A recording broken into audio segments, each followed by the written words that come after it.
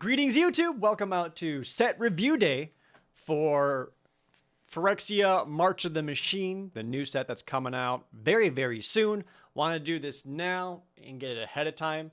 We're going to be talking about all the cards in a limited mindset. So for draft, sealed, etc. Not going to be worried about standard or pioneer, though I might have some comments about some of those as we go. But for the most part, we're going to be focusing on how the cards are going to perform in limited. And with the Command Fest coming up and pre-release events and all that, hopefully what we're talking about today can help you get ready for some of that.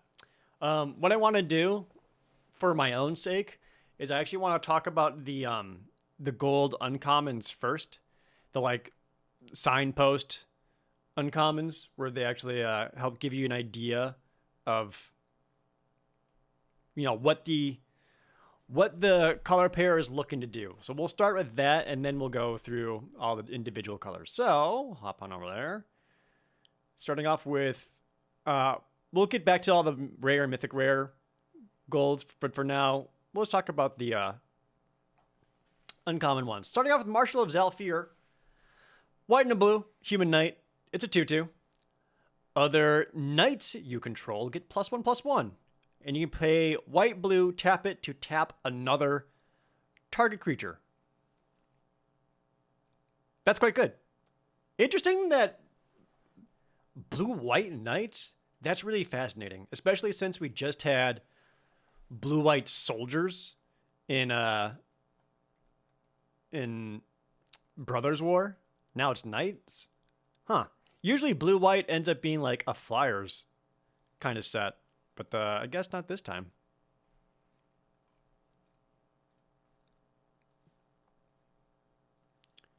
Would this be a block set? No. Block sets are very different. But no, this is a very good card. When you get a 2/2 for 2, it's going to pump up all the other knights, which that alone is pretty scary. But the fact that this can also pay for mana and tap another creature, it usually ends up being pretty good. Marshal Zhalfir looks pretty strong. I think this is an easy B, maybe B plus. That's interesting. Next, if you haven't seen these are the new battle cards. This weird vertical one, which I think I set up so that, well, I tried to. All right, so it's the Invasion of Xerix. 2 white, blue for a battle. If you haven't seen these are basically permanents, so you cast them at sorcery speed.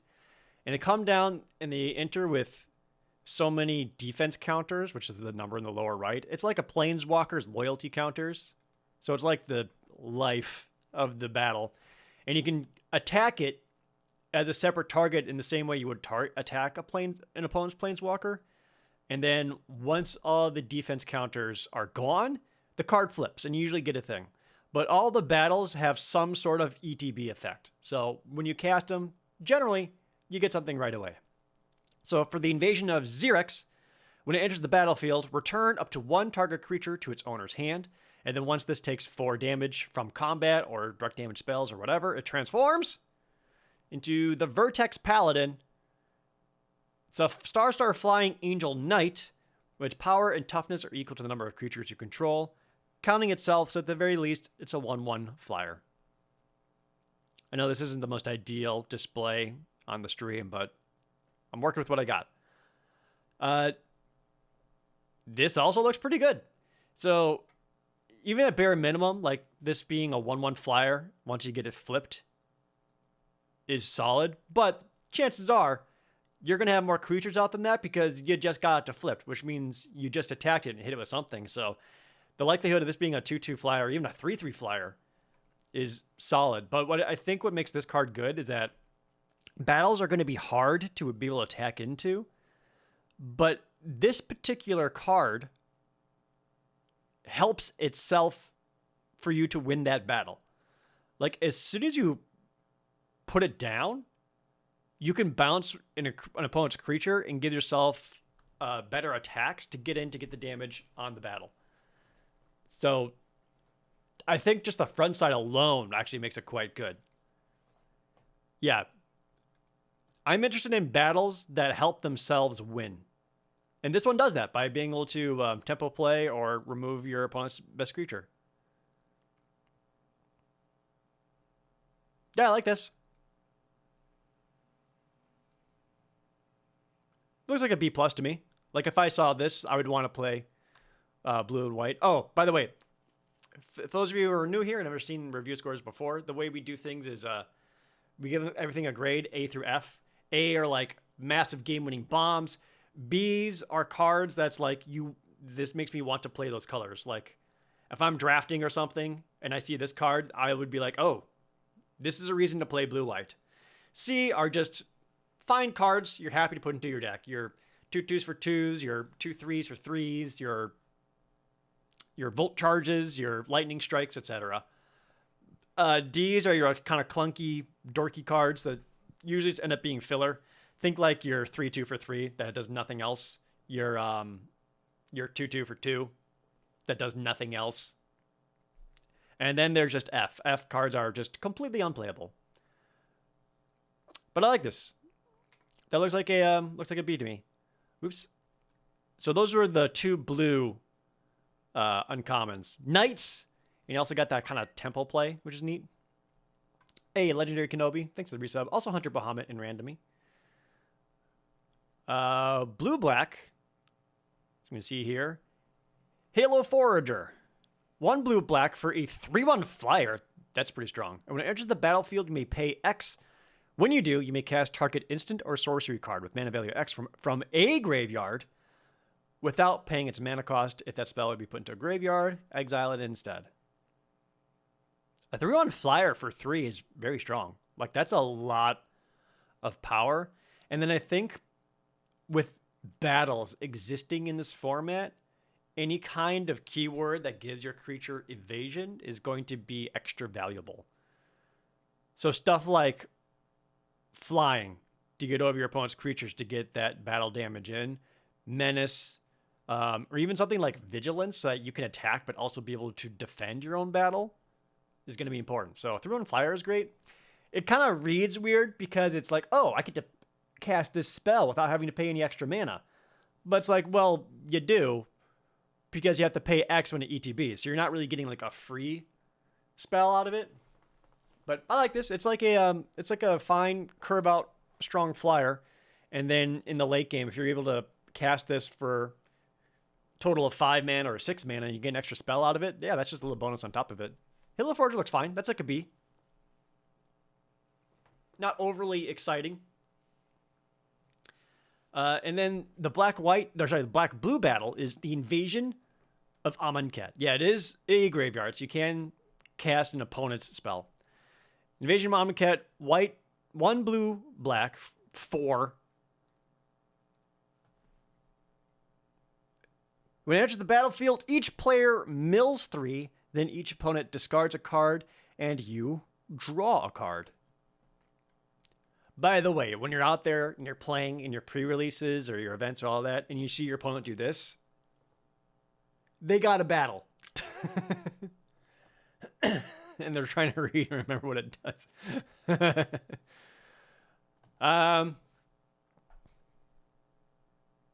This kind of reminds me of Disinformation Campaign from Guilds of Ravnica. Only has like the mill on top of it. Difference being that Disinformation Campaign gave you a way to recur it over and over again. I'm less excited about this one on its front side because it doesn't really affect the board. But it only has 4 loyalty. It only costs 3. And when it dies, it flips into the Lazotep Convert. It's a 4/4, but you may have it enter the battlefield as a copy of any creature in a graveyard, except it's a 4/4 black zombie. Okay, I get it. So the mill effect is so that you try to get some creature into the graveyard, and if it's one with a strong enter the battlefield ability, then you can have Lazotep Convert get that ETB while being a 4/4, which is okay. So at bare minimum, it's a 4/4, and sometimes it gets a little bonus of an extra ETB. Otherwise, like the battle side itself, less excited about that one. I mean, you do force an opponent to discard, and you do get to draw a card, which is okay. But again, it's compared that to the other battle we just looked at, where it got to bounce an opponent's creature right away. That I'm more interested in. So this less good, but I like it. It's more like a C plus. Not like one you're gonna want to actively try to like force into any deck, but it's all right. Again, I think battles that help themselves when it's its own battle is going to be important here. And this one doesn't do that, so it's okay. C plus. We'll just stick with the uncommons for now as we try to learn the archetypes. Black red, the invasion of Ozgol. It's only 2. That's cheap. Has 4 defense. When it enters the battlefield, target player sacks a creature or planeswalker and loses a life. Okay, so it's a black-red edict effect. And it flips into the Ashen Reaper, a 2/1 menace. At the beginning of your end step, put a +1/+1 counter on Ashen Reaper if a permanent was put into a graveyard from the battle this turn. Okay. That still is kind of okay. Am I skipping the cards on the left? I'm skipping the rares for now. I'm just going over the uncommons because I want to try to learn the archetypes before I go back and look at all the other cards and see how they fit into the archetypes. So we'll get back to the other gold rares later. Invasion Ozgol is okay. Edict effects usually aren't the greatest thing in the world because, again, usually your opponent gets to like make the most beneficial choice out of it. It's like, oh, they sack a creature. Well, they're going to sacrifice their worst creature. If they have no other creature, well, then sure, you get something. Or for some reason, they only end up with a planeswalker. This would also get them. And then the ping for extra life is just like a little bonus on top of it. So it kind of helps itself get ready to win its own battle because you're at least taking out a blocker from your opponent. But it's not great. Yeah, this is a battle that's like a little bit worse curving out into it on the play. This is one you want to do like slightly later.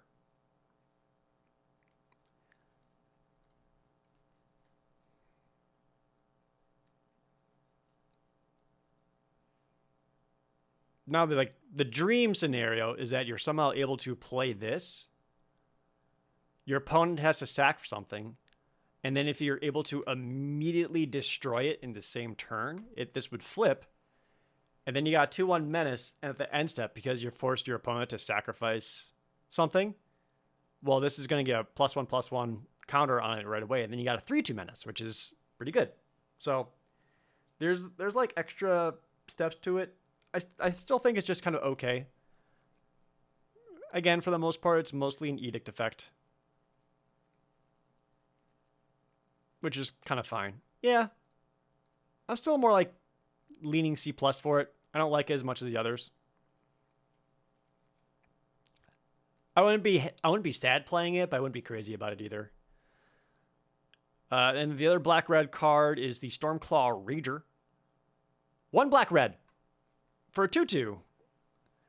Pay 1, sacrifice another creature or artifact, put a +1/+1 counter on Stormclaw Rager, and draw a card. Activate only as a sorcery. Oh. That I like. That's actually really good. We haven't had there hasn't been like a good like black-red sacrifice theme in a long time. Which usually ends up what black-red ends up getting for some reason. And this looks way better. The fact that you can...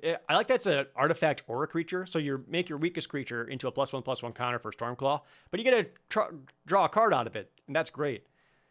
But with the incubate mechanic, which we'll get to, there's a good chance you're going to end up with a lot of extra artifacts that you really don't care about otherwise.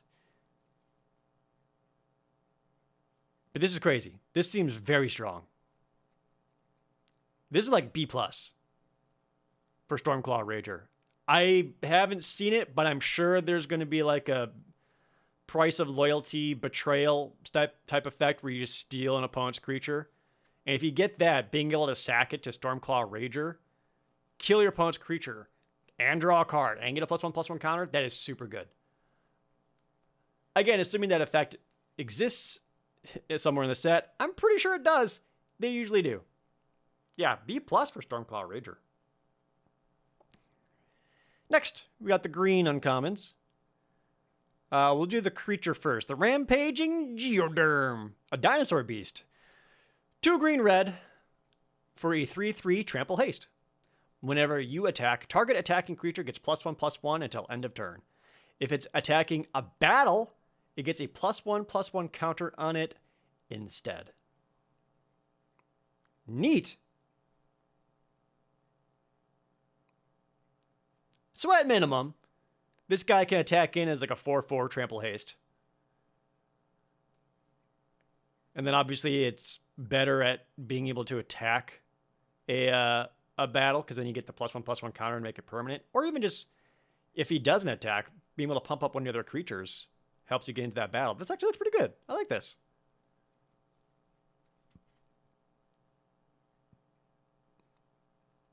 Only 3/3 at 4 mana makes it a little bit weaker if you're like way behind and just need to defend, but all the other parts of it I think helps it a lot. Yeah, Rampaging Geoderm looks solid. This is a B. Yeah, it itself doesn't need to attack to get the trigger. It's just whenever you attack, any target attacking creature can get his effects. He is still a trample haste, so you naturally want him to be able to attack. But his effect is still good. Yeah, B for Rampaging Geoderm. The green-red seed is Invasion of Urgamon. It costs green-red, 5 defense. All right, when it enters the battlefield, make a treasure token. Then you may discard a card. If you do, draw a card. Huh. So green-red for Tormenting Voice. But you at least get a treasure out of it? Okay. Not the most exciting thing in the world. And it has 5 defense. What does it flip to? The Truga Cliff Charger, a 3/4 Rhino with trample. And then when it enters the battlefield, you may discard a card. If you do, search your library for a land or battle card. Put it into your hand. Ooh. Okay.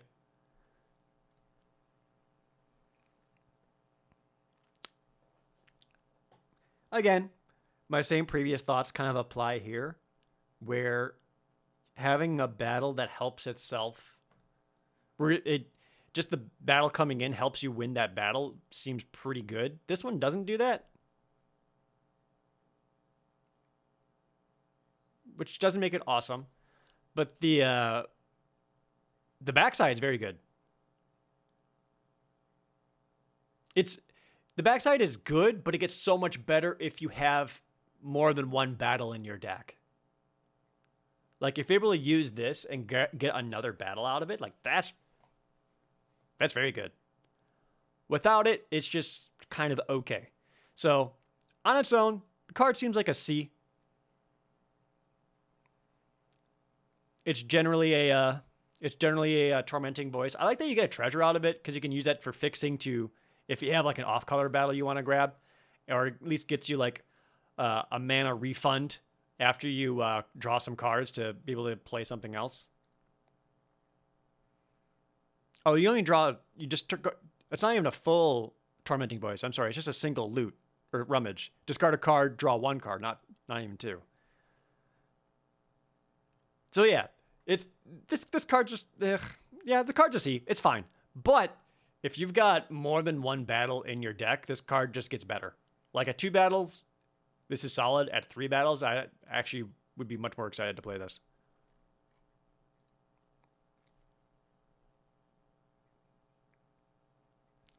Next, we'll go to the green-white uncommon creature. Green-white for a trample, but it enters the battlefield with 2 +1/+1 counters on it. Okay, so it's a 2/2 trample for 2. Whenever one or more +1/+1 counters are put on another permanent you control, if it's the first time +1/+1 counter has been put on that permanent this turn, put a +1/+1 counter on Botanical Brawler. Was there not a better way to write this? I felt like I just said +1/+1 counter way too many times in a row.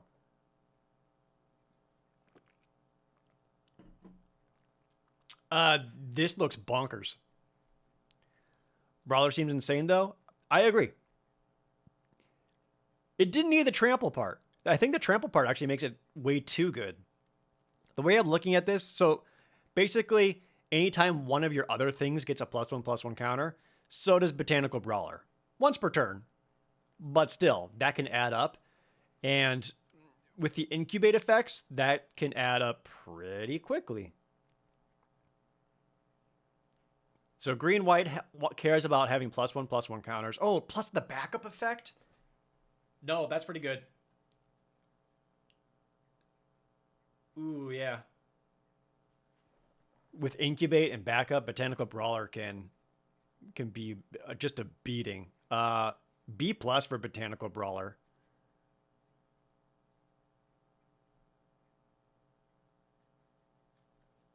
Once per turn per other creature. I mean, it's once per other creature. The Botanical Brawler can get more than one +1/+1 counter from other creatures getting it.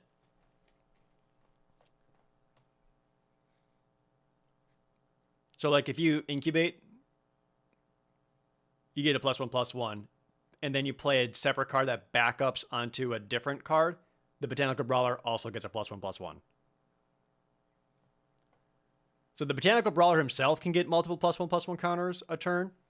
It just doesn't... You can't just like keep stacking +1/+1 counters on a single other permanent, because it's only once per permanent. That's, again, that's such a clunky way of wording it, but that's very good. B+ for Botanical Brawler. That's a beating.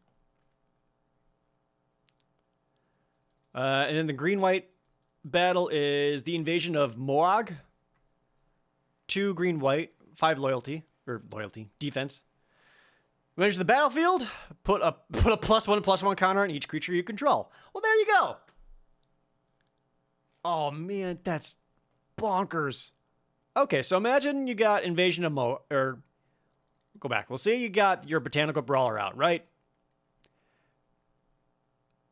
By the time you have invasion of Moag, which says put a +1/+1 counter on each creature you control, if you've got a total of like 2 other creatures,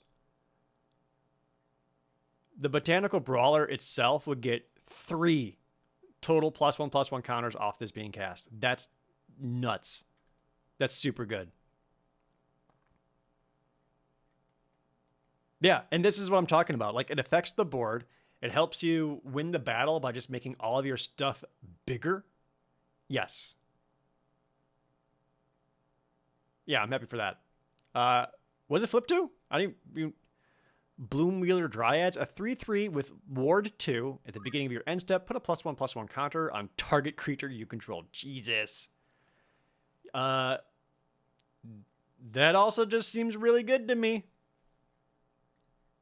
I think this is also B+. I would splash for this card.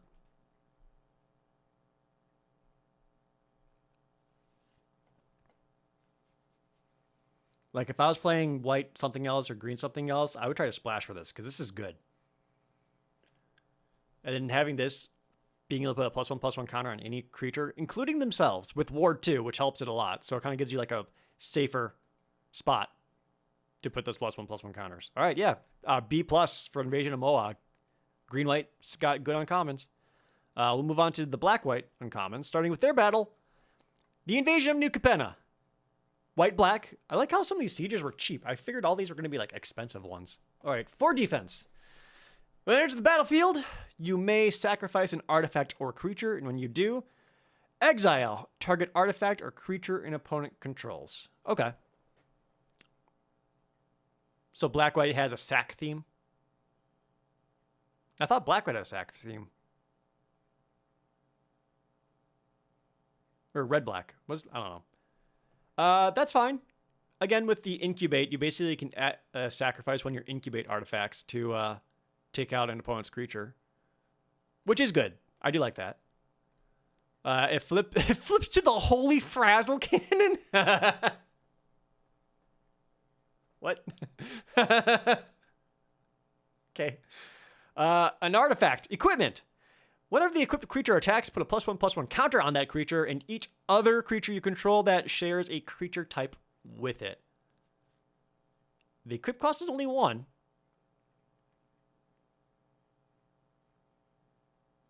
That's a cheap equip.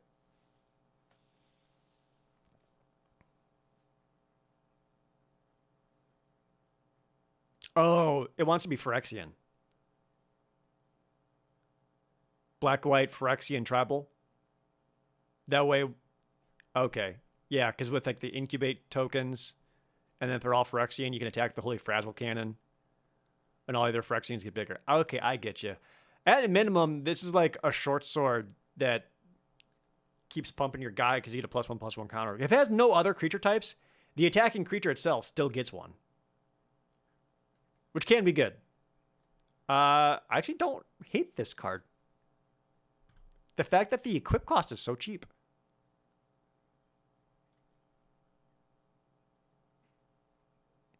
Oh, yeah. I like that idea, Necro Goats. If you're playing blue-white knights, splash in this guy so that you have things for all your knights to use. That's a good idea. Yeah. This actually looks pretty good.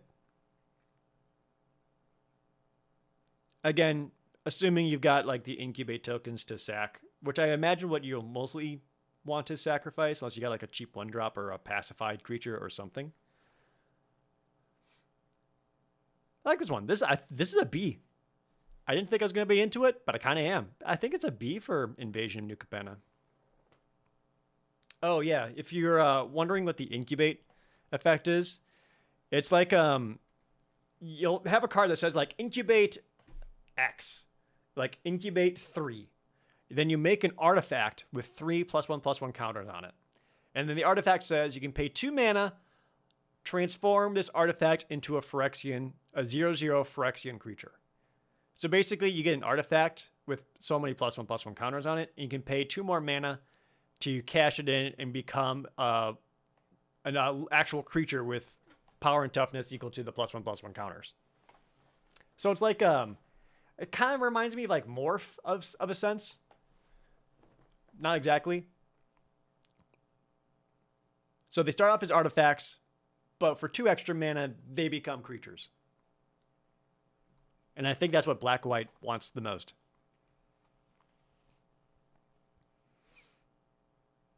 As such, give me a look at Black-White's other uncommon, which is an enchantment, by the way. Not a creature, an enchantment. Sculpted Perfection. 2 white, black. When it enters the battlefield, incubate 2. And then Phyrexians you control get +1/+1. Oh. Huh. So you get a 4 mana Anthem, and then for 2 more mana later, your incubate 2 transforms, and because of the Anthem effect, it's 3/3.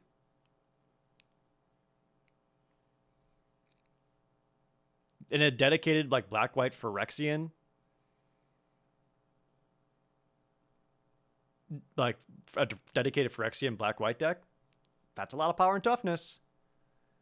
It's not really asking much of you. And then you got the incubate egg that you can use for sack effects or eventually turn it into a creature. Yeah, this one seems all right. Pretty straightforward. I think it's a B for that one. It's not really as splashable as some of the other cards we're seeing because, again, it only cares about Phyrexians, but still good. Moving on. Blue-red. The invasion of Kaladesh is the battle. Oh, hell yeah. I have a soft spot for Kaladesh. Blue-red. 4 defense. When it enters the battlefield, make a 1/1 flying Thopter token. Hell yeah. All right. So again, on the front side, I like that. Tuna blue. You immediately get yourself a creature out of it. Even just like a 1/1 little chump blocker. Or even more importantly, the fact that it's flying and can just start chipping in at battles or your opponent. Hell yeah. For 4 defense, it then flips into the Etherwing Golden Scale Flagship. Oh, it's an artifact. A vehicle artifact. Star 4. Flying. Its power is equal to the number of artifacts you control. And its crew cost is only 1. I get you. So, say your Thopter dies. At the very least, you got this 1/4 flyer that you can crew up for only 1, which makes one of your worst creatures into a better blocker. More importantly, say your Thopter lives, then your Thopter can crew up this Golden Scale Flagship and attack in or block as a 2/4. All my homies love Thopters. I am a sucker for good Thopters. Ask my Pioneer deck. No, I like this. I don't know how much Incubate or other artifacts are going to be in blue-red, because like if you're making more Incubate tokens that are still artifacts, this gets better. Or if you have, I don't know how much treasure creation there is either in blue-red. This could be good. I like how cheap it is, and I like that it just gets you a flying creature that's relevant for blocks or attacks. And then the flagship's fine. Yeah, I actually kind of like Invasion of Kaladesh. That's a B.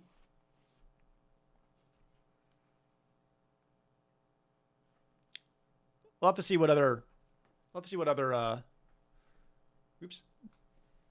artifact creations in blue-red. Maybe this guy has one. The Joyful Storm Sculptor. Oh, that's a Strixhaven guy, if I've ever seen it. 3 blue-red, 5 mana for a 2/3. When it enters the battlefield, create 2 1/1 blue and red elemental creature tokens. Not artifacts, they're elementals. So like Strixhaven. But whenever you cast a spell that has Convoke, the Joyful Storm Sculptor deals 1 damage to each opponent and each battle they protect. Oh, so blue-red actually cares about Convoke. Huh.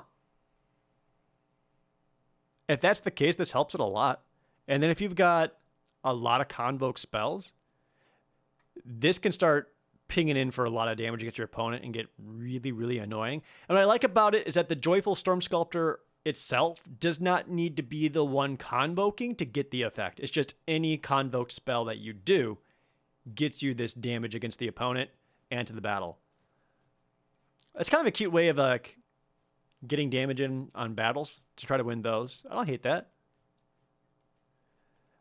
On its face, though, you're basically paying 3 blue-red, and you're getting a total of 4 power and 5 toughness spread across 3 bodies? Okay.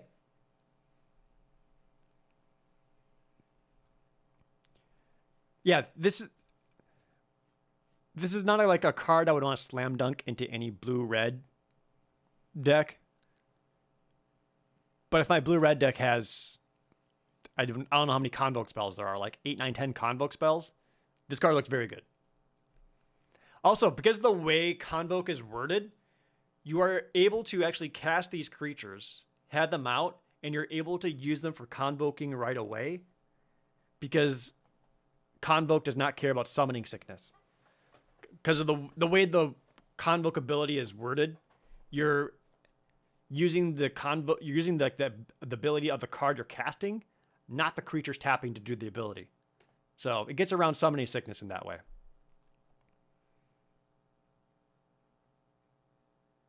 Yeah, so this is like a build around B.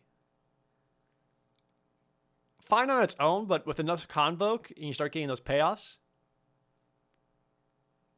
it's like a build around B.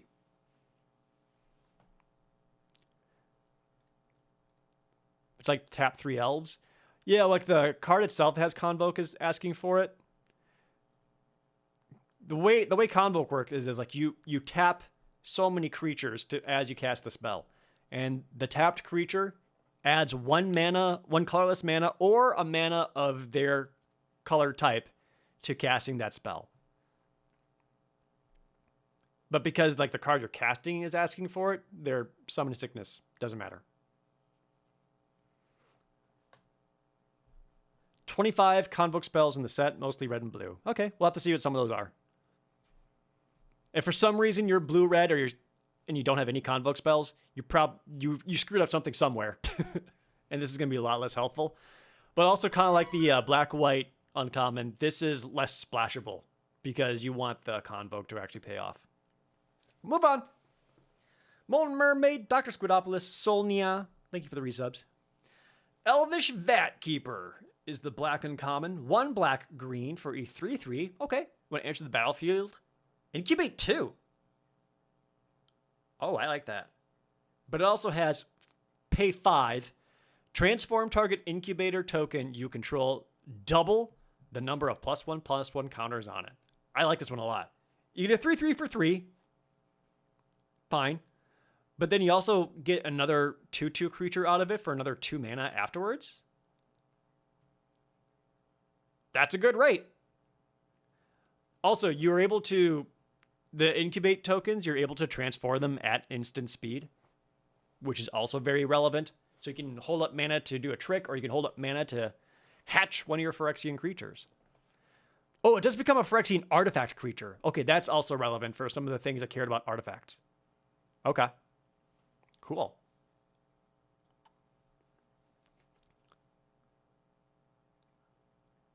I like Elvish Vat Keeper. Yeah, I'd be happy for the 3/3 for 3. I don't know how often you're going to be able to pay 5 just to double an incubator token. That part feels like it's not going to happen as much, but everything else on it is just very solid, and I'd be very happy paying that. B for Elvish Vat Keeper. Next up. The Invasion of Lorwyn is the other black-green uncommon. 4 black-green for 5 defense. Jesus. All right, when it enters the battlefield, destroy target non-elf creature an opponent controls with power X or less, where X is the number of lands you control. Oh, no, that's good. Okay, yeah, I'd be happy paying that. Again, battles that their front effects help you win the battle seems very good. And this is a kill spell, which for the most part, X is the number of lands you control. When you cast this, that's probably going to be 6 lands. Not a whole lot of things are going to have more than 6 power. So you get to kill something pretty relevant. And if you manage to flip it, you get Winnowing Forces. Winnowing Forces, power and toughness are each equal to the number of lands you control. Okay. So, again, generally flips to a 6/6. Probably becomes a 7/7. This is another one of those cards I would be happy to splash to. If I had anything black, anything green, I would splash this because this is just good removal and can get you a big creature later. Yep. That seems very good. This is like a B+ for the Invasion of Lorwyn.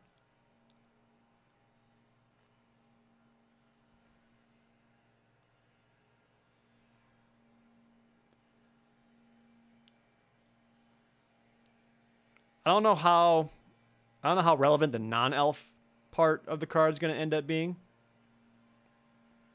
but it's there.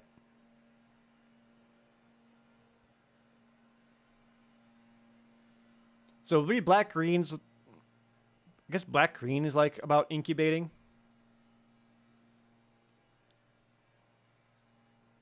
Is there a saw in my background? There's like a leaf blower outside.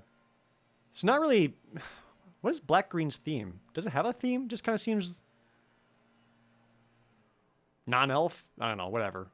The battle's super good. That's all that matters. All right, and red-white. The Mirror Shield Hoplite. Red and a white for 2/2 Vigilance. Ooh. Whenever a creature you control becomes the target of a backup ability, copy that ability. You may choose new targets for the copy. This ability triggers only once each turn. Word? You believe black-green is incubate? Okay, so white-black is Phyrexian. Black-green is incubate. Okay. Whatever. Anyway, Mirror Shield Hoplite. Hell yeah. So, multiple things to like about this. I think one of the more important keywords that's going to end up being in this format is vigilance. Because there's going to be a lot of careful dancing around you wanting to attack your opponent and or attacking your battles to win those battles, but also wanting to keep creatures back to defend battles your opponent could potentially play. And if you got something with vigilance, so you're able to both attack and defend, I think that's going to be super important. So anything with vigilance already helps bump it up a grade in my book. The backup ability, if you haven't seen, is a new thing where a creature will have something that says like backup X and like 1 or 2 or 3 or whatever. And basically what that means is like when that creature enters the battlefield, you can put X number of +1/+1 counters on another creature or itself. But when you put it on another creature, that creature gets the rest of the backup's abilities until end of turn.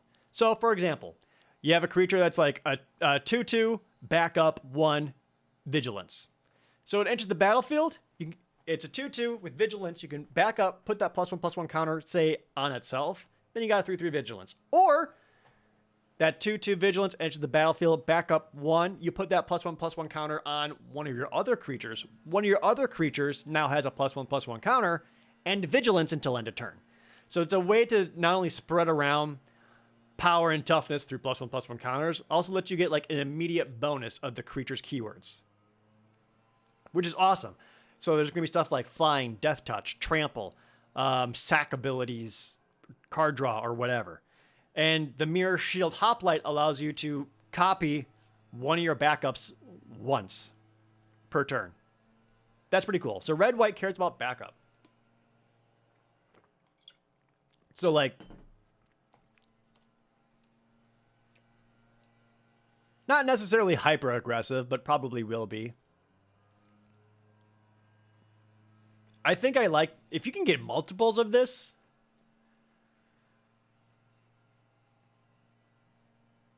Okay, yeah, so the way it reads is that this ability, so the Mirror Shield Hoplite's ability can only trigger once. So yeah, having multiple Mirror Shield Hoplites allows you to do it, make copies. Okay. Yeah, it's just a way of being able to spread it around. Love it.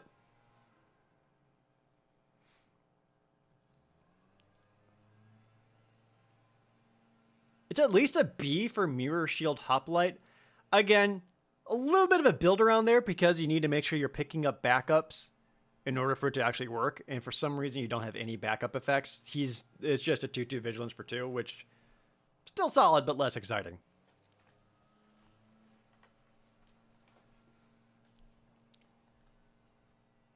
Yeah. I don't think it necessarily needs a build around grade, but it's still a B for Mirror Shield Hoplite. Let's look at the red-white battle. Invasion of Kylum? I've never even heard of this place. 2 red-white, 5 defense. When it's the battlefield, up to 2 target creatures each get +2/+0 and gain vigilance and haste until end of turn.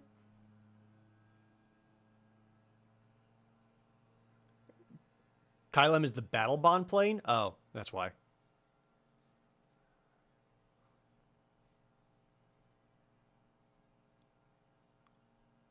Why haste?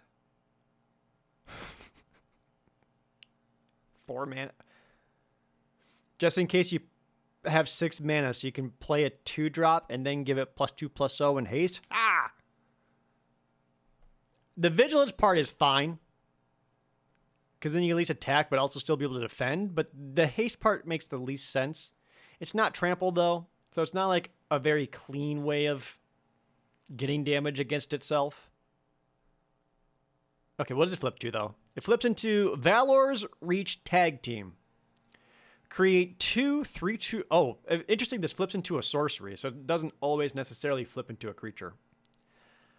So you cast the sorcery, create 2 3/2 red and white warrior creature tokens with whenever this creature and at least one other creature token attack, put a +1/+1 counter on this creature. Okay. I like the backside a lot. The front side's less good. That,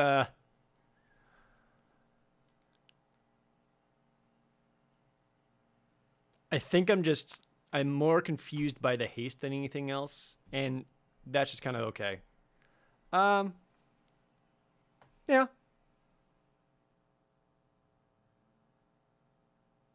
Less excited by this one. This one reads more of like a C plus to me, and it's mostly for the backside because the backside creatures are pretty strong.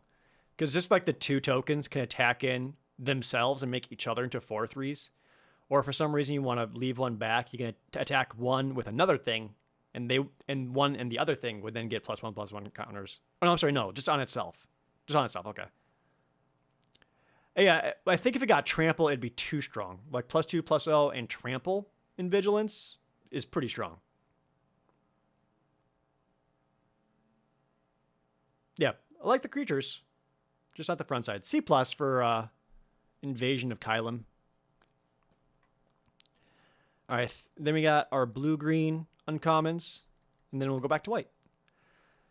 Invasion of Pyrulia. I've never heard of this one either. Green-blue, 4 defense. When Invasion of Pyrulia enters the battlefield, scry 3, then reveal the top card of your library. If it's a land or a double-faced card, draw a card. Oh. So blue-green, scry 3. You can put either a land or a battle or one of your transforming creatures on top, and you just get to immediately draw it after you reveal it. That's okay. I mean, scry 3 can be solid, especially in the late game. Like if it's like turn 6 or 7 and you scry 3 and throw some lands away, that's pretty strong.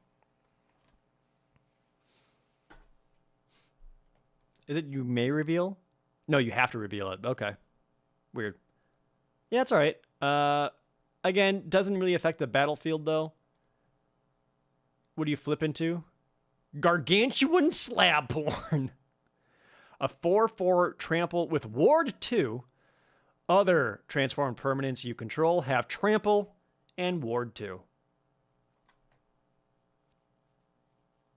Huh, okay.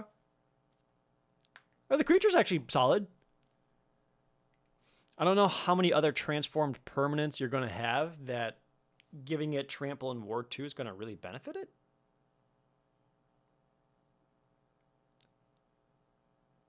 I can't imagine there's going to be a world where you usually end up with like multiples of it. Incubate tokens. It would work with incubate tokens, but I don't think blue and green are going to be having a lot of incubate tokens. I could be incorrect. Because all your incubate... Well, I guess if you're black-green and you splash in blue for this, sure. But usually your incubates aren't so big that a trample is going to help it that much.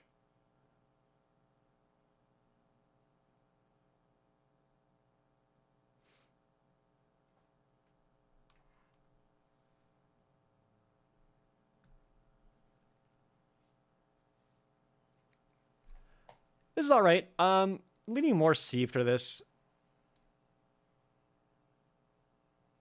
Yeah. The Scry 3 just kind of okay, and you can help make sure you get one of those cards that you like into your hand right away. Whether it's a land, another battle, or any of the like transforming Phyrexian creatures, sure. And then this part is just kind of fine. I do like that it's trampled. That does help it. I'm not convinced that the giving your other transform things trample and ward 2 is going to end up being super relevant. I could be wrong, but I doubt it. So I'm going to say C for Invasion of Pyrulia. And the green-blue uncommon is the Mutagen Connoisseur. 1 green-blue for a 0/5 flying vigilance. And it gets +1/+0 for each transformed permanent you control. Oh, okay, so blue-green really cares about transformed permanents. Huh.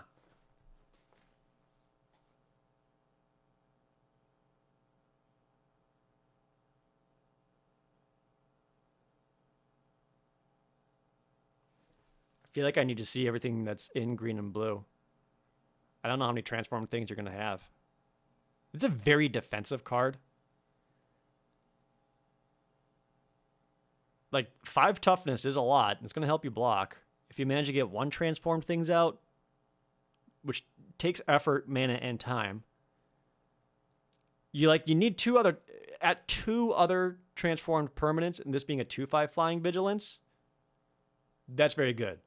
But I feel like it's asking a lot.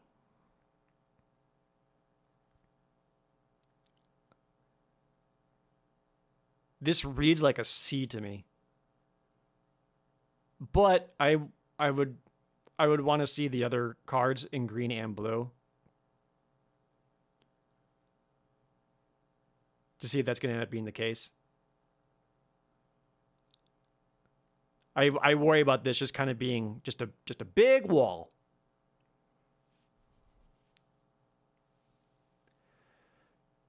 Yeah, I mean, 5 toughness is a lot, and again, like if you're able to, it's going to help make sure you can protect battles that your opponent plays. We'll have to see. I don't think this is going to like pop off by any means and get to be like a huge. Like, I don't think this is ever going to be like a 5/6, 6/5 flying vigilance. Ah, I got him. I think it's going to be just kind of fine. All right, those are the uncommons. So now we got a better idea of what they do. Let's go all the way back up the top and start off with white.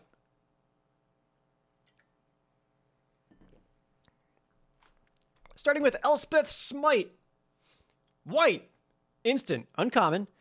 Elspeth's Smite deals 3 damage to target attacking or blocking creature. If it would die, exile it instead. Okay. I like that.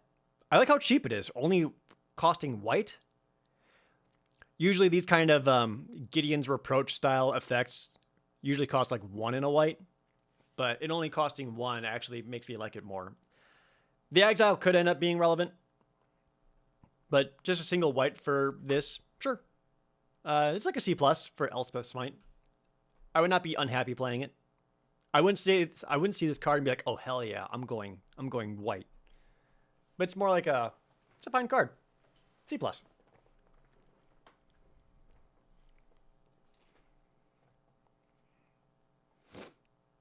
Exile effect could be more for standard. Maybe. But usually, like, even in standard, you're not really want to playing these kind of effects where it only affects attacking or blocking creatures. But it could be. Enduring Bond Warden. White for a 0/1 human scout with backup. This is what we're talking about. So it enters the battlefield with a +1/+1 counter. You can put it on any target creature. But if you put it on another creature until end of turn, it also gets, when this creature dies, put its counters on target creature you control.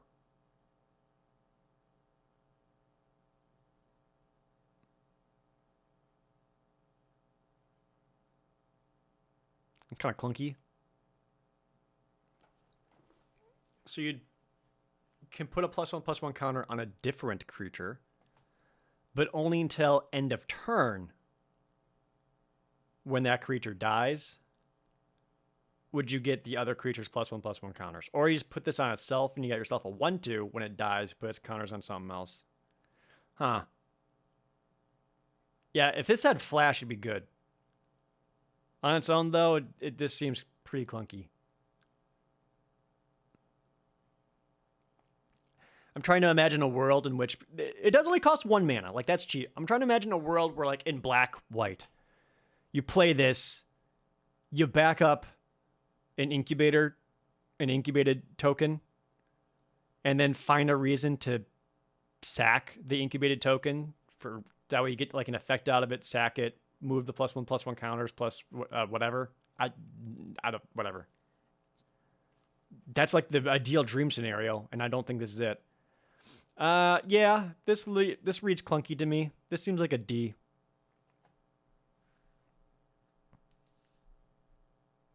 Not super great.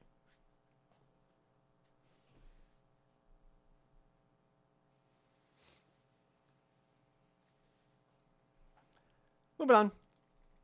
The Core Halberd. White for an equipment. Equipped creature gets +1/+1 and has vigilance. Equip cost is 1. It's short sword, but better?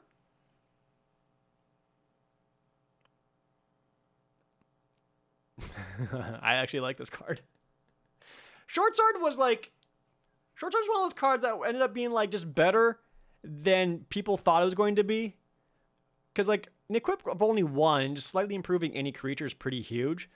But I think, again, like I mentioned before, I think the vigilance part is going to end up being super relevant. Allowing you to be able to attack, but still be able to defend in case your opponent plays some battles or has a battle out already that you wish to defend. I think that's going to be pretty important. I like the Core Halberd, C+. I like it. Yeah, the only difference is that it costs white instead of just a generic mana to get out compared to Short Sword, but like, come on. Core Halberd, C+. The Progenitor Exarch. X white for a Phyrexian Cleric. Okay, so here's a Phyrexian. Rare, 1/2. When it enters the battlefield, incubate 3 X times. It has the ability of tap itself, transform target incubator token you control. Word? Okay, so if you put this out for 3 mana, paying 1 for X, you get a 1/2 plus a 3/3 incubator token. You wait a turn, you tap this, and you can immediately transform that incubated token. No, that's huge.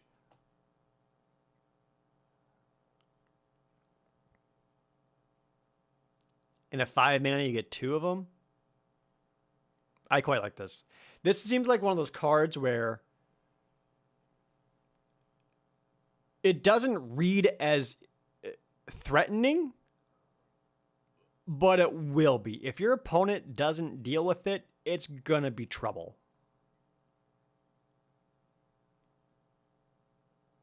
Like if you're just got all kinds of incubation and Phyrexian eggs coming out, being able to transform them for free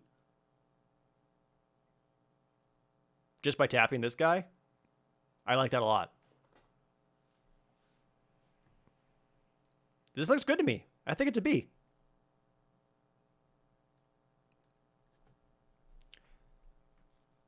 Double X means you have to pay X twice? Yeah. And so they have to be the same amount. You would totally play this for 1?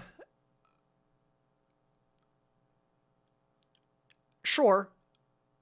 But you would want to be able to pay the extra mana to get all the effects out of it. Unless you had like something else you wanted to play that turn and already had incubate tokens out and then wanted to get this down for 1.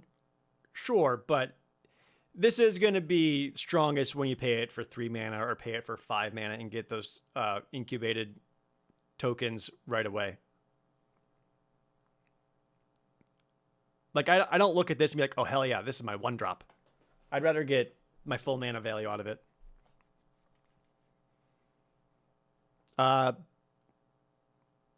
What'd I say? B for Progenitor Exarch? Probably B+. Yeah, I'm going to say B+. That just seems super good to me. Moving on. Surge of Salvation. White, uncommon, instant. You and permanents you control gain hexproof until end of turn. Prevent all damage that black and or red sources would deal to creatures you control this turn.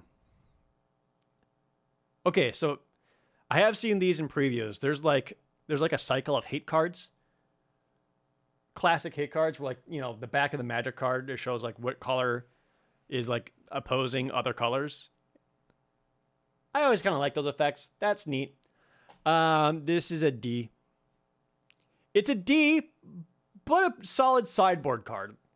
Like, I wouldn't be main phasing this by any means because it's just not that great. However, if you find yourself up against someone playing a black deck or a red deck or a black-red deck, being able to bring this in could kind of be a blowout. It would be kind of huge.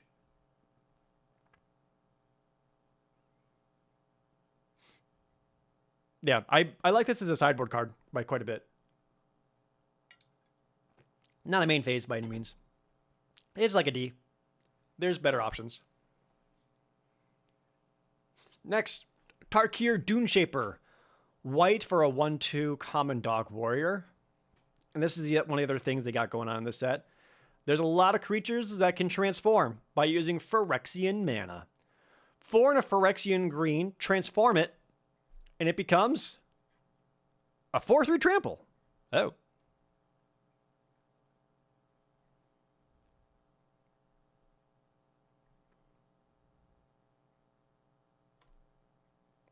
Solid.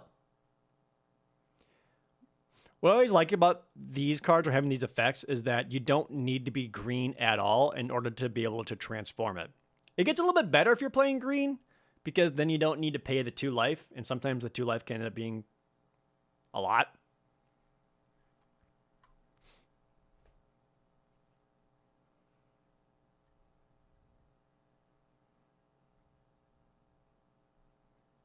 Yeah, I like this. It's a 1/2 for 1 is fine, and then it can get better in the late game, and be a 4/3 trample. Yeah, that's a solid card. That's an easy C. I'd be happy playing those.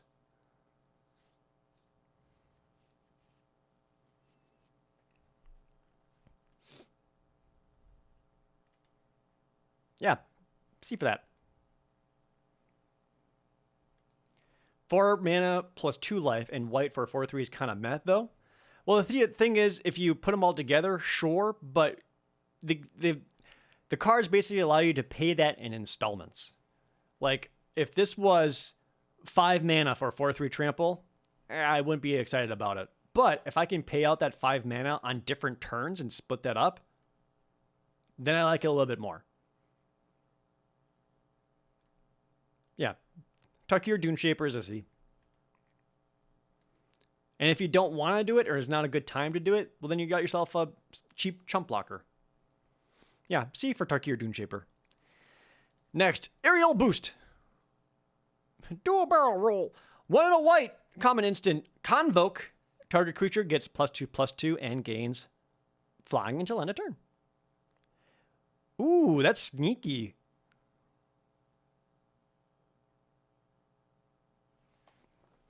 That's sneaky. So because this is Convoke, you can basically leave up a combat trick when all of your lands are tapped, because then you can just use your creatures to cast it. And that could, like, lull your opponent into a false sense of security, not expecting a combat trick when you don't have any lands up. That's sneaky.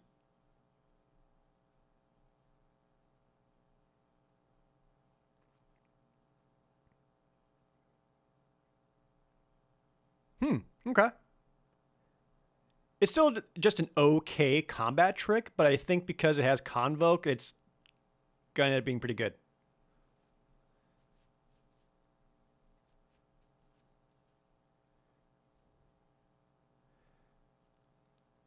The Convoke makes this a stronger defense option, but still an okay offensive option. Like, if you want the flying and be able to attack with it, yeah, you have to cast it before your creature attacks, or your creature already needs vigilance or whatever.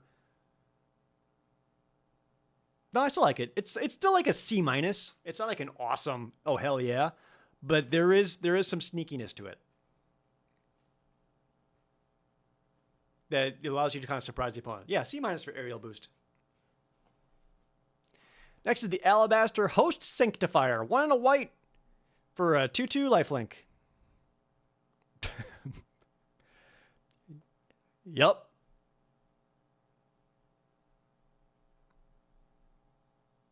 Not fine. It is Phyrexian. Being Phyrexian is could be relevant. Still, C. I play a 2/2 lifelink for 2 every day. And if I happen to have a Phyrexian deck, it just gets better. Yep. C. Next is Angelic Intervention. 1 and a white for common instant. Target creature or planeswalker you control gains protection from colorless or from the color of your choice until end of turn. And if it's a creature, get a +1/+1 counter on it. Okay, sure. This is one of those allows you to protect one of your better things from a removal spell, or even just combat damage, because it is protection. Ideally, you want to hit this on a creature because the +1/+1 counterpart on it is a little bit more relevant.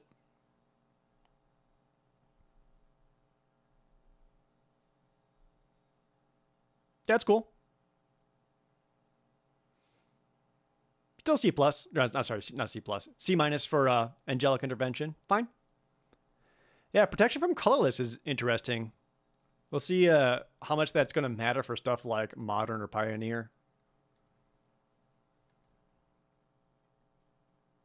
Yeah, protection does get rid of enchantments. Again, I don't know how much that's going to end up being relevant in this format, but that is a thing. C- for it. Dusk Legion Duelist, 1 and a white for a rare Vampire Soldier, a 2/2 with Vigilance. As we discussed, Vigilance, important. Whenever one or more +1/+1 counters are put on Dusk Legion Duelist, draw a card. This ability triggers only once each turn. Oh, so Homeboy wants to be backed up. And he's already got Vigilance, so he's already like a solid 2/2 for 2. And if you get a backup on him, get an extra card draw off it. That's great. So again, pseudo build around because you want backup cards. This guy makes every single one of your backup cards better. If you don't have that, he has a 2/2 Vigilance for 2. Nope, I like this quite a bit. This is a B+.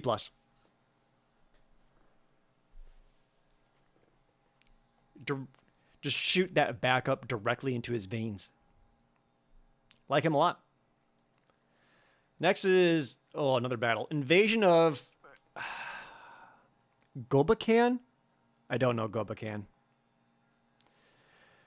When it enters the battlefield, it's 1 and a white, 3 defense. When it ETBs, look at the target opponent's hand. You may exile a non-land card from it. Oh, it gets exiled, but then your opponent can replay it by paying 2 more for it. Oh, okay.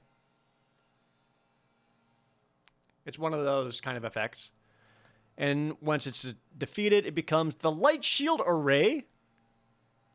At the beginning of each end step, put a +1/+1 counter on each creature that attacked this turn. And then you can always sacrifice it to give your creatures hexproof and indestructible until end of turn.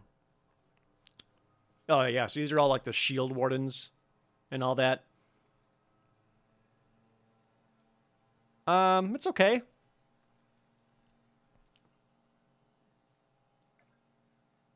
Has the interesting effect of each creature that attacked this turn. So all the creatures that attack and defeat the battle are going to get a +1/+1 counter at minimum. And then each turn after that, they can potentially get bigger or even protecting them. Yeah, it seems okay. The ETB effect is just kind of fine. It hits any card, any non-land card. Okay. Yeah.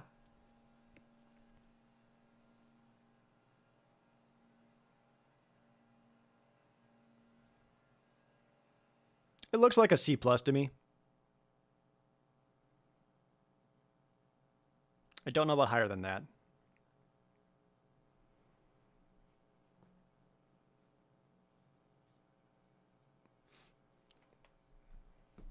Yeah, this would combo with the Dusk Legion Duelist. So if he attacks it, he gets the +1/+1 counter and gets to draw a card.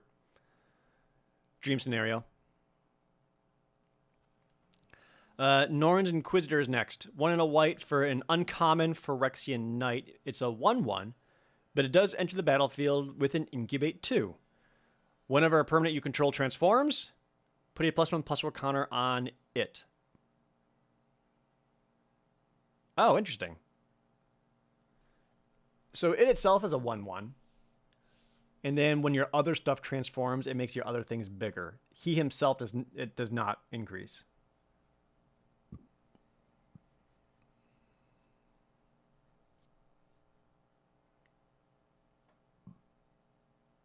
Okay. When it transforms into a Phyrexian. So it's not even just necessarily the Incubate artifacts. It is also all of the other creatures that have Phyrexian mana that can transform. So it makes all your Incubates and all your Transformers just slightly better. A 1/1 for 2, I'm less excited about, but at least does come with an Incubate token.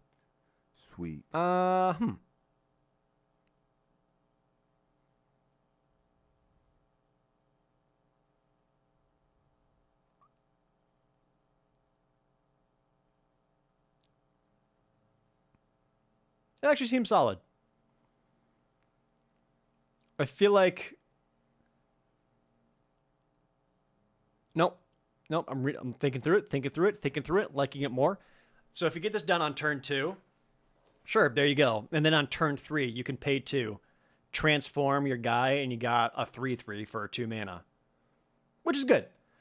But then in the late game, being able to get this down for 2 and immediately paying 2 right away to get another 3/3 out is pretty relevant. So you get 4 power, 4 toughness of stats for 4 mana spread across 2 bodies. Those have historically been pretty good. No, I actually like the guy. I'm up on it. We'll go see. Jacob Darby, thanks for that Twitch Prime. Oh, also, Molten Mermaid and Stubby Blood, thank you for the resubs. Yeah, I'm up on it, as I thought it out. Next, Realm Breaker's Grasp. 1 and a white for an aura, enchant, artifact, or a creature. It can't attack or block, and its activated abilities can't be activated unless they're mana abilities. Okay, so here's the set's pacifism effect. Yep. Always happy playing these. C+. Sunblessed Guardian. 1 and a white for a 2/2 uncommon human cleric. So 2/2 for 2. But at 5 and a red, that's expensive. It transforms into the Furnace Blessed Conqueror. Oh, she looks awesome. A 3/3. And then whenever she attacks, create a tapped and attacking token that's a copy of it. Put a +1/+1 counter on that token for each +1/+1 counter on Furnace Blessed Conqueror, and then sack that token at the next end step. Oh. Okay. So this is a 2/2 for 2 that wants to get a backup or 2 put on her. Because then when you do, if you are able to flip her and then attacked, then you get to attack with like a copy of her.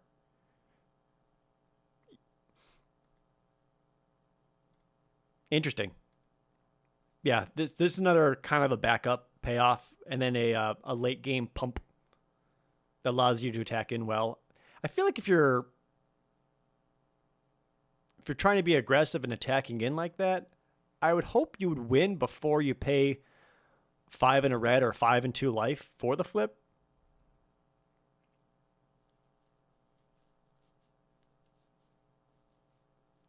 Yeah, if you back up before it attacks, the token would also have the ability because it is copied. Then you're paying, that's a lot of mana in one turn.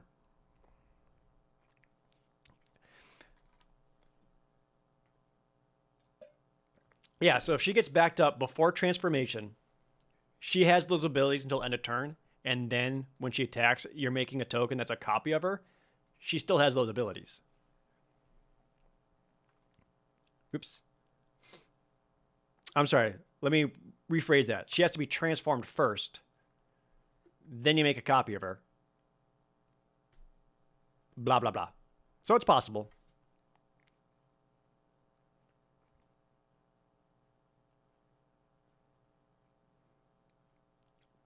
Okay, so yeah, kind of another pseudo, more of a build around than some of the other ones that we've seen.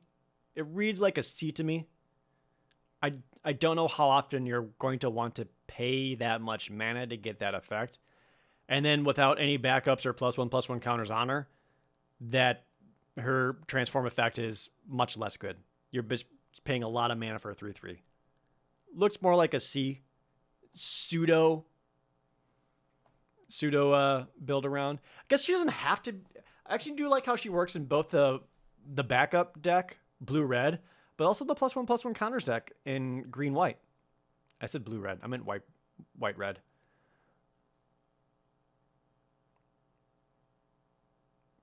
Yeah.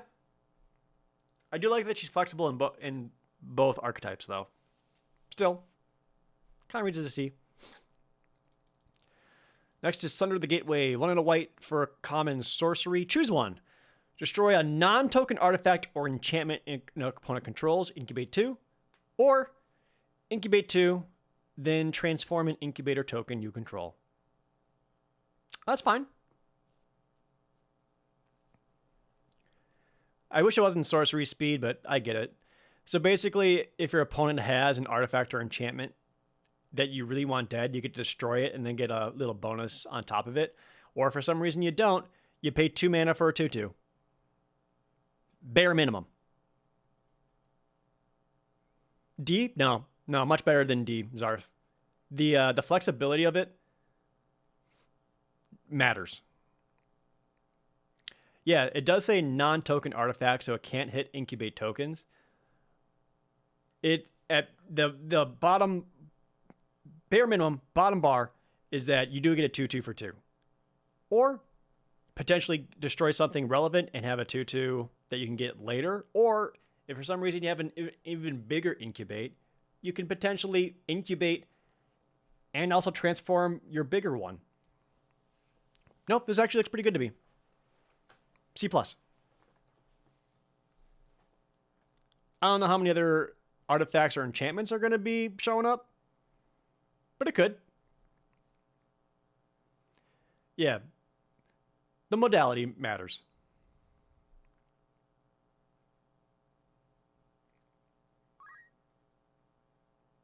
Ray. Oh my god, Ray. 3-year resub. Love you too.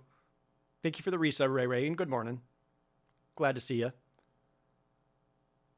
3 years. Damn.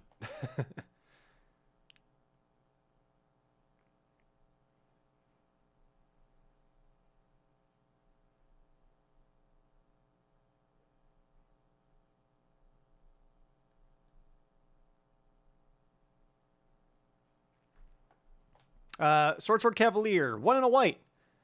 For a human knight. Okay, here's a knight. It's a 3/1. It has first strike as long as another knight entered the battlefield under your control this turn. Well, that's an aggressive card. Also, I like the art because she's like chopping this dude's hands off and part of his fingers, and she's just like, I'm having a good day. Like that face just, yeah.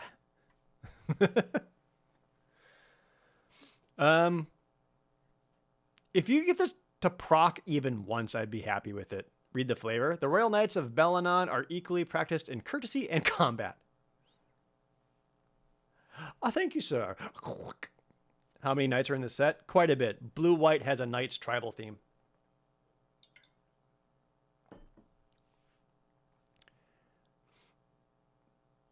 So this card's really only good. It's good in blue-white knights because a 3/1 first striker, that's a lot of power and hard to block against. It's pretty much filler in any other white archetype.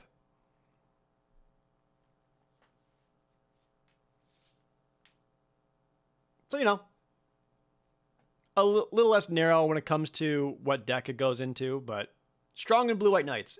Blue-white knights, easy C. Any other deck or no other knights, like this is purely a D. Next, the Attentive Sky Warden, 2 and a white for a flying Phyrexian core. It's a 2/2 flyer. And when it deals combat damage to a player or battle, transform up to 1 target incubator token you control.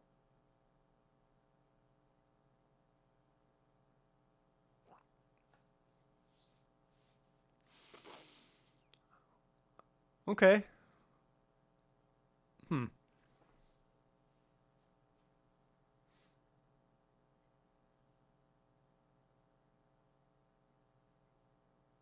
2/2 flyers for 3 are historically not very good. But this is a set that has battles. And having flyers that can attack battles can be important.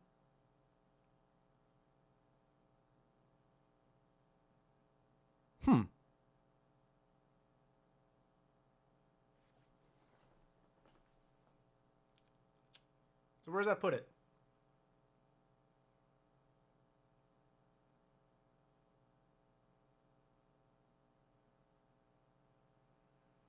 It's certainly a better aggressive card.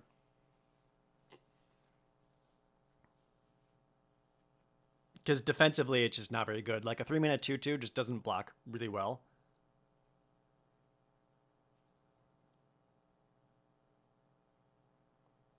It also cares more if you have incubate tokens, because the free transforms, especially with like the evasive flying, could help it out a lot. So interesting. Yeah, like this card normally reads as like a D+ to me, but I think the flying is going to be relevant enough to help you hit battles, win your battles, get those transformed. I think flipping the incubator tokens is just a little extra treat on top and not necessarily like the main draw. But yeah, I like the potential for it to be aggressive against your own battles. Bumps it up a little bit to me. I'm leaning C-. Just because I think having evasion to get to attack your battles is going to be important. If for some reason you don't have any battles, or any incubates, this is just a 2/2 for 2, and then it's easy a D+. But yeah, I'm leaning C- for it. I think there's a potential for her to do some work. We'll see, but I think it's going to matter. Next, cut short, 2 and a white for an instant with Convoke. Destroy target planeswalker that was activated this turn or tapped creature. Interesting. This is going to get some constructed play, isn't it? Because that Convoke to destroy activated planeswalker is pretty good. Unlimited. Less good. Kind of like the combat trick we saw earlier. The Convoke does make it sneaky. Because like your opponent could attack into something big. You put your blocks everywhere else, and then you tap your blockers and destroy one of the other attacking creatures. It is one of those cards where like we've seen cards like this hit before where like can only hit tapped creatures. And usually like when it's a tapped creature, you're already kind of taking the brunt of its ability. But it does have Convoke, so you can get out for cheaper. Lean C- for it.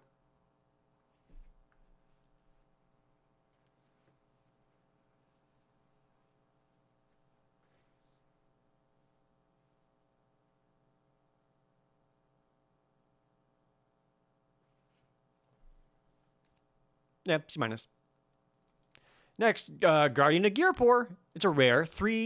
2 and a white for a 3/3 angel rare with flying.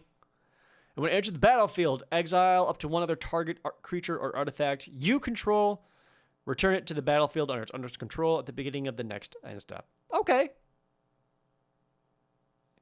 Classic Kaladesh style blinky effects.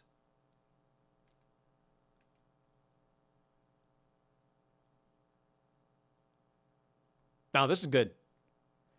So basically, you can use this to get yourself a real strong ETB effect. But more importantly, this is a 3/3 flyer for 3. That alone's good. If you're able to blink away any enchantment-based removal or get another strong ETB, it has to be creature or artifacts. If you want to be cute, if you had a flipped battle, you could blink the battle from the creature side. It comes back on the battle side, and you get the battle effect again. That would work.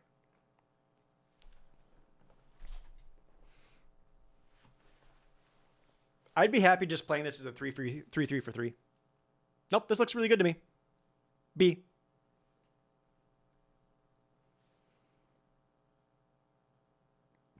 Get cheeky with your battles. You could. I feel like if you already won the battle, though, you should be at a point where you can just keep pressing advantage with the one battle rather than setting yourself behind again. Usually. If you got backup creatures, you can get some extra backup. Yes, you could Lucky Owl. Yep.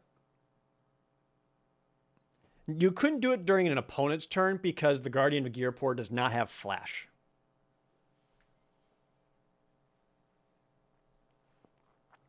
How do they sort cards in Magic sets? They start by color: white, blue, black, red, green, Wooburg. Then it's by mana cost and alphabetical within mana cost. Speaking of battles, Invasion of Belenon, don't know where that is. 2 and a white, 5 defense. When it enters the battlefield, create a 2/2 white and blue knight creature token with vigilance. Oh, okay. So at the very least, for 3 mana, you get a 2/2 vigilance. And when it enters the battlefield, oh my god, creatures you control get +1/+1. Okay. That's better. Okay, so I like that you get a creature with it. It affects the battlefield. So for some reason, if you are defensive, you at least have a 2/2 to block with. And if you manage to kill this, or defeat it, whatever, and you just get creatures you control get +1/+1, that's strong. Like that guy. Easy B for Invasion of Belenon. Hey, Kells, thanks for the resub. Chat, by the way, tomorrow, Tuesday the 11th, it's Kelsbell's birthday, and we're doing a special stream with her. And I'll be playing some games with her and everyone else, so hopefully you guys will join for that. Yeah. B for Invasion of Belenon. Oh my god, there's 2 more battles? Jesus. I was expecting like 1 or 2 battles per color. No, there's a ton. Okay. The Invasion of Dominaria. 2 and a white, 5 defense. When it enters the battlefield, you gain 4 life and draw a card. Okay. Flippy. Oh my god, you get a Sarah Angel on the back? I'm a sucker for that. Was I keeping up the spoilers? I saw some of it. There's a lot I have not seen. Huh, all right.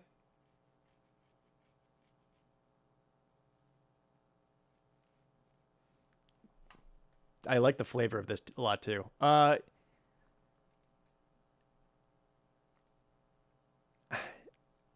It doesn't affect the board, which is a bummer. But even the late game, like gaining some life and drawing another card for 3, not the worst thing in the world. And if you manage to get the Sarah Faithkeeper, that's just a Sarah Angel, 4/4 flying vigilance.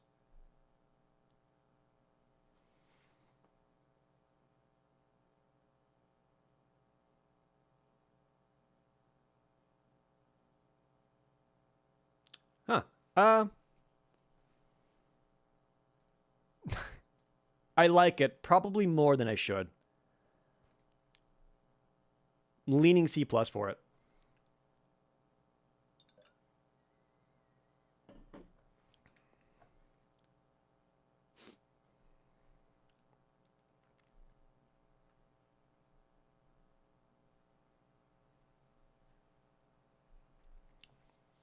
Have all battles been a uniform cost? No, they're all over the place, anywhere from 2 to 6.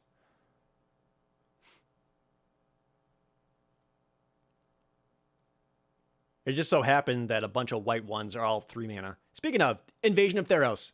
2 and a white. This one's rare. 4 defense. All right, when it enters the battlefield, search your library for an aura, god, or a demigod, and put it into your hand.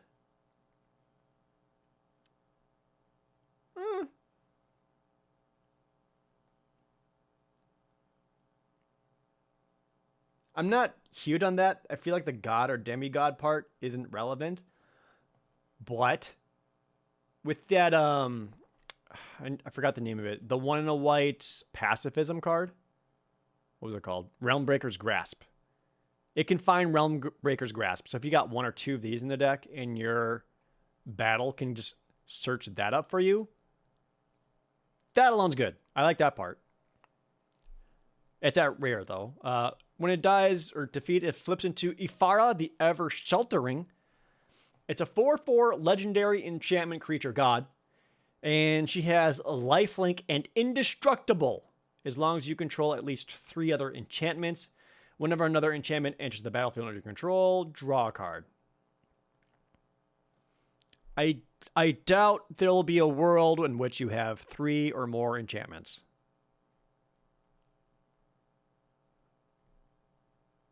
So for the most part, it's a 4/4 for 4.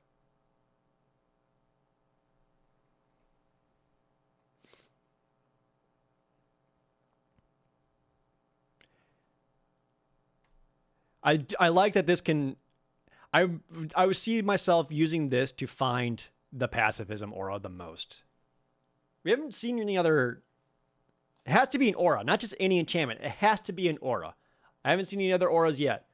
So for the most part, there's 3 gods in the set. 2 are multicolored white and 7 auras total. That's not a lot. So yeah, you find your pacifism. You get a 4/4.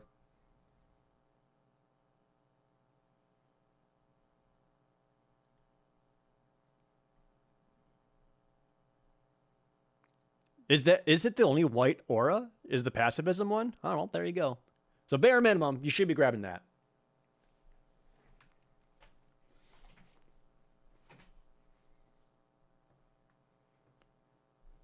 If you manage to flip it first and then play your pacifism, you get an extra card out of it, which is cute.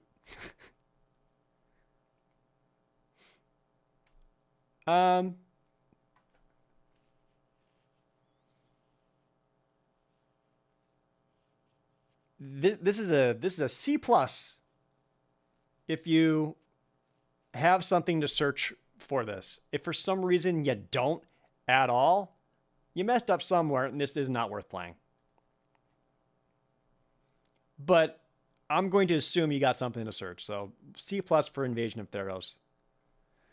Next, Kithkin Billy Rider. That's adorable. Riding your goat. 2 and a white for a knight relevant, and it's a 1/3 double strike.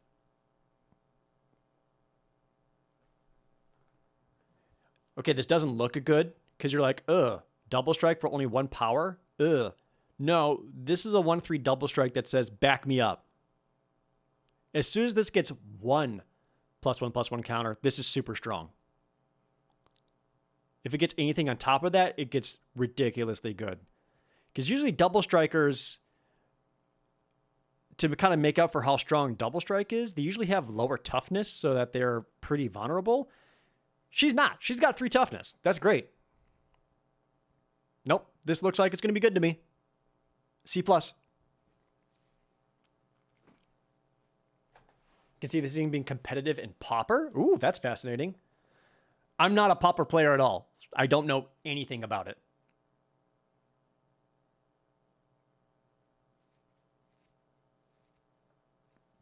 But this seems good. Next is Monastery Mentor, 2 and a white. This is a reprint. For, I think it's Mythic, right? Yeah, Mythic. Jesus, Mythic. For a 2/2 Prowess. Whenever you cast a non-creature spell, you make a 1/1 white monk creature token with Prowess. Interestingly, your battles, those are non-creature spells. No, this is so fucking good. Are you kidding me? Between battles and any other kind of spells effects, you would get so many monks out there that also have Prowess. Hell yeah. I'm in for it. B plus for Monastery Mentor.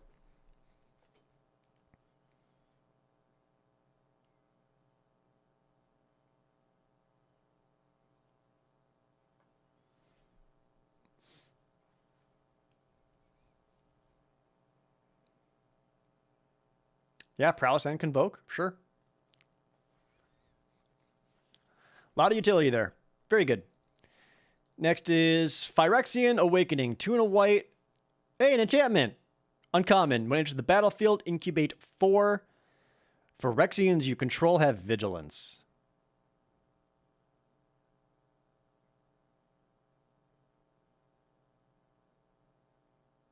Okay. So, bare minimum, for 5 mana, you have a 4/4 Vigilance. Incubate 4, that's a big one. So, yeah, generally speaking, 5 mana, 4/4 Vigilance. This is kind of another one of those build around cards, but not really, because like a 5 mana 4/4 Vigilance in this format could be very strong because, again, of things like it makes your convoke spells better, it helps you get to your battles better and defend against your battles and all that, etc. And then if you are the black-white cares about Phyrexian, making all your Phyrexians have Vigilance, I think it'd help it out. Just to... Man, I feel like there's going to be so many more like chess-like moves in this format because you want to be able to attack, but you also got to be careful with what you're attacking with because you want something back to defend against potential battles showing up, or maybe you got convoke spells you want to be able to cast. I feel like it's going to get real fascinating and very intricate in your moves. So just giving all your stuff Vigilance in the black-white Phyrexian format, I think that could be cool. So yeah, this seems fine. C+. Next is Phyrexian Censor. 2 and a white for an uncommon Phyrexian wizard. That's a 3/3. Okay, a white 3/3 for 3. Each player can't cast more than one non-Phyrexian spell each turn. Non-Phyrexian creatures enter the battlefield tapped.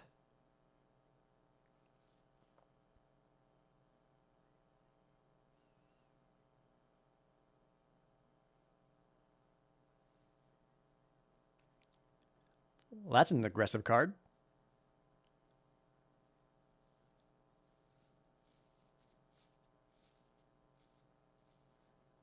Yeah, it counts for you too. So you would not be able to cast more than one non-Phyrexian spell, and your non-Phyrexian creatures would enter the battlefield tapped.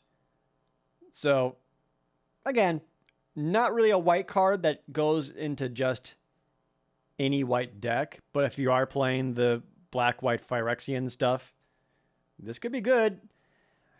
It's limited, so the possibility of you're slowing down your opponent so they can't double spell in a single turn, not a high chance of that happening. It could, just not a high chance. But making it so that their stuff enters the battlefield tapped so you can get some attacks in, that could be pretty relevant. Looks okay.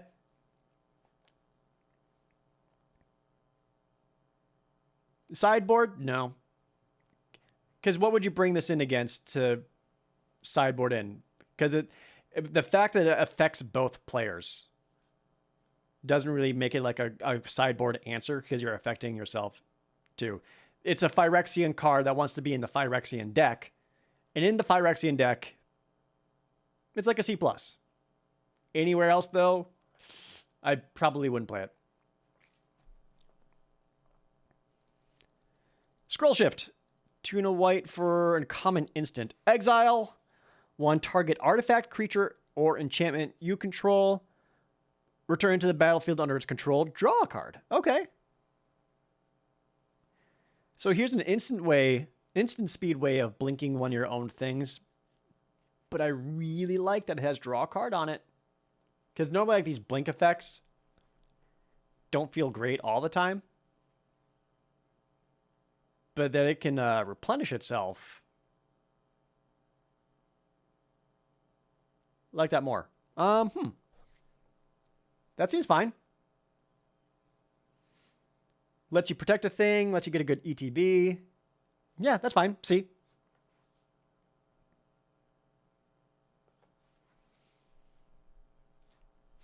Next is Seal from Existence. 1 white for an uncommon enchantment with Ward 3 when it enters the battlefield.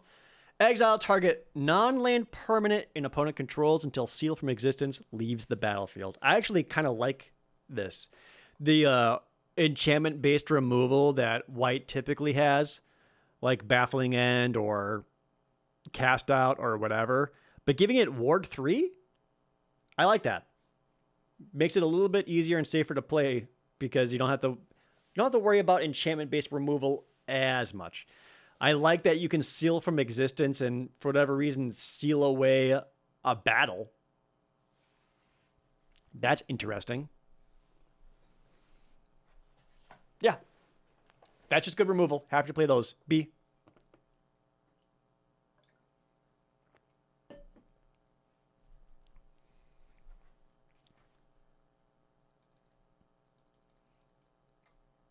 All right, the next card is the Seraph of New Capenna. 2 and a white for an uncommon Angel Soldier. It's a 2/2 flyer for 3 mana. However, she can transform for 4 in Phyrexian Black, becoming a 3/3 flyer. But then whenever the Seraph of New Seraph of New Capenna becomes a Seraph of New Phyrexia. Oh, so the angels of Capenna just get corrupted. Neat. And then whenever she attacks, you may sacrifice another creature or artifact. If you do, she gets +2/+1 until end of turn. That is a lot of flying damage. Sack something, get a 5/4 flyer.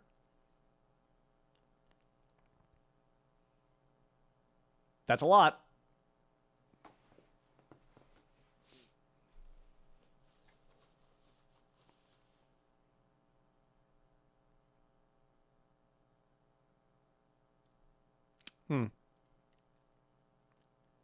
So it is possible you get this down on turn 3, and then on turn 4 she can transform right away and start potentially hitting your opponent for either 3 or 5 mana.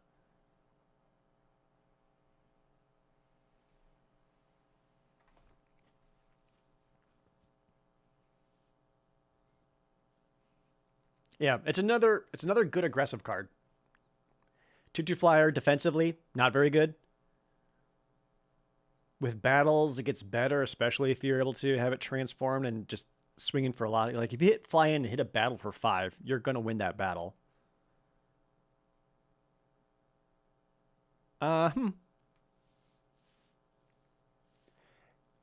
You could sack your incubate tokens, but then you were not being a creature. I think the most ideal way of sacking would be your incubate tokens, because you don't want to sacrifice a creature that's already on the battlefield. Or if you got like a dorky 1-drop or something you don't mind getting rid of. But she pretty much wants incubate tokens to sack to. Fascinating. Kind of leaning like a C+ for her. Just because an aggressive C+. Just because if you can attack and just start swinging for 5 in the air, that's so much damage. No, maybe not C+. We'll go C. Just because she does have the potential of being able to be herself flipped over by turn 4. Yo, Farm Cat, thank you so much for the $36 donation. Take the top tip of the stream like the smooth criminal you are. Thank you so much. It's also sacrificing a creature every turn or an incubate token. Those are just kind of like incidental, and sometimes they show up. And if you don't, well, you still got a 3/3 flyer. That's still good. No, I think I like her. See. Sigiled Sentinel. 2 and a white for another human knight with backup 1. And it's a 2/2 with vigilance. So this is what I'm talking about. If you have got no other creature, you can get yourself a 3/3 vigilance for 3. Or if you have another creature, you put that +1/+1 counter on the other dude and give them vigilance until end of turn, helping you get a stronger attack. I think, generally speaking, you're probably going to want to back up and put the +1/+1 counter on another creature, because then you can spread around those keywords and bonuses and get the most out of it. But yeah, Sigil Sentinel is good. See. Next we got Zalfirin Lancer. 2 and a white for an uncommon human knight, also a 3/3. And when it enters the battlefield when another knight enters the battlefield under your control, it gets +1/+1 and vigilance until end of turn. Sure. Yeah, a lot like the double strike Kithkin that we saw earlier. This is another knight that cares about other knights. Only this triggers every time you get a knight. So if you manage to do 2 for some reason, you can get 2 +1/+1/+1s. But even with 1, a 3-mana 4/4 vigilance is solid with enough knights. Yeah, this is another easy C. Next is Archangel Elspeth. 2 white for a mythic rare planeswalker. 4 loyalty. Jesus. +1, you make a 1/1 white soldier with lifelink. Her -2 is put 2 +1/+1 counters on a single creature. It becomes an angel and gains flying. And her -6 is return all non-land permanents with mana value 3 or less from your graveyard to the battlefield. It's an A+. You don't need me to tell you that. But it's an A+. It's weird that she makes soldiers and not knights. That's fine. So yeah, again, she's able to protect herself just by making some 1/1s that you can easily chump with. Her -2 is going to help you win the game. And if you're like her ultimate's only 6. That's only a couple of turns away. That's scary. Oh, the soldiers are a callback to her original card. Okay. I don't know Elspeth that well. Yeah, A+. I don't know. I don't know what else you want to hear from me.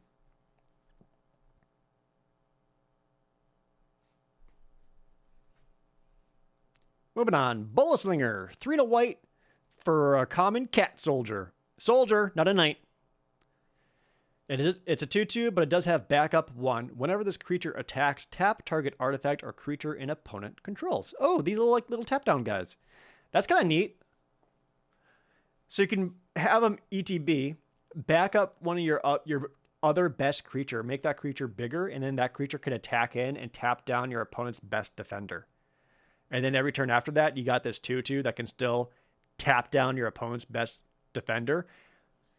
I actually quite like that. It is still a 2/2, so there's a good chance that he's only going to be able to attack in once and then get killed. But even with like the backup effect and just that 1 extra swing afterwards, if tapping down your opponent's best defender twice with that guy makes it worth the trade out to me. I like him. C+.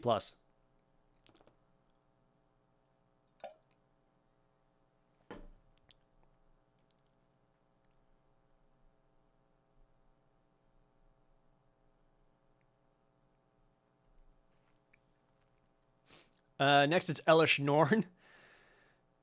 2 white for a mythic rare. It's Elish. 3/5 with vigilance. Whenever a source an opponent controls deals damage to you or a permanent you control, that source's controller loses 2 life unless they pay 1. That's stupid.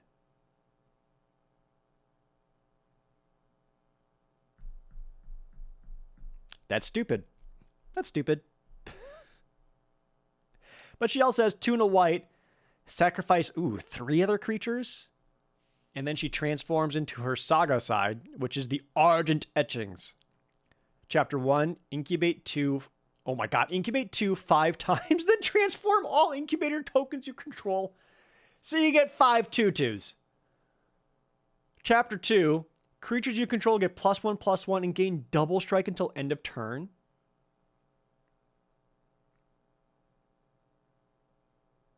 Chapter 3, destroy all other permanents except artifacts, lands, and Phyrexians, and then transforms back into Elish Norn.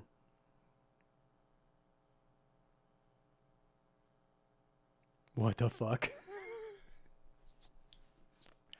Fucking A? What do you want? What the fuck? That's so stupid.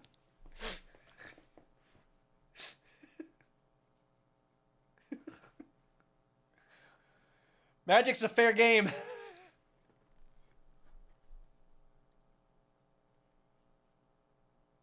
And then you could keep doing it. That's stupid. That's stupid. F. I hate her. No one play this. In fact, if you open that and you see it in your pack, just go ahead and pass it to me. Cool? Cool. Woo!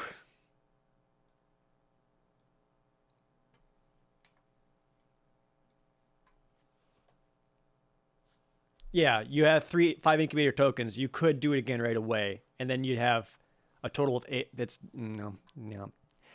That's an A. That's an A. A plus. A plus. Fuck. God. Christ.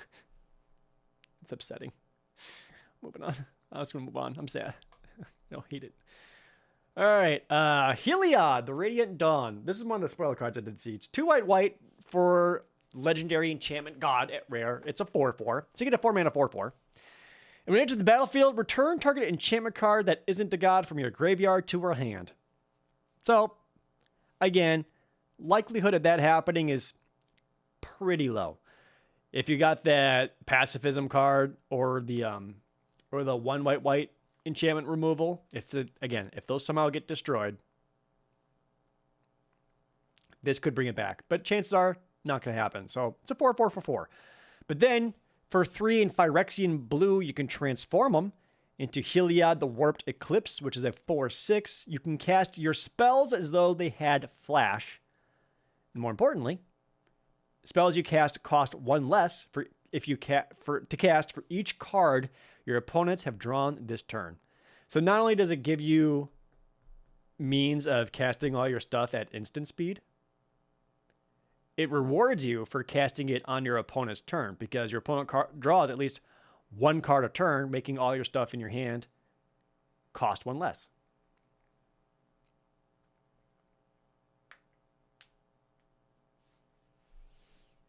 Yeah, it's a 4/4 for 4 that gets slightly bigger on the transformation and gives you incentive to play your stuff at instant speed. I like him.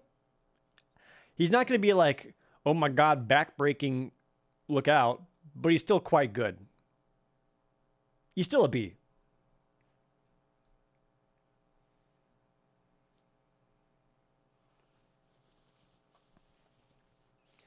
Next is Inspired Charge. 2 white, reprint, instant. Creatures you control get +2/+1 until end of turn. Even in decks / formats where this card would be good, I still didn't like it that much.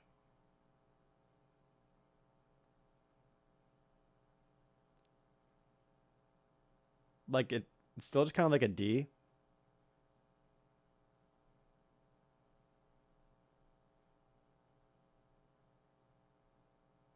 But in a proper go wide. It's like a D build around C. Because if you have a deck that's going really, really wide, big pump the entire team can be a lot. But again, like, man, I don't know. It feels like every single time a card like this has been printed in the last several sets, I still don't want to play them. In like a dedicated, big, thick, wide board.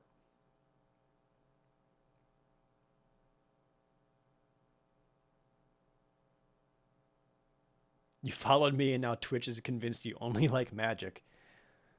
That's because Wizard paid Twitch. They're like, only Magic. Only Magic matters. Tell everyone only Magic matters. That's all right. I get the same thing. Twitch only recommends me other Magic streamers.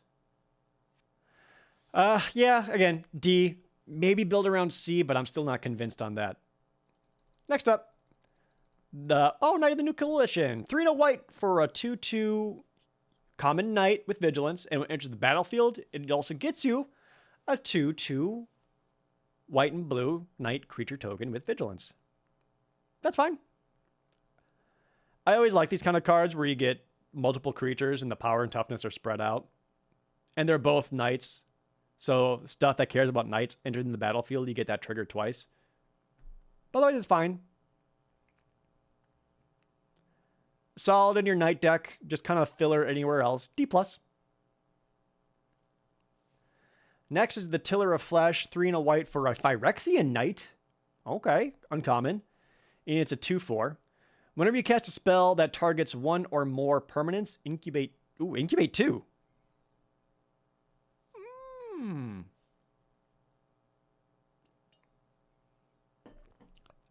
That's interesting. So if you got pump effects or pump spells, you get to incubate and start getting extra creatures out of it. Also, the way this reads, if you have a removal spell that targets an opponent's creature, you also get to incubate. Or even like a direct damage thing to an opponent or whatever. No, that's cool.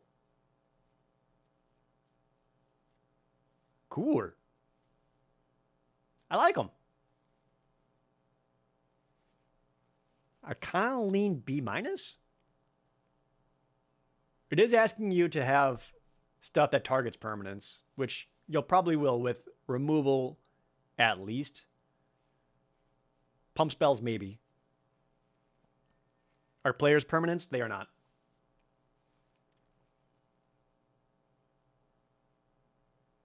Nope, I like it. Leaning B-. No, players are not permanents. No one is.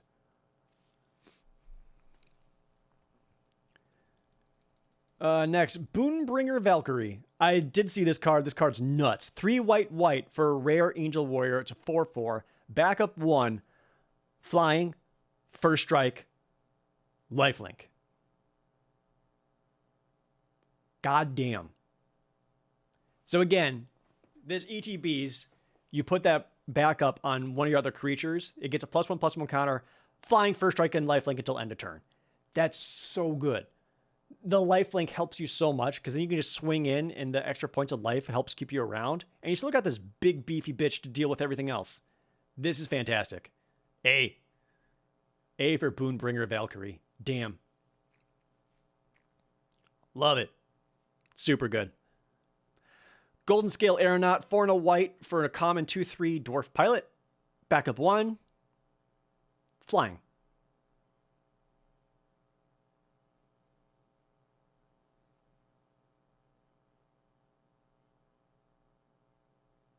Less excited about this guy. 2/3 for 5 mana? Jesus. That is way below rate. Would I be happy for a 3/4 flyer at 5 mana? Not really, and like you're generally going to want to back up something else so you can get that extra flying activation right away. This guy looks pretty dorky to me. It looks like a D.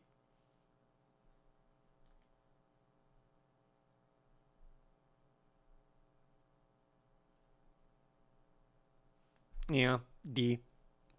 When it's next to the Boonbringer Valkyrie, it's gonna look worse.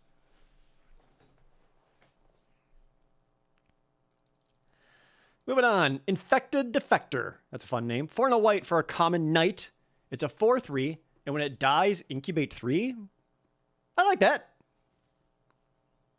So it's a 4/3 for 5. That's a knight, relevant. Phyrexian, relevant. And then when it dies for 2 mana, you still get a 3/3 out of it. Nope, I like it. Solid. Not like amazing by any means, but I'd be happy to play one. C-. Knight Errant of Eos. Is this the reprint? It sounds familiar. 4 and a white for a rare human knight, 4/4 with Convoke.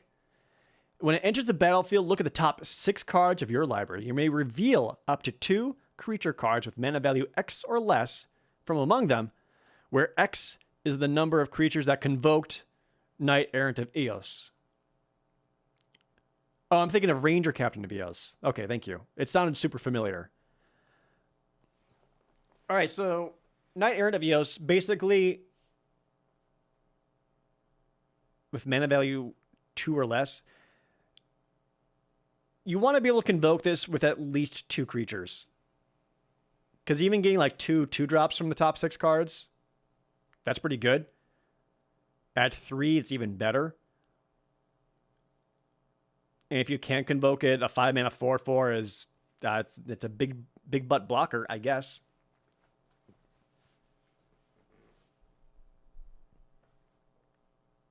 Yeah, if you can convoke this with at least 2 creatures, I'd be happy with it. Looks quite good. Yeah, I think B+.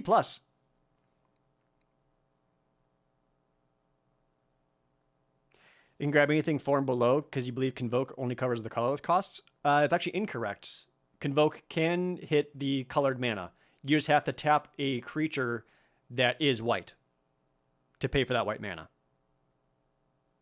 So it could do mana value of 5 or less. But again, in your draft, in your sealed pools, you're tapping down a lot of defenders to do that. And you're not going to have that many mana value of 5 creatures. So at least 2, 3 or 4. I think 3 is the sweet spot. 4, I feel like you're tapping down a lot of defenders. But at least 2. Especially since if you convoke them down. Oh yeah, I guess with a convoke, like you could get her down pretty early in the game. Yeah, she's good. B+. Next. Sunfall. 3 white for a rare sorcery. Exile all creatures. Incubate X, where X is the number of creatures exiled this way. Well, that's pretty mean. So you exile creatures, and then all your eggs slowly start hatching to beat down your opponent. Oh, no, I'm sorry. Incubate X. Oh, so you don't make... I'm sorry, I read this wrong. I was thinking you just get a bunch of eggs. No, you actually get one big egg. That's still pretty big. That's still a lot. Nope, I like that. Yep, B+. At 5? A-? Wipe the board, but you know you got stuff coming. Even if you exile your own things, it just contributes to the egg. Nope, I like it. A-.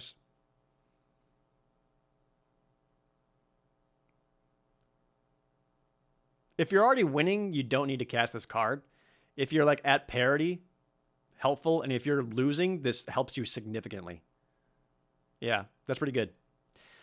Alabaster Host Intercessor is next. 5 and a white for a Phyrexian Samurai. A common. It's a 3/4. When it enters the battlefield, exile target creature an opponent controls until Alabaster Host Intercessor leaves the battlefield. And it has plane cycling. I'm excited to see these. The land cycles come back. That's cool. So for plane cycling, it says you can pay 2, discard this card from your hand, search your deck for a planes, put it into your hand. That's so good. It is expensive, but at 6 mana, it's a 3/4 that also exiles your opponent's best creature until this guy is dealt with. That's great. I'd be happy playing that. And the plane cycling just makes it so that there's much less risk playing this in your deck because it's going to help make sure you're hitting your land drops. No, this guy looks really good. C+.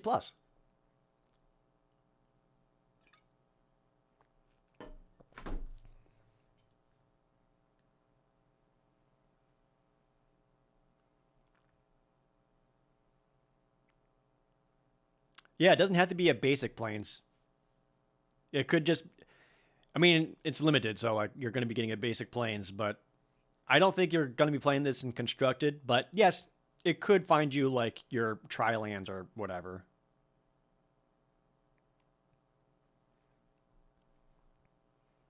I'd be happy playing 2 of these in my deck. One for potential plane cycling, another for the strong ETB effect.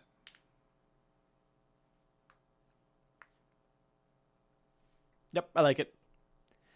All right, that is everything for white. White looks neat.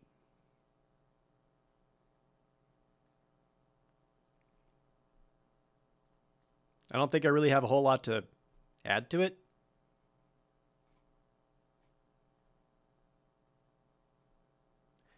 There's only like a couple of the white cards that couldn't...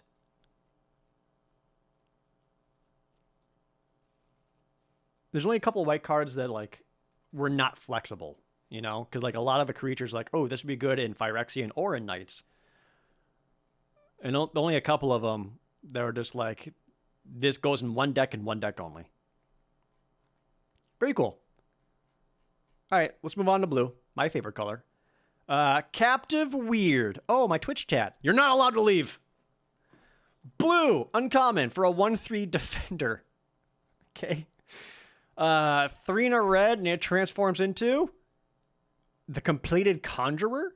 It's a 3/3. When this transforms into the Completed Conjurer, exile the top card of your library until end of your turn. You may play that card.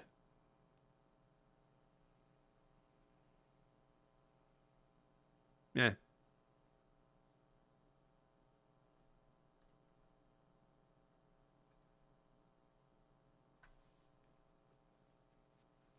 Eh. I'm not into it.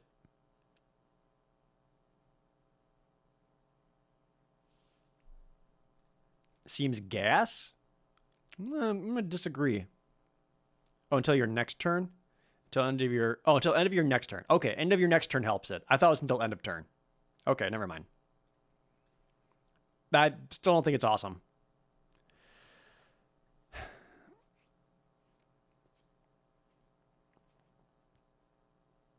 Yeah, it's fine.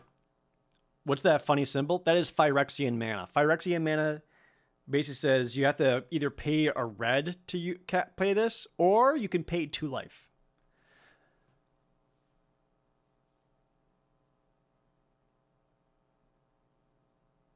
Yeah, that seems all right. Okay, it does help that it says until the end of your next turn. So that if you like on turn 3 transform it by paying the life and you like exile a land, you still have a land that you can use to immediately play next turn. Yeah, it's okay.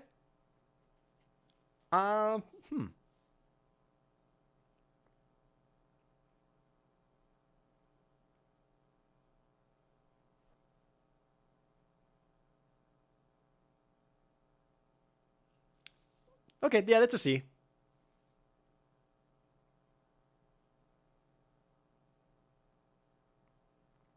Getting a 3/3 later plus an extra card's a nice little bonus.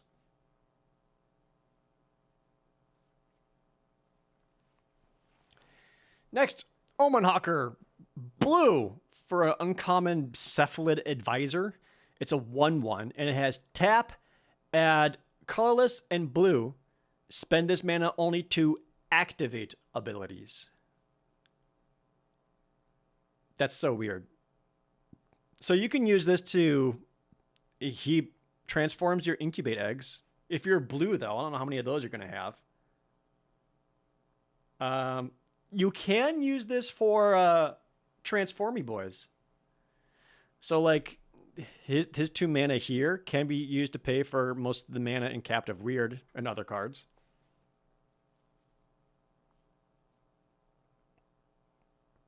It still doesn't seem very good to me, even with that.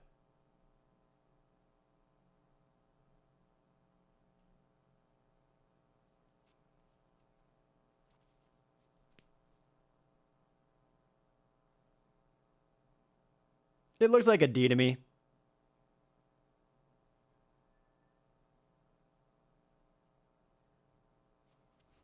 I feel like there's a high chance that this guy is gonna want to chump block something at some point.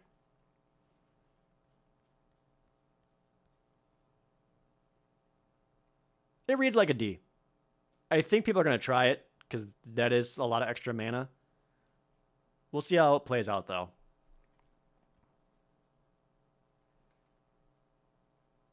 I'm erring on the side of caution. I see the utility of it, like what chat's saying, with like especially blue green wanting stuff to transform, either incubate tokens or just your creatures that can Phyrexianize. I'm not convinced, so I'm gonna say a D. Is transforming an incubator instant? It is. Next, Assimilate Essence. 1 in a blue. Is this a counter spell? Yep, counter target creature or battle spell, unless its controller pays 4. If they do, you incubate 2.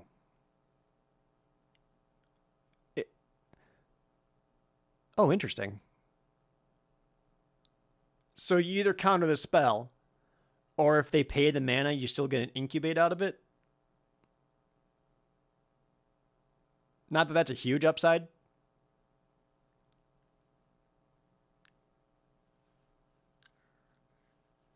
That does help make it better, though. Because usually these, like, The counter spells that's like, oh, your opponent has to pay X are usually less good because it's only really helpful early on in the game. But it gets you something. Okay, I'm a little higher on it than normal. And the potential of it hitting battle spells could also be super relevant. Would I main board one of these in my blue deck? If I had like nothing else, it seems like it'd be an okay 23rd card.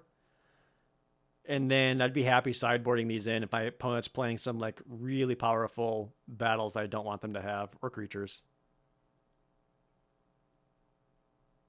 This looks okay. I'm going to give it a C.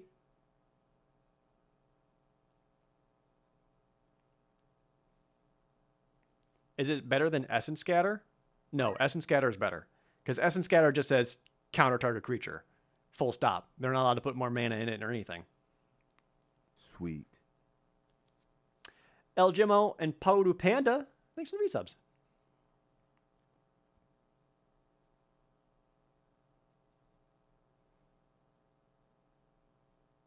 Yeah, I'm going to go with C with Assimilate Essence.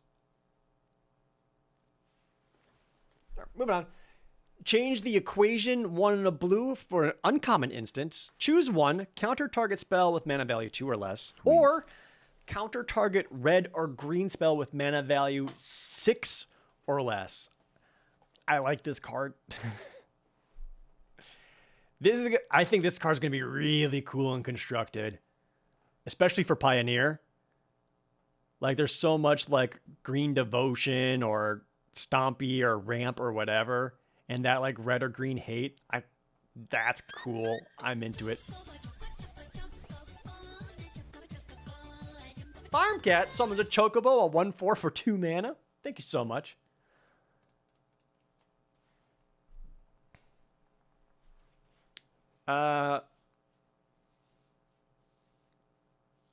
I'm much more excited for this card than constructed. I'll be real. So for limited though, no.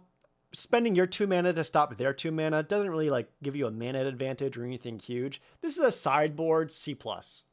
Like if you're playing against red or green opponent and they have something really big that's red or green and you can bring this in to stop it, hell yeah.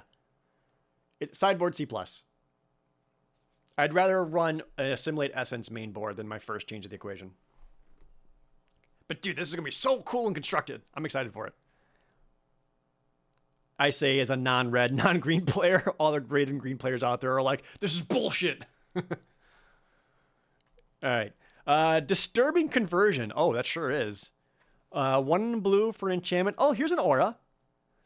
Flash enchant creature when it enters the battlefield. Each player mills 2 cards, and the enchanted creature gets -X/-0, where X is the number of cards in the controller's graveyard. Interesting. So it's kind of like we just had Shadows over Innistrad Remastered had that flash enchantment, but that one cared about your own graveyard. This is your opponent's. Bare minimum, you're giving something -2/-0, which seems okay.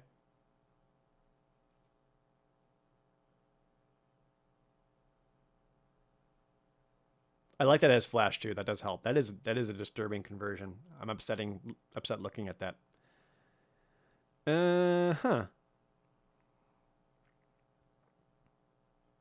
It looks okay. It's like a C-.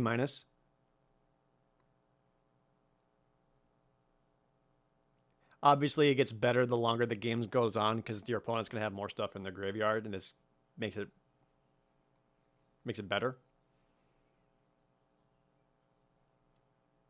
I'm feeling C-. I wonder if it's going to get better, though. Because, yeah, C-. All right. Expedition Lookout. 1 in a blue for a common Merfolk Rogue, which has Defender. That's dumb. A Defender Rogue? Come on.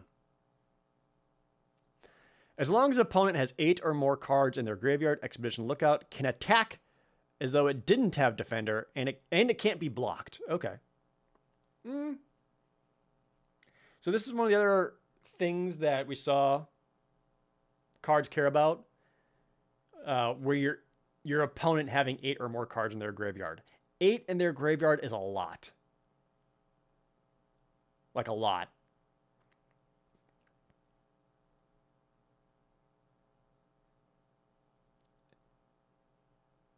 Two, 3 for 2, like that's a good rate. Like that's a great defender.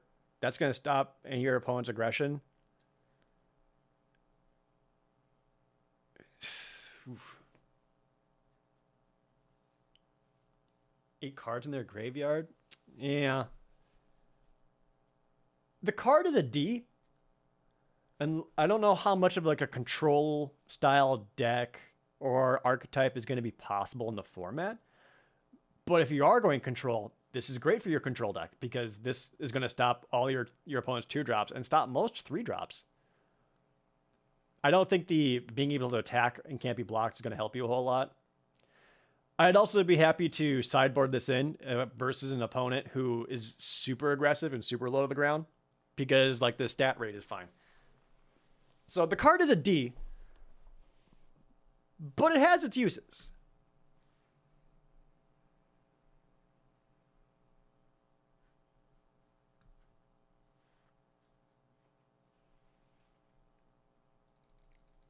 Moving on. Hey, Fairy Mastermind, it's Yuta Takahashi. Looking good, dude. 1 in a blue for 2 on Flash Flying Fairy Rogue at rare. Whenever an opponent draws their second card each turn, you draw a card. Pay 3 in a blue. Each player draws a card. This is the Yuta Takahashi is the guy who was the World Championship winner. That was back during the pandemic still, so it was like on Arena. 2-1 Flying Flash? Hell yeah. Yeah, this is the guy who yelled Yatta. Iconic moment. It was awesome. It was also like 7 a.m. for him or something like that. 2-1 Flash Flyer? Awesome. That can start swinging in. And the ability is super relevant because it says whenever an opponent draws their second card each turn, you get to draw a card. So if you activate his ability on your opponent's turn, they've already got to draw a card. You also then get to draw 2 cards. Very cool. I like it. You don't like the art? Why? You don't like Yuta Takahashi's face? That's mean. No, this is badass. I like it a lot.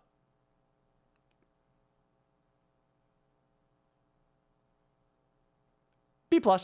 Like him a lot.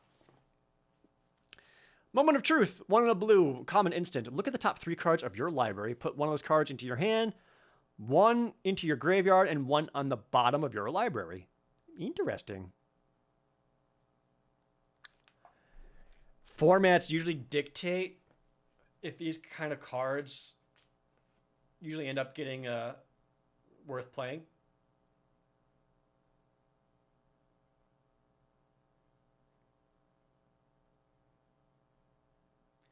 Because we've seen formats where these end up being kind of bad, but we've also seen formats where these end up being super good.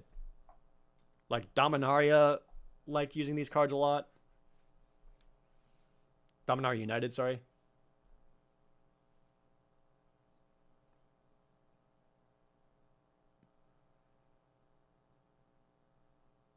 I don't know how much stuff is going to care about being in the graveyard. At least your own stuff. We've seen stuff where you want your opponent to have cards in your graveyard. I don't know about your own. It reads like a D+.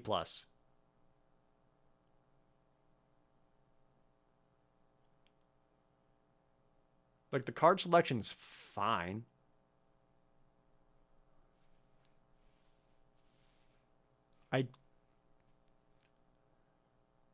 I don't see a way to like really utilize it though.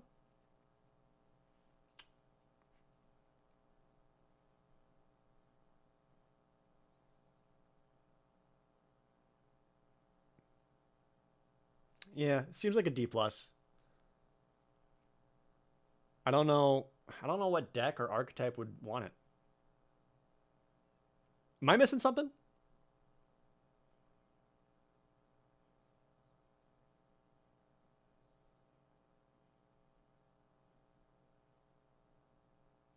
I feel like I'm dumb.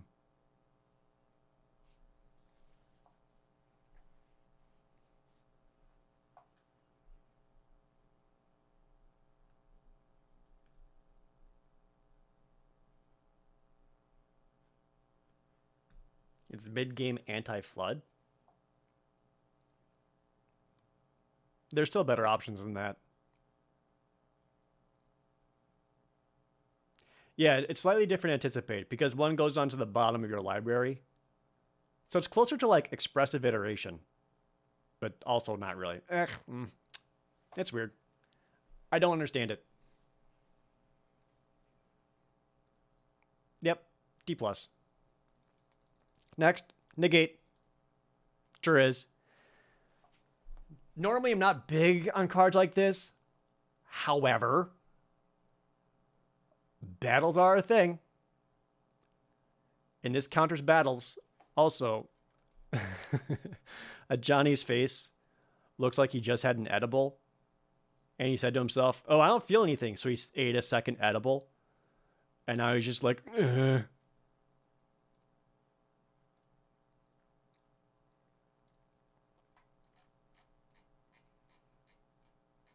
Or a Johnny's face is when you nut, but she keeps on sucking.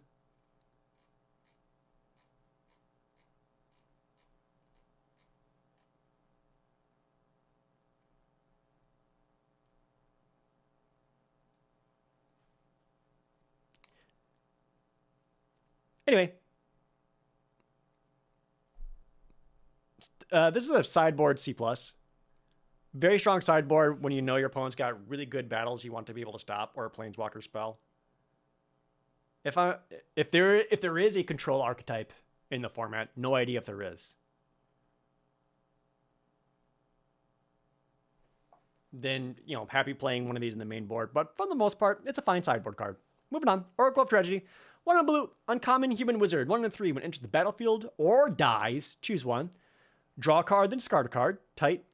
Shuffle up to 4 target cards with mana value 3 or greater from your graveyard into the library.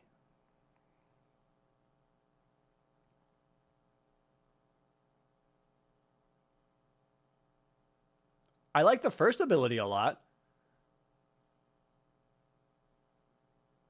A 2 mana 1/3 that loots, potentially twice. I like that.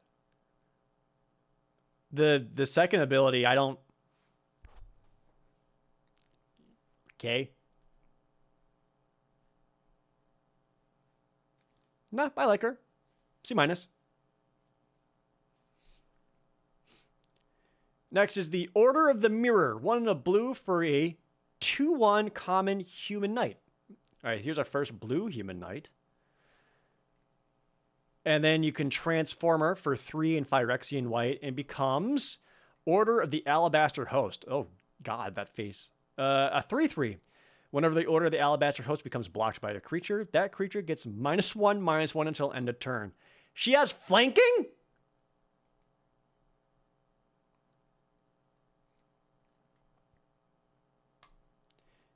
This was always super strong and makes her such a strong attacker. Oh, is she riding a might?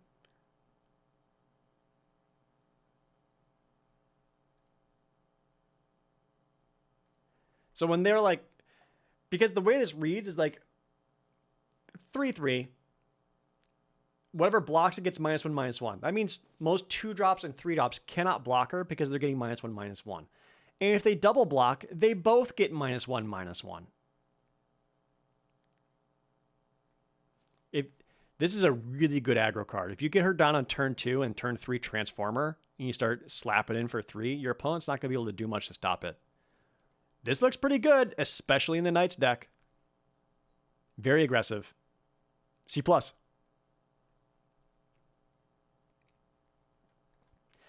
Next is Rona, Herald of Invasion. 1 in a blue for a rare legendary human wizard. She's a 1/3.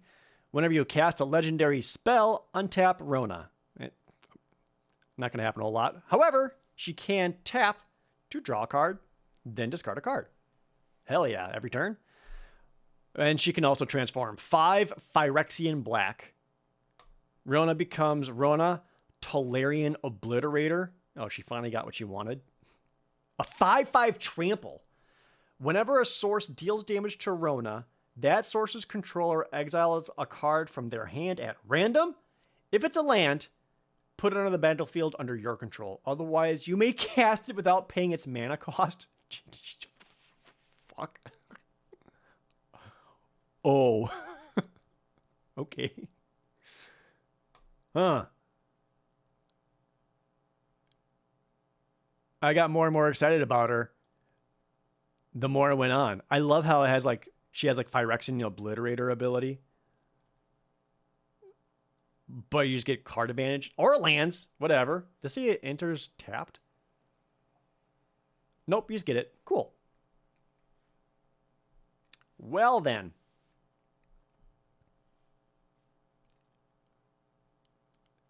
She seems awesome.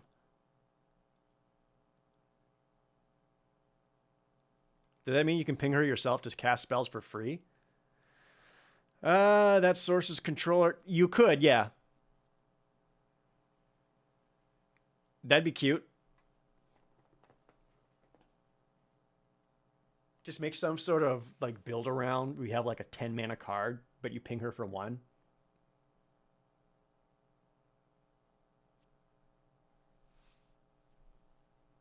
That's fascinating.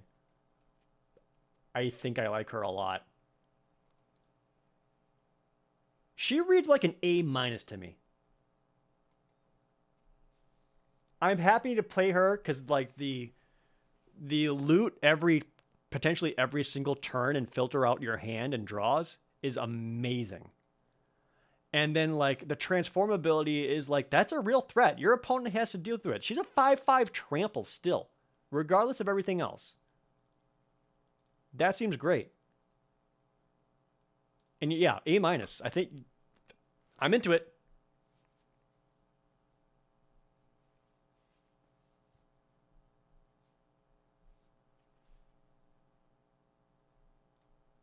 I really want to get this backside effect too. Scary. All right, moving on. Cyber Cryptomancer. 1 and a blue for a Moonfolk Ninja. Black. 0/1. Flash. Backup. 1. Hexproof. Okay. Huh. So for 1 and a blue, you can flash in and protect one of your other creatures from a spell and give them a +1/+1 counter. Or you flash in your own 1/2 with Hexproof.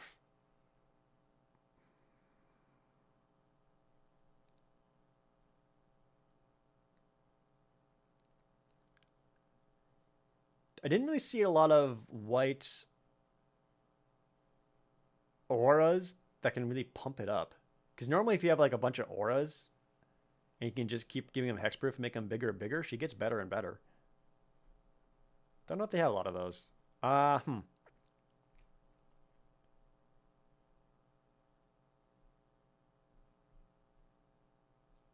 It seems okay.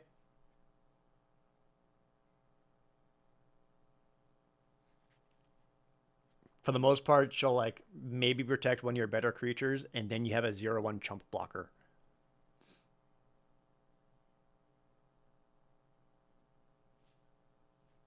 It looks like a D+ to me. Maybe D.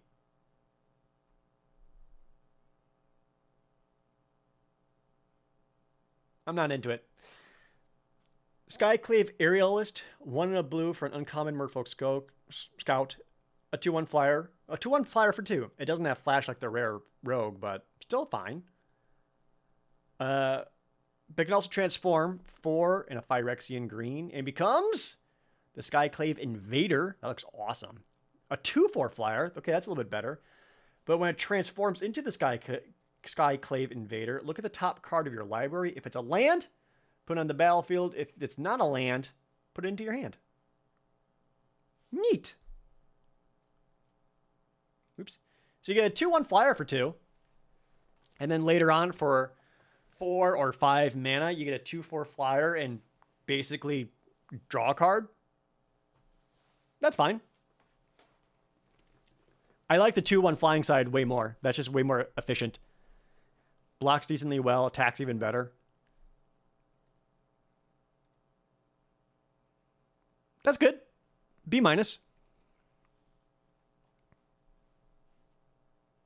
Next, Stasis Field.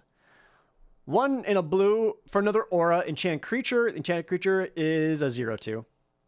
Loses base power and toughness 0/2. Has defender, loses all other abilities.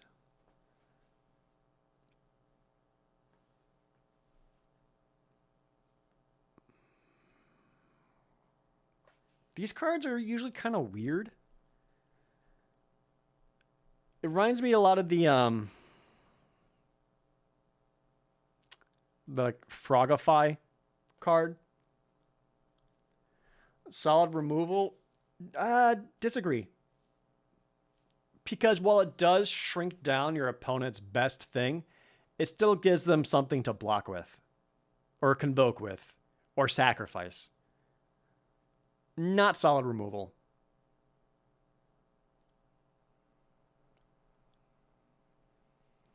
And especially in a format where there are cards that want things to be sacrificed. Not into it. Still, I would probably play at least one because it can stop your opponent's big thing. I wouldn't really drop this until it's like something threatening my life total or like a 5 or 6 mana creature. But these are historically not great. It's like a C-, and if you're facing white-black sack or red-black sack, I probably would not play this at all. C- for Stasis Field, and that might be too high. Next is Zalfirian Shapecraft, 1 in a blue, common instant. Target creature has base power and toughness 4/3 until end of turn. Draw a card.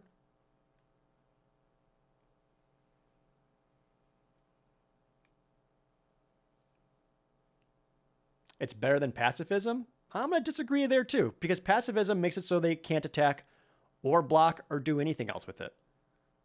That shuts it down completely. Versus like giving it a 0/2 that can still block. That still gives your opponent like something to do with that card or that creature. You're not winning 1-1 with that card. Pacifism is better than Stasis Field. Try it in practice. Like, have a deck with your Pacifism, have your deck with your Stasis Field, and tell me which one like plays out better. And really pay attention to it. Blue mostly wants to fly though. Well, now that's a way of best case scenario.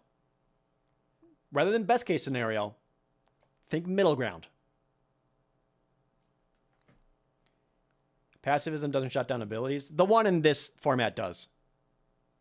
Unless they're mana abilities, which we've only seen one creature with that.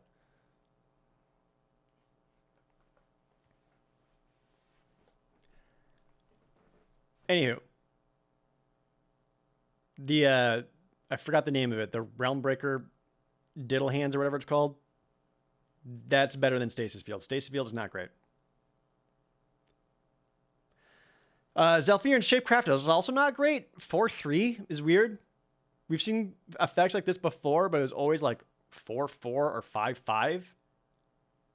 The 3 toughness makes it rougher. I don't like this one. It looks like a D. Card Realmbreaker Diddle Hands.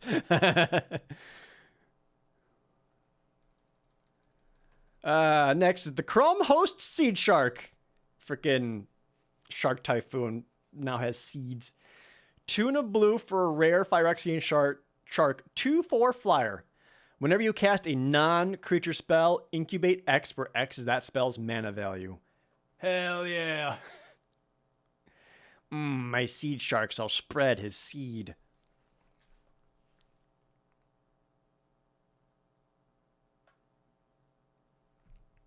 I hate it.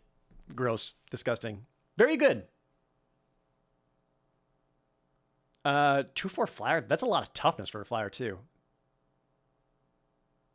Looks like an A- to me. I don't think it's going to immediately like win you the game or break the opponent's back, but as soon as you start getting some non-creature spells off and you're just getting some extra incubate value out of anything you're casting on top of it, yeah, I like this a lot. A-. What the hell is that under the shark? It's his seed pods. Next is Ifara's Dispersal, 2 in a blue for common instant. This spell costs 2 less if it targets an attacking creature. Return target creature to its owner's hand. Surveil 2. Interesting.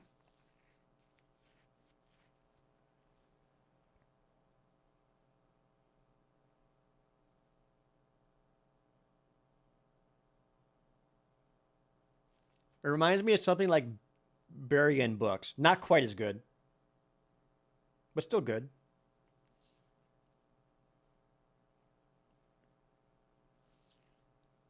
And this surveil part's pretty relevant. Interesting that surveil and not scry. Are there cards that care about you having stuff in your graveyard?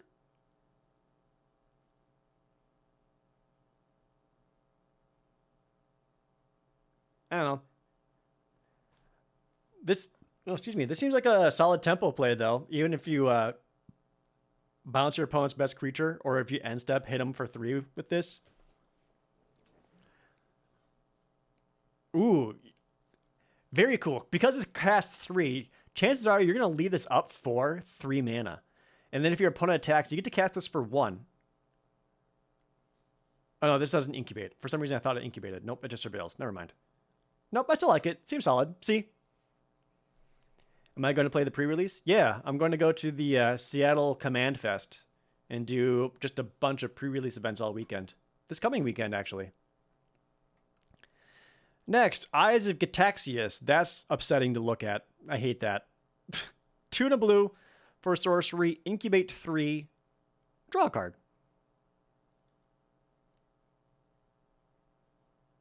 Interesting.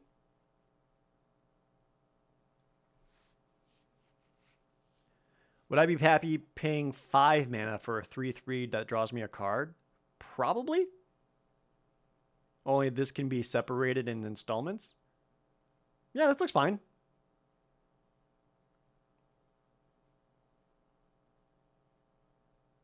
Seems like a C. If you're up against an opponent that's like super aggressive and this card's too slow for it, be on the lookout to sideboard this out. But I actually kind of like this one. C. Next is the Furtive Analyst. 2 and a blue for a common human wizard. It's a 1/4 with vigilance. 2, tap, draw a card, then discard a card. There are so many blue cards that let you loot.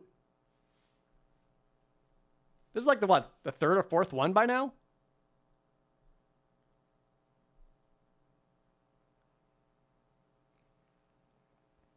One for vigilance is whatever. It's not exactly going to get past many creatures or do a lot of damage. Compared to all the other ones, I like this one the least, because the 2 mana to be able to loot is quite a bit compared to the other ones that can just kind of do it for you. This was 2. How much was the other one? The 1/3?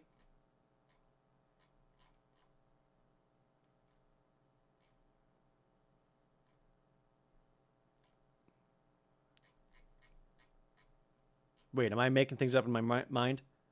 Was the only other looter the Rona? The Oracle of Tragedies, draw, discard. Rona lets you do it. Oh, okay, never mind.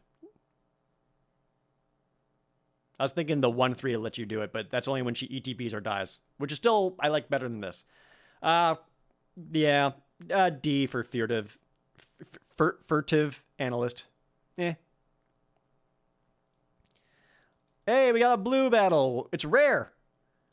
The Invasion of Segovia. 2 and a blue, 4 defense. When it enters the battlefield, create 2 1/1 blue Kraken creature tokens with trample. 1/1 with trample. Do they get bigger? And when it gets defeated, it becomes Cetus, Sea Tyrant of Segovia. Non-creature spells you cast have Convoke. Okay, tight. At the beginning of your end step, untap up to 4 target creatures? Holy shit! That's awesome! I like this quite a bit. So 2 and a blue, that gets you 2 1/1s that can attack in and help take those out, which for the most part, your opponent's not going to want to block those. They're just going to want you to block your bigger creatures. So you still get these 1/1s. It flipped into a 3/3.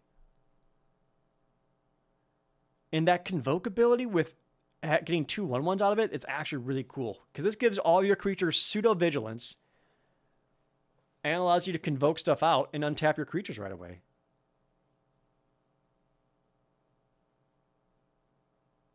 I like this one. It's a B. Very cool.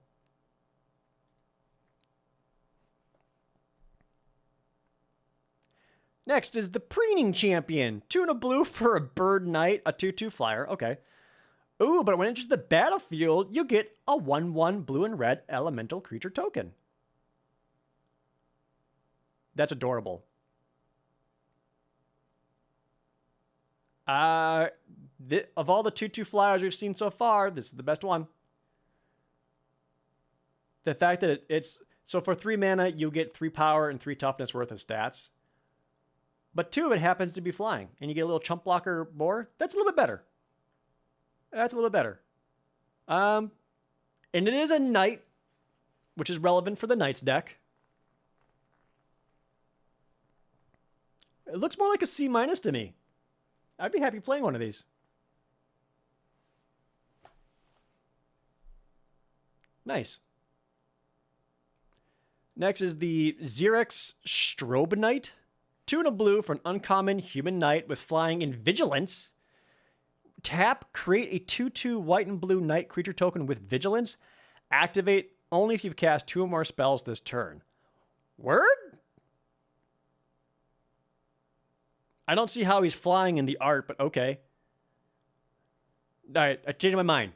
Of all the 2/2 flyers we've seen, this is the best one. The fact that it has flying and vigilance makes it so you can attack in your battles or on your opponents and still block it if you need to.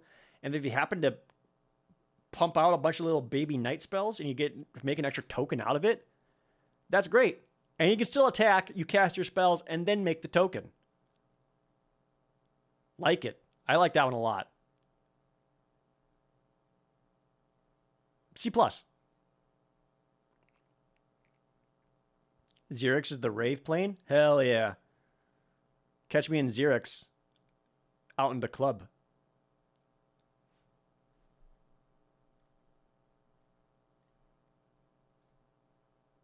Next up, the Invasion of Kamigawa. 3 and a blue, 4 defense. When an Invasion of Kamigawa enters the battlefield, tap target artifact or creature an opponent controls and put a stun counter on it. Hell yeah. I always like these kind of tap down effects. And now we got these fun little stun counters to make it last longer. And if you defeat it, you get yourself the Rooftop Saboteurs, 2/3 flyers. Whenever it deals combat damage to a player or a battle, draw a card?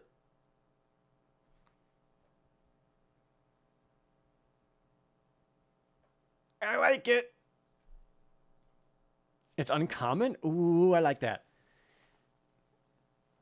So if you're just joining us, what I've been saying a lot about the different battles is battles that enter the battlefield and do an effect that allows you to immediately have a better chance at winning the battle seems very good. And this one does that. It doesn't like outright remove or bounce your opponent's creature or anything like that, but still stuns them for 2 turns, giving you 2 rounds of attacks to defeat this battle. And then the 2/3 flyer that could potentially start drawing you some extra cards when it attacks. Love that. I'm in for this guy. I'm going to go B, Invasion of Kamigawa. I would splash this bad boy.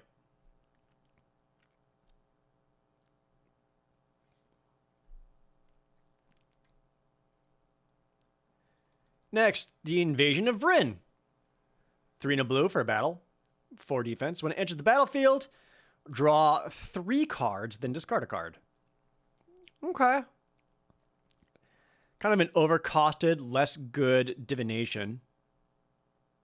No, more good than divination. You get to draw 3.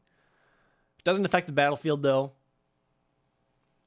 which is less good. What does it flip into? An overloaded mage ring? An artifact. Interesting. Pay 1, tap it, sacrifice overloaded mage ring, copy target spell you control. Oh, that's a cool payoff, though.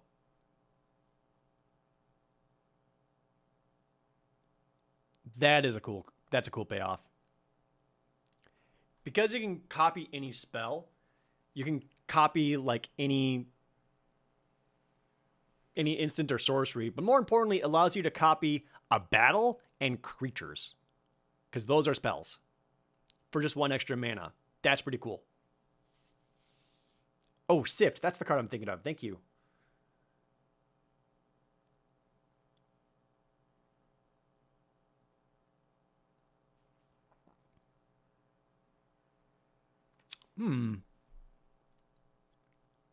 Where would I put it, though?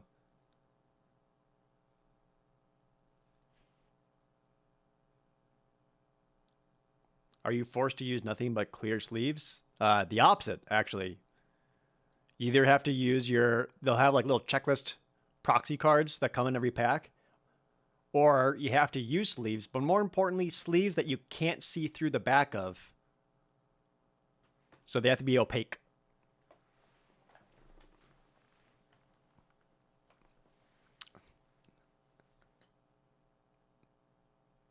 I don't know how I want to rate this one.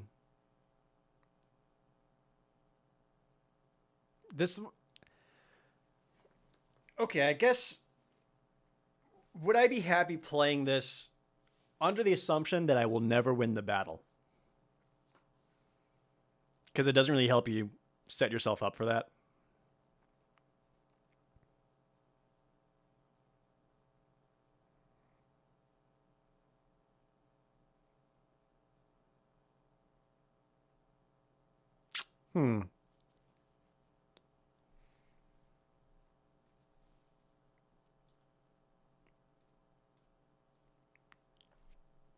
I'm gonna go like C minus. Because the card draw is solid on it.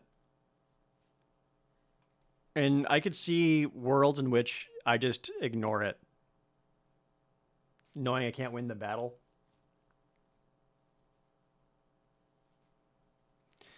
Well, so one of my concerns before all the previews came out was that a lot of the battles were going to be win more style cards. You know? Where it's like you're already ahead, and if you can win the battle, you're more ahead.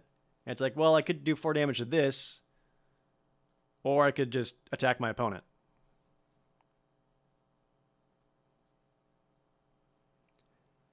I think this is a C minus. How do you win a battle? By dealing damage to it. See the 4 in the corner? It's like a Planeswalker loyalty. Once this runs out of all 4 defense counters, it flips. Yeah, I'm going to say C minus. Even that might be a little high. It'll be better in sealed because the card draw bonus in sealed will help a lot. Next is Meeting of the Minds. 3 blue, common instant, with Convoke. Draw 2 cards. Nope, I like that. C.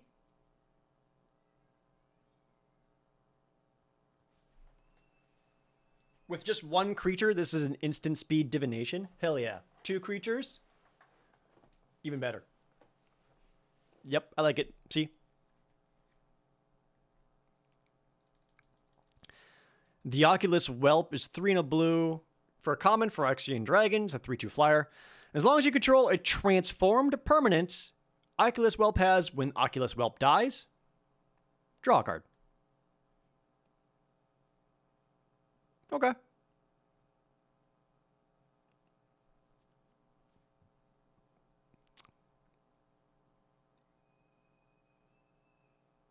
So 3 and a blue. 3 and a blue for a 3/2 flyer is fine.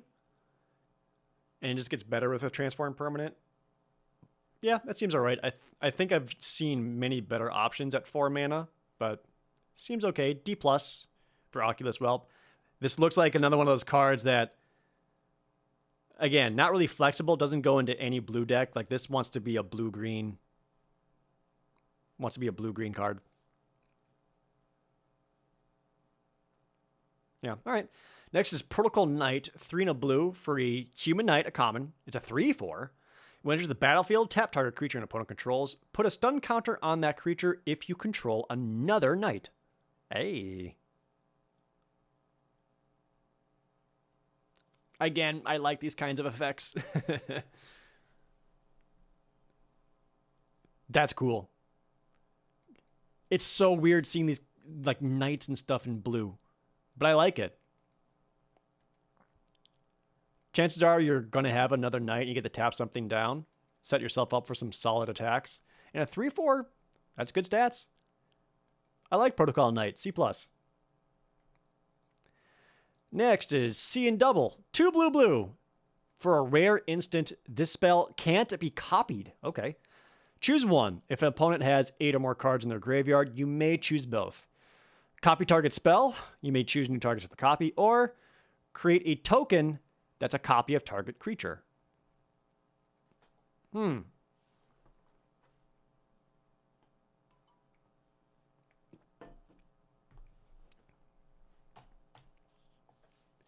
8 cards in the opponent's library is a lot.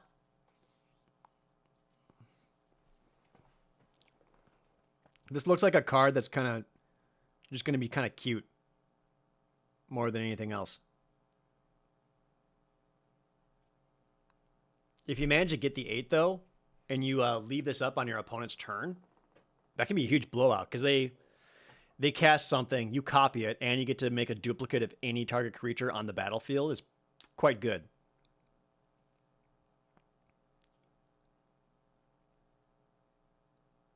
And if they don't have the 8, less good, but generally gets you something. It looks okay. Not a huge blowout. It looks like a C+. Because I like that you can create a token that's any target creature. So you can also copy your opponent's best thing if for some reason you got nothing. The dream is being able to get both. Because then your opponent casts one thing and you get 2 permanents out of the deal of some sort. Yeah, C+ for C double. Next is Temporal Cleansing, 3 in a blue for common sorcery with Convoke. The owner of target non-land permanent puts it to the library second from the top or on the bottom. Ooh. I actually like these cards too. If they like the card enough and they put it on second from the top of their library, you're basically denying them an extra draw step and tempo playing them pretty hard. And if they choose to put it on the bottom, well then whatever that big threat is, you don't need to worry about it anymore. And with Convoke, allows you to get this out. Sorcery Speed's a bummer. But this looks like blue's best removal spell. Excuse me. C for Temporal Cleansing. Next is Transcendent Message. I read that as Transcendent Massage. Just getting massaged so much, you're just like, you have reached enlightenment. God, could you imagine? X, blue, blue, blue, blue. But it has Convoke. Draw X cards.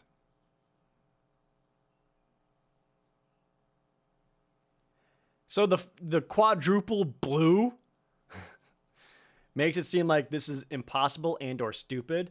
But because it has Convoke, any of your blue creatures helps you get that down. Jesus Christ. So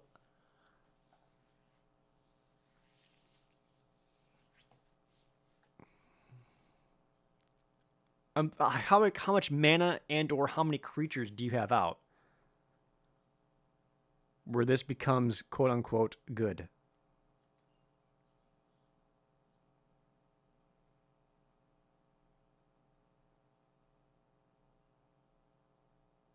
If you have 2 blue creatures, you would still be spending 4 mana to draw 2 cards.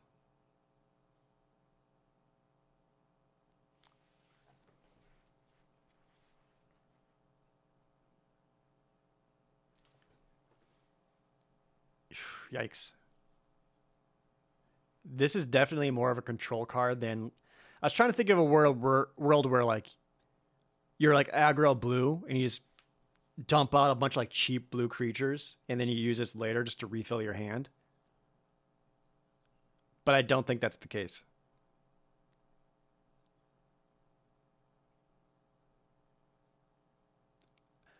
I don't think this is going to be good. Some control decks will probably use it, and that's it. It looks like a C- to me. Because that's convoking and tapping down a lot of creatures and still having to spend a lot of mana just to get it to be okay. Yeah, I'll take the massage variant. I'm not convinced on this one. C minus.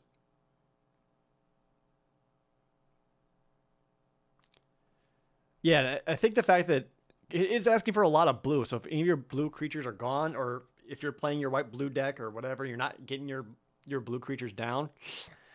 Yeah, don't like it. Next, Wicked Slumber. 3 blue, uncommon instant with Convoke. Tap 2 target creatures, put a stun counter on either of them. Then put a stun counter on either of them. Oh, I get it. That's a weird way of wording it, but I get it. Okay, now this one I like more. For 4 and a blue, you get to tap down 2 of your opponent's creatures, and you can put 2 stun counters on one of them, or 1 stun counter on each of it. That's pretty cool. I like that a lot. I'm in for this guy. C+.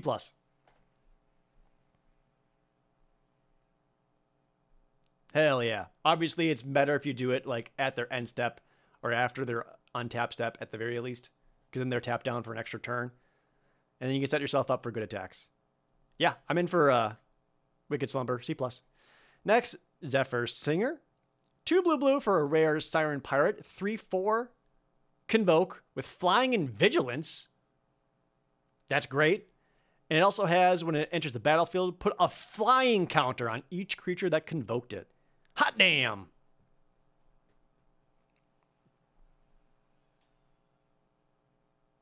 I'd be happy just playing this as a 4 mana 3/4 Flying Vigilance. And the Convoke is just a bonus because it makes all the other creatures that much better. Zephyr Singer looks great. Gonna go with the A- on Zephyr Singer. Because I think all your creatures flying can just suddenly start beating down your opponent. Next is Astral Wingspan. 4 and a blue for an uncommon aura. It's got Convoke. Enchant creature. When it enters the battlefield, draw a card. Enchanted creature gets +2/+2 and has flying. Okay.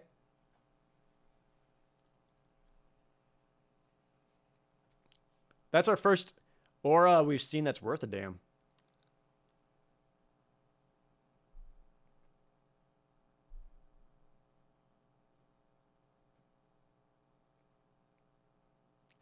Expensive. The Convoke does help it a little bit. I do like it that draws you a card as well. Yeah, there are worse auras out there. This one looks all right. I'm going to go with C.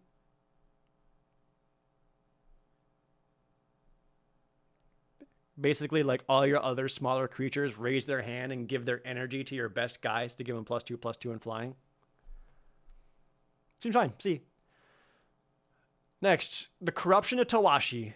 4 and a blue for an uncommon enchantment. When it enters the battlefield, Incubate 4. Is this the first blue card we've seen with Incubate? Whenever a permanent you control transforms or a permanent enters the battlefield under your control transformed, you may draw a card. Oh, hell yeah. So this really has a home in the blue-green Incubate archetype.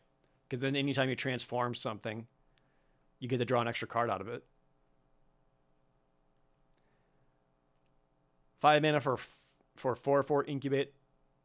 Got another 2 mana afterwards just to get that token flipped.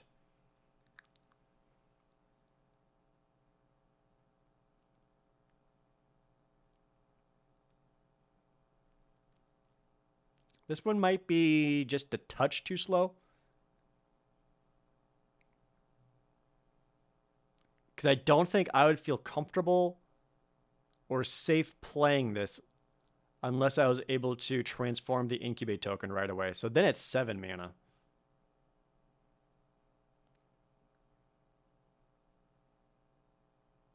Feels a touch too slow.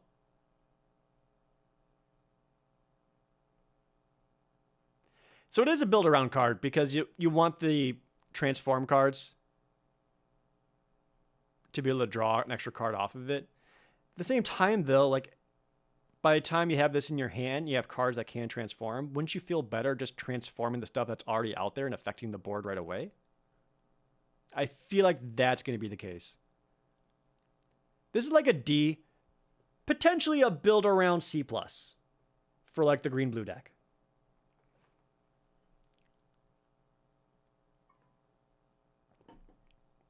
It doesn't have to be incubate cards, Tickle Miasmo. It can also be any of the creatures that can transform and Phyrexianize themselves. So there's a little leeway there. Yeah, also works on battles. All right. I said my grade. Next. Halo Charged Scab. 4 and a blue for a 4/4 common zombie. When it enters the battlefield, each player mills 2 cards. Then you may put an instant, sorcery, or battle from your graveyard on top of your library. I've seen cards like this be good. Like if you put like a black kill spell and you've already used it, Halo Charged Scab allows you to get that back on top of your library so you can draw it next turn. These usually end up being fine. He doesn't really have like a huge synergy anywhere else. A B? I wouldn't go that high. B is too high for it. Because there could be instances where on 5 mana, there's nothing in your graveyard, and then you just have 5 mana 4/4, and even if you mill something, you could just completely whiff on it, because it doesn't hit creatures.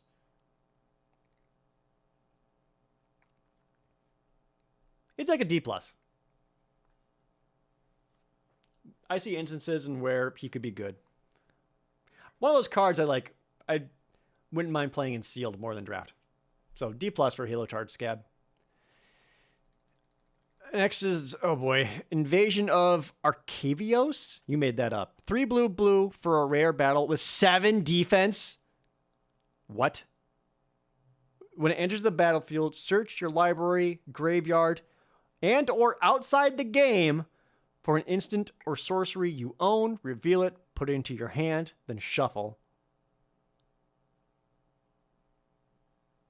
And then it flips into Invocation of the Founders. Oh, it's Strixhaven. Enchantment. Whenever you cast an instant or sorcery from your spell, you may copy that spell. You may choose no targets for the copy.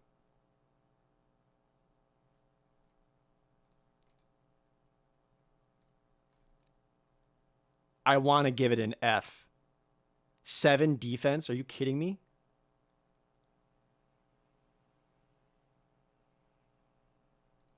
Yeah, this seems like the biggest meme card.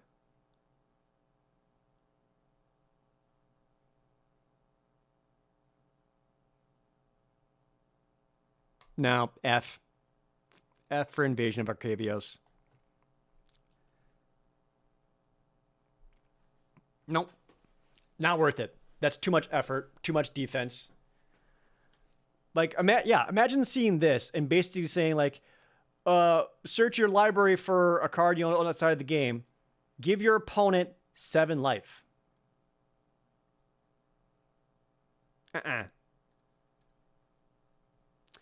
Next is Jin Cataxius. 3 blue for the mythic rare Phyrexian Praetor. He's a 5/5 ward 2. That's excellent as he is. When you recast a non-creature spell with mana value 3 or greater, draw a card. Also great. And you can pay 3 blue to transform it into a saga side, which is the Great Synthesis. Chapter 1, draw cards equal to the number of cards in your hand. Then you have no maximum hand size, so long as you have the saga. 2, return all non-Phyrexian creatures to their owner's hand. Goddamn. Chapter 3, you may cast any number of spells from your hand without paying their mana cost. And then bring them back.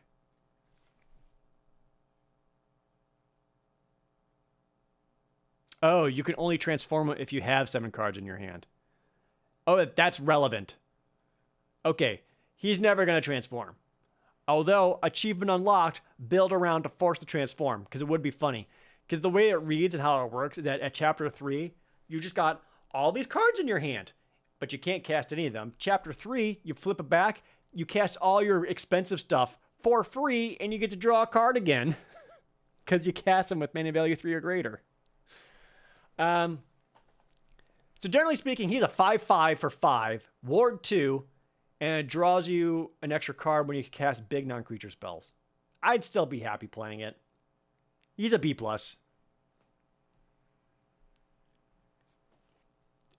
Super achievement unlocked if you can flip them.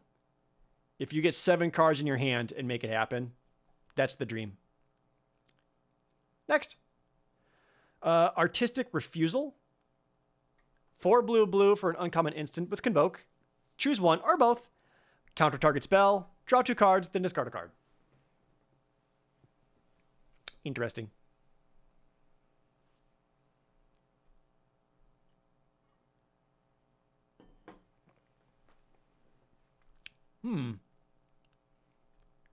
So again, how much mana would I be willing to pay with Convoke that I'd be happy with this? If I have 2 creatures to convoke it, counter a spell, draw 2, discard a card, that's pushing it, but I guess fine. If you have 3 creatures to convoke it, then it's actually pretty good. The problem being is if your opponent casts a pretty impactful card pre-combat and you have to tap down all your defenders, that feels bad. And because of that, I think I'm out on Artistic Refusal. It looks like a D. I see like the world in which this would be awesome and feel sweet, but I feel like this because they're gonna end up feeling more punishing than anything else for keeping it in your hand. So I'm gonna go with D on Artistic Refusal. Next is Complete the Circuit. 5 and a blue for a rare instant with Convoke. You may cast sorceries this turn as though they had flash. When you next cast an instant or sorcery, copy it twice. You may choose new targets for the copies. That's a lot of mana.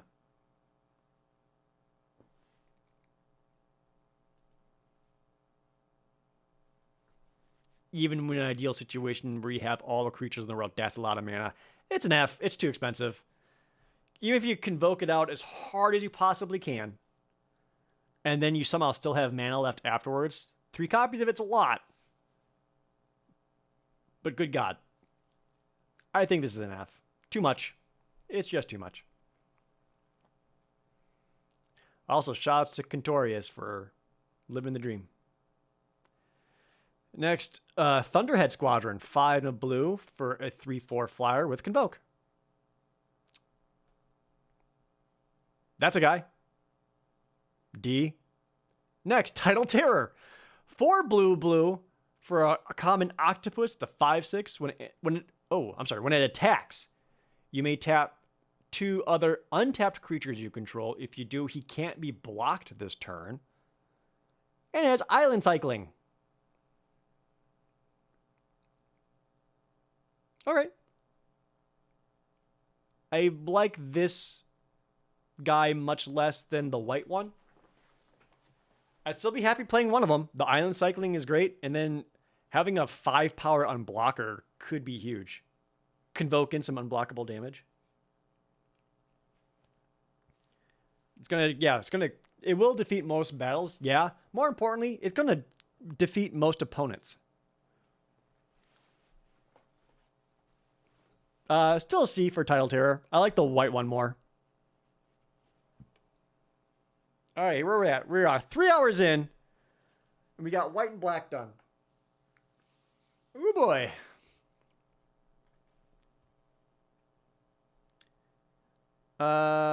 Next up is black. Would I play a land cycling card for a splash? Like if I had a splash blue card, would I also include the octopus just to cycle it to find the island? No, I would not. There would be much better, more impactful things I could put into the deck that would be on color.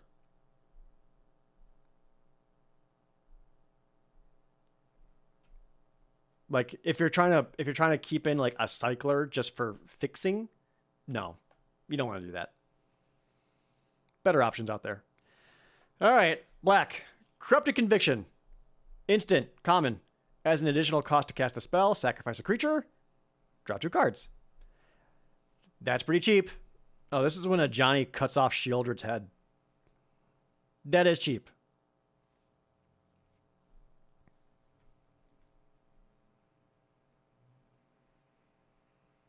I'm still never super excited. Well, again, if there's a price of loyalty, steal and sack effect, where you can steal an opponent's creature and then corrupted conviction them, that's good. Yeah, it's village rights. It is a real cost to sacrifice a creature, though. It's a D+. If you have means of taking your opponent's creature, I like them more. But D+. Ichor Drinker, black. 1/1 lifelink for 1.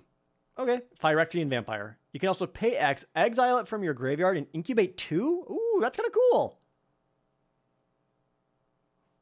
Nope, I like that.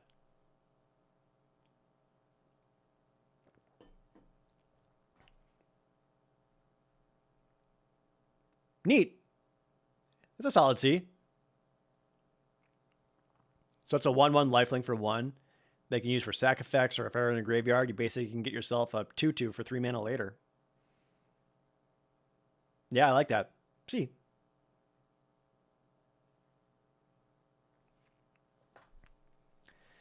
Next up is Mirrodin Avenged. Black, instant. Destroy target creature that was dealt damage this turn. Draw a card.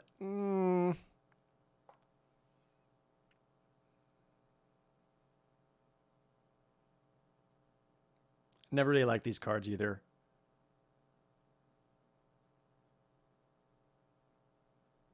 Yeah, this is another D. It does make your chump blocks better, but like, it's also pretty narrow on when you're allowed to actually cast it. Scorn Blade Berserker, black for an uncommon human berserker. Backup 1, and it has 1 sack this creature, draw a card.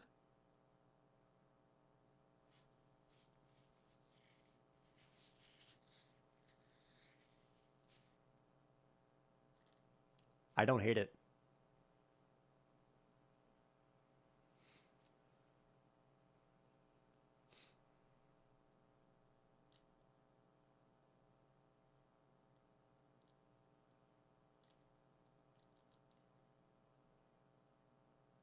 Yeah, I actually don't hate this.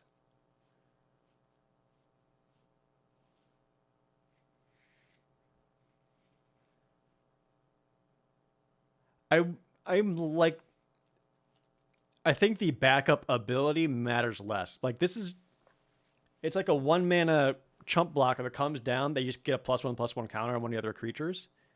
Don't necessarily got to sack that creature this turn, but still having a 0/1 back that you can cash in for another card later, I actually kind of like. Command Fest or pre-release for me. Both. The Seattle Command Fest is going to do March of the Machine pre-release all weekend. So this weekend I'm going to be jamming all 3 days. Just playing the shit out of it. Yeah, I actually kind of like it.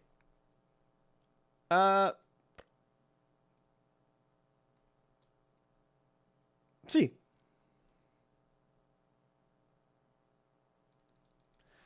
Next is the Etherblade Agent, 1 in a black for a human rogue common. It's a 1/1 Death Toucher.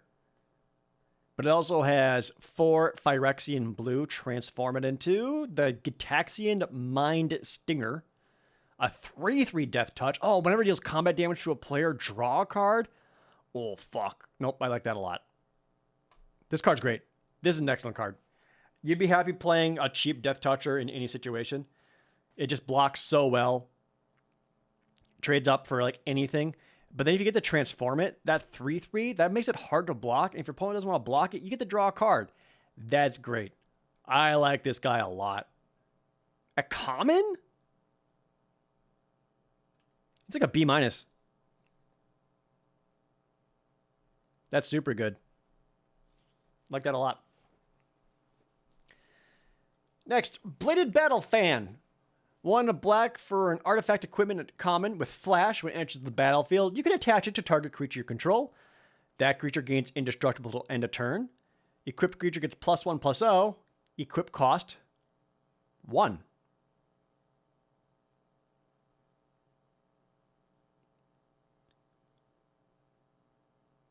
The equip cost being 1 is awesome. And the fact that it gives him a +1/+0 is also really good. The indestructible makes it like a pseudo combat trick that sticks around later.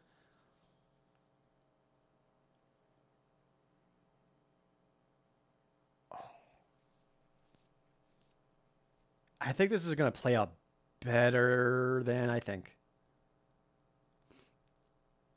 The fact that it also gets a +1/+0, like, not only means your creature gets indestructible on the same turn, it also lets you win a combat trade that it normally wouldn't.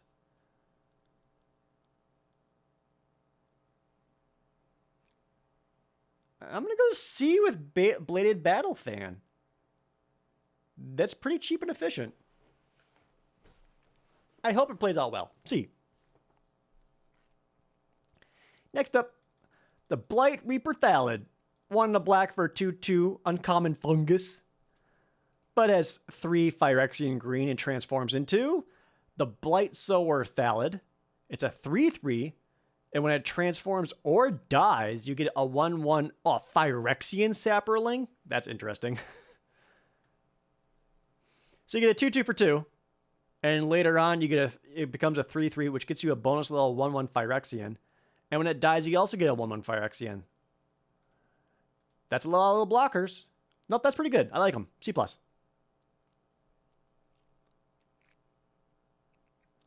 good. Next is Dreg Recycler. 1 and a black for an common Phyrexian beast. It's a 2/2. Tap them to sack an artifact or creature. Each opponent loses 1 life and you gain 1 life. Huh. Okay.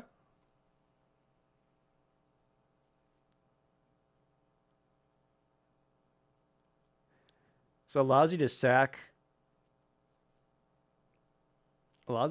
your incubate tokens if you didn't want them as creatures for some damn reason. It also is it's a good sack outlet because it doesn't cost anything. You just got to tap them.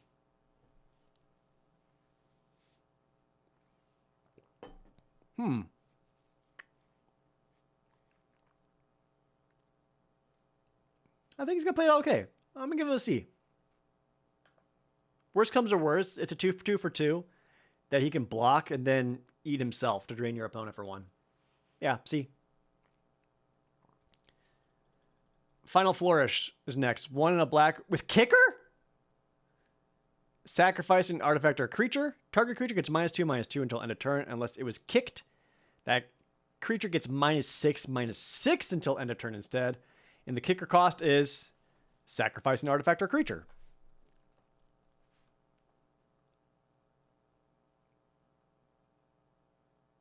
Yeah. Yeah, good with tokens. Cares a lot about. That's a lot more black sack stuff. Yeah, you're happy playing one of these. C+. Marls, thanks for the resub. Also, Sweet Rad from earlier. We also have Gifts of Completion. 1 and a black for uncommon enchantment. When it enters the battlefield, incubate 3. And then whenever a Phyrexian you control dies, surveil 1.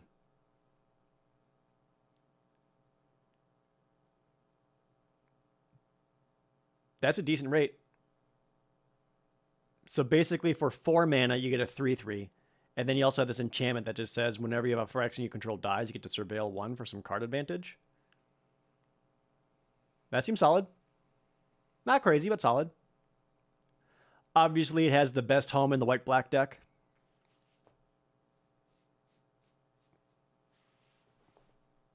Yeah, another C for Gift of Completion. Next is the Grafted Butcher. 1 and a black for a rare Phyrexian Samurai. It's a 2/2. When it enters the battlefield, Phyrexians you control gain menace until end of turn. Other Phyrexians you control get +1/+1. 3 black, sacrifice an artifact or creature. Return Grafted Butcher from your graveyard to the battlefield. Activate only as a sorcery. Oh, that's scary. I did not know there's a Phyrexian Lord at only 2 mana. It gives all your Phyrexians +1/+1. The Menace is only till end of turn. But still. That's good. Kind of the same thing with a lot of the other lords, though. It is like a build-around card. You're not just going to bump this in any black deck and feel great about it. The fact that you can only return them as a sorcery makes sense because of the Menace. Yeah, it is. It absolutely is a strong signal to go into white-black, but like really only white-black. So it's like a build around B because of that. Like you want to have Phyrexians, B+ in that case, because you want to have Phyrexians. But in like blue-black, this is not going to do much for you. Green-black, it's not going to do anything for you. Like this is a secret white-black gold card. Next is Nezumi Informant, 1 black for a common rat rogue. It's a 1/1. When he enters the battlefield, each opponent discards a card. I love these kinds of cards. Remember Virus Beetle? Hell yeah. It's Virus Beetle. He's back in rat form.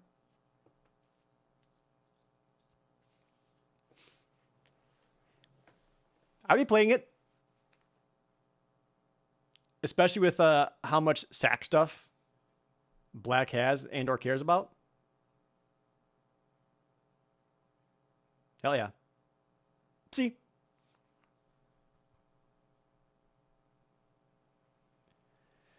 Next, we have Traumatic Revelation. AKA the Twitch chat trauma dump card. 1 black for a common sorcery. Your opponent reveals their hand. You may choose a creature or battle card from it. If you do, that player discards a card. If you don't, incubate 3.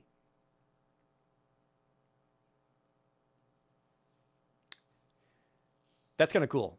So it allows you to hate a card out of your opponent's hand. And for some reason you whiff on it, you still get an incubate out of it.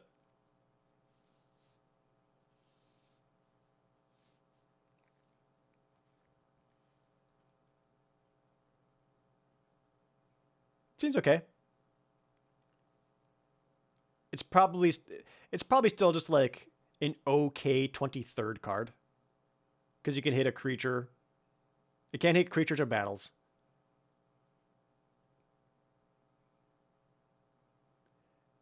Yeah, it's and you may choose one. So if for some reason if you see their hand, you're like, oh, these guys actually kind of suck. You can just choose not to and get the incubate instead. I don't think it's awesome, but these are one of the better cards I've seen of it. It's either D+ or C-. I'll be gentle and say C-.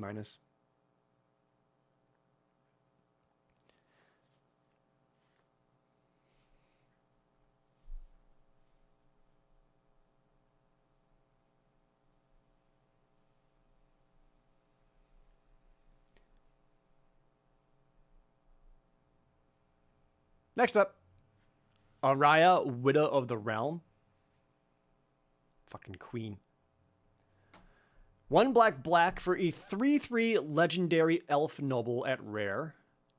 Tap, sacrifice another creature or artifact. Araya deals X damage to target opponent or battle, and you gain X life, or X is the sacrificed permanent's mana value. Word? That sounds scary. Now, because it's mana value, it does mean you can't just sacrifice or incubate tokens. It has to be like something worth a damn.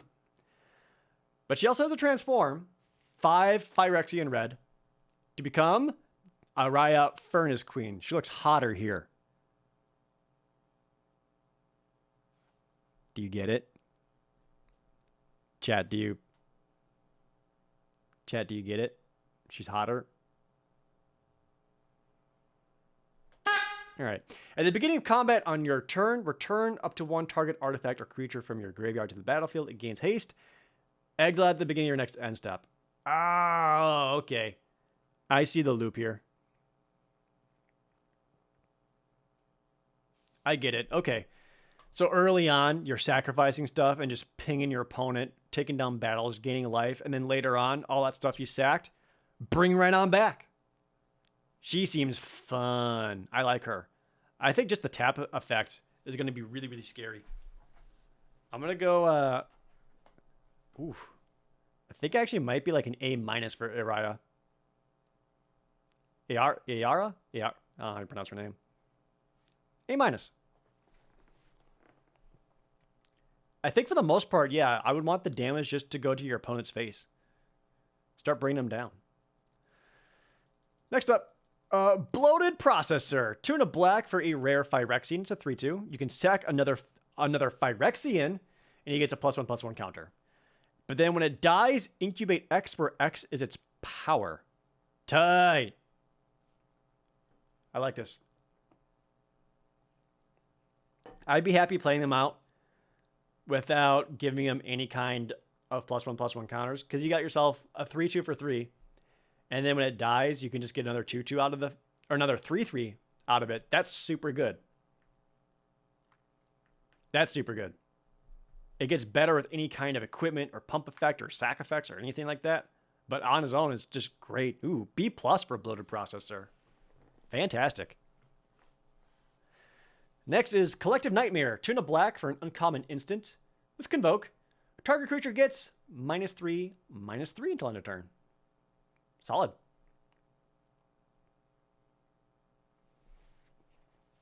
I don't know what, not a whole lot of discussion really needed. It's a C+. Happy playing that. -3/-3 is going to take out most things we've seen so far and take out most incubated creatures. And the Convoke is just a little bonus. Yeah, C+ for Collective Nightmare. Next, we have the Completed Huntmaster. 2 and a black for a uncommon Phyrexian Elf Warrior. It's a 2/3. 1, sacrifice another creature or artifact. Incubate 3. Interesting. A 3-mana 2/3 that could potentially basically upgrade your cheaper creatures, or even upgrade some of your Incubate 2s. Slow and clunky, but you could. Looks fine. See? Next is Etched Familiar. 2 and a black for a 3/2 artifact Phyrexian Fox. When Etched Familiar dies, each opponent loses 2 life, and you gain 2 life. No, Filigree Familiar, what have they done to you? Y'all remember Filigree Familiar? Kaladesh? Only instead of you and your opponent scrying one, you just drain them. I actually think this guy looks super good.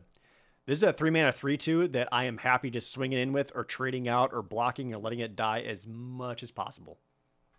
Love it. I'm in for Etched Familiar. C+. Yeah, no refunds. All right, chat. I'm going to grab some more water to make sure my throat and voice doesn't get destroyed. So if you guys don't mind holding on for just a moment. All right, let's keep going. Flitting Gorilla. 2 and a black for a 2/2 common flyer. When it dies, each player mills 2 cards. Then you may exile Flitting Gorilla. If you do, put target creature or battle card from your graveyard on top of your library.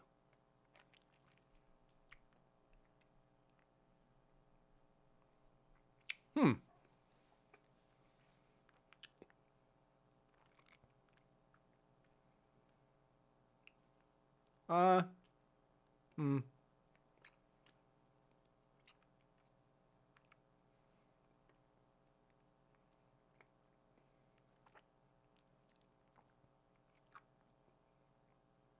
Huh. It still doesn't read as great. Like a 2/2 flyer early on is a bit understated. And then if it dies, you don't have enough stuff in your graveyard to really get value out of it. So it's actually like a 2/2 flyer that's better later on. And then later on, it's probably not going to be able to attack in for a whole lot.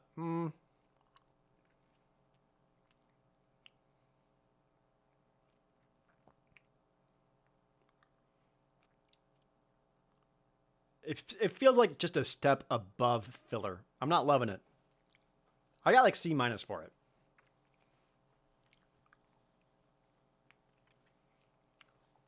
C plus? I don't know about C plus. It doesn't have enough power or toughness to be C plus, especially at 3 mana. If it was 2 mana, oh, absolutely.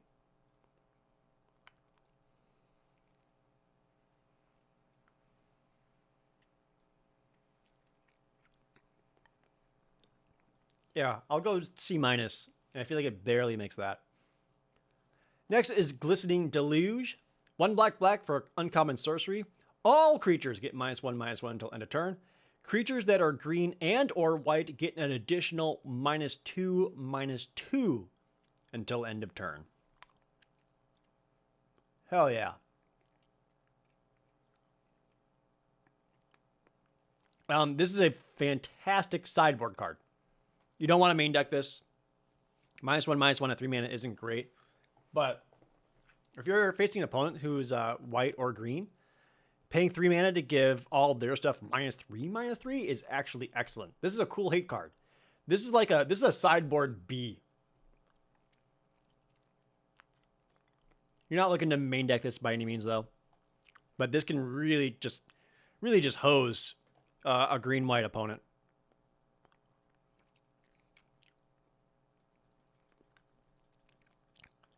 Next is Ichor Shade. 2 black for a 2/3 common Phyrexian Shade. At the beginning of your end step, if an artifact or creature was put into a graveyard from the battlefield this turn, put a +1/+1 counter on Ichor Shade. That's cool. Classic pumpable Shade only cares about anything going to the graveyard, your stuff or your opponent's. Looks good. C+. Render Inert, 2 black for an uncommon sorcery. Remove up to 5 counters from target permanent. Draw a card. So, because of the way this word is worded, you can use this to defeat a battle.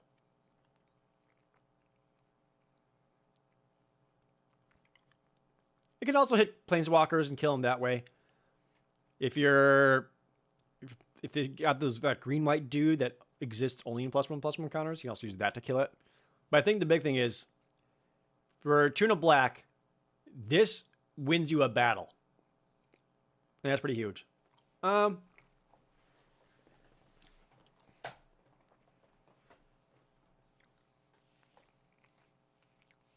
yeah, also takes out any incubated Phyrexian.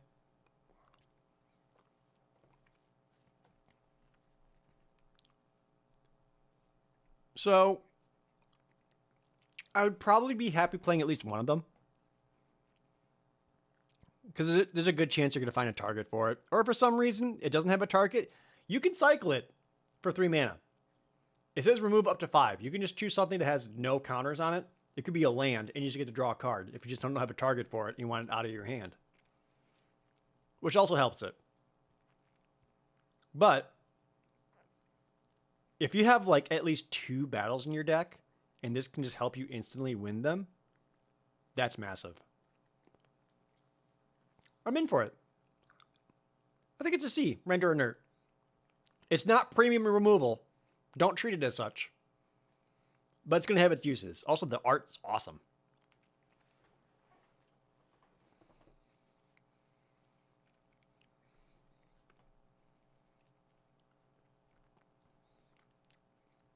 Oh, thank you, Citrine. Appreciate it. Next up. Unseal the Necropolis. 2 black for a common instant. Each player mills 3 cards. Then return up to 2 creature cards from your graveyard to your hand. Ooh.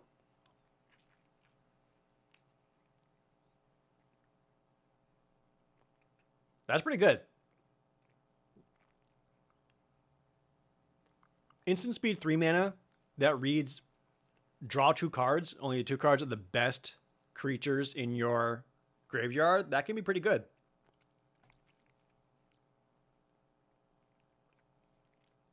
I'm in for it. See. I love that it's instant speed, so you can hold it up until your opponent's end step, just in case.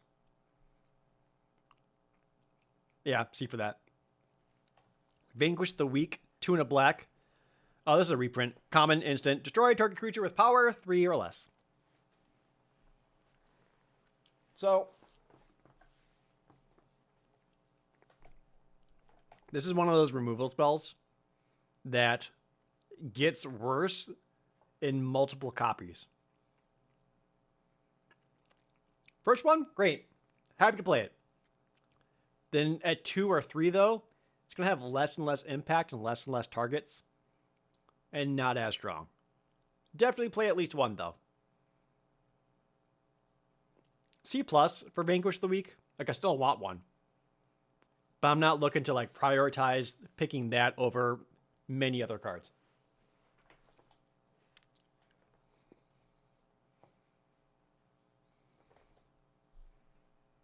Next. Consuming Aetherborn.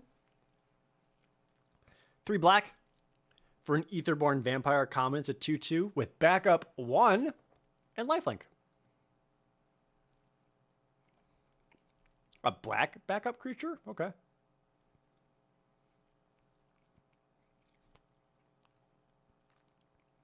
This one's okay. I mean, giving something else +1/+1 on lifelink isn't too bad. Bare minimum, you're paying 4 mana for a 3/3 lifelink is okay.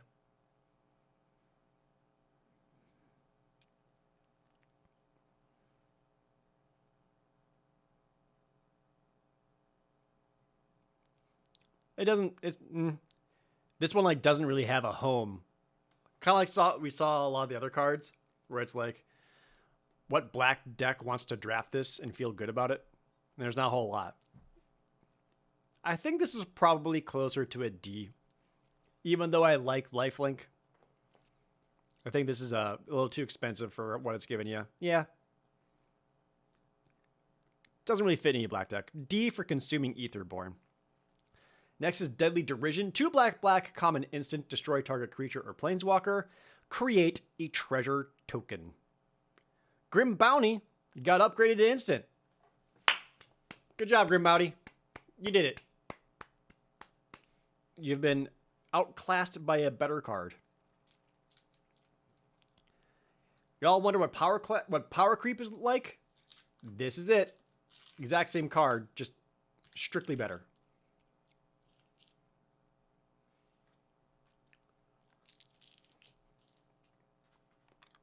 B, by the way. I'd be happy playing as many of these as I could. B. We got some battles. The Invasion of Eldraine. 3 black, 4 defense. When it enters the battlefield, target opponent discards 2 cards. Okay. And if you defeat it, Prickle Fairies. 2/2 flyers. At the beginning of each opponent's upkeep, if that player has 2 or fewer cards in hand, Prickle Fairies deals 2 damage to them. Huh.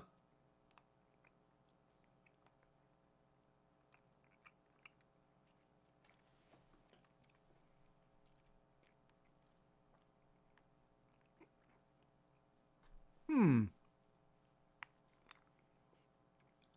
4 mana making them discard 2 is a bit overcosted.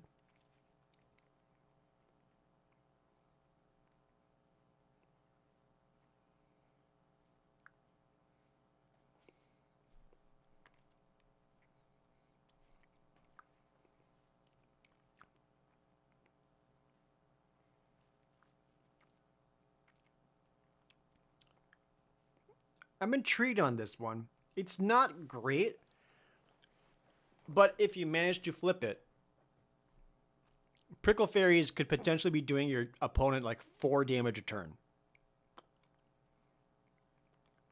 Well, not a turn. They would take 2 damage on their turn, and on your turn, you swing in the air for another 2. That's a pretty fast clock on your opponent. That said, they are paying 4 mana just to make them discard 2, and it's not really affecting the board. Makes it seem less good. If you manage this half, though, could get some strong effects. Leading C- for Invasion of Eldraine.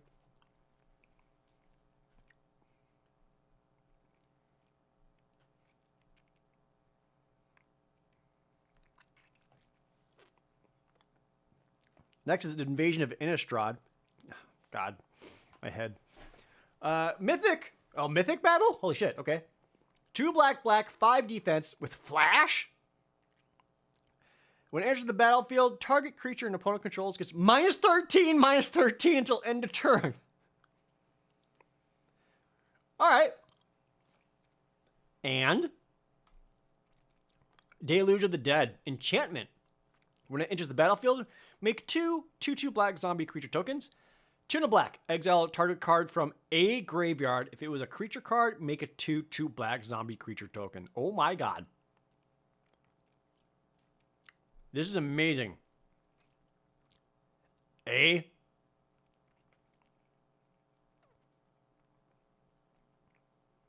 has Flash. That's stupid. 2 black, kill anything is great. It gets around indestructible. Gets around stuff that cares about damage or destroy or whatever. And then when this sticks around, you can start exiling stuff out of your opponent's graveyard to make zombies. It doesn't even have to be a creature. Oh, if it doesn't have to be a creature card, but if it is, you get the zombie out of it. This is great. A. Fantastic. Moving on. Next is Nezumi Freewheeler. 3 and a black for an uncommon Rat Samurai. It's a 3/3 menace. When it enters the battlefield, each player mills 3 cards. Okay? But it can also transform at 5 and a white, 5 Phyrexian white. They become the Hideous Flesh Wheeler. Oh, it just is its own motorcycle. It's a 4/5 menace. And when it transforms, put target permanent card with mana value 2 or less from a graveyard onto the battlefield under your control. Word? Ooh. I actually like this.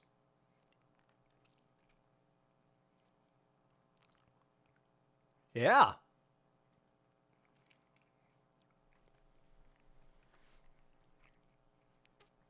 If you manage to get this up to the 4/5 menace,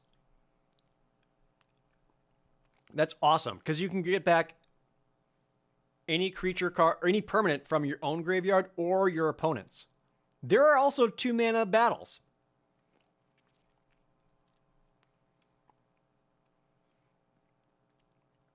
Cool. I like him.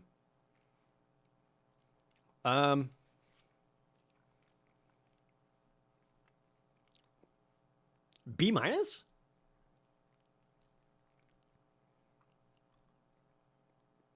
Like a creature that just later on can get you back another creature? Seems really good to me. Yep, you're right, chat. You can use it to get a land. But if you're already paying 5, there's a good chance you really don't need another one. I like him. Is he just a B? No, it's expensive. I'll say B minus. Cool card, though. Next is Pile On. 3 and a black for a rare instant with Convoke. Destroy target creature or planeswalker. Surveil 2. Yep, great. B+. Easy. Easily splashable removal spell. Convoke allows you to put other stuff out and use your creatures to still destroy something. And you got some Surveil just to help make sure you're getting draws you want. Fantastic. B+ for Pile On. Next. Tenured Oilcaster. 3 and a black for a common Phyrexian wizard. It's a 2/4 menace. It gets +3/+0 as long as your opponent has 8 or more cards in their graveyard. Whenever it attacks or blocks, each player mills a card.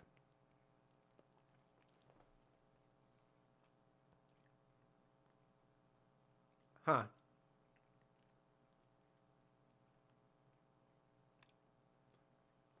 It's a lot.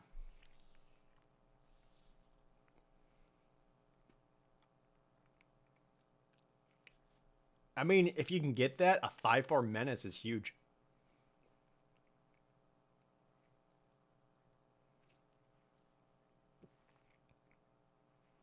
It still doesn't seem awesome. It looks like a D to me. Unless you have a way of milling your opponent a lot. Gonna say D. Next is the Archpriest of Shadows. 3 black for a rare human warlock. A 4/4. Backup 1. Death Touch. Whenever this creature deals combat damage to a player or a battle, return target creature from your graveyard to the battlefield. Oh, that's amazing.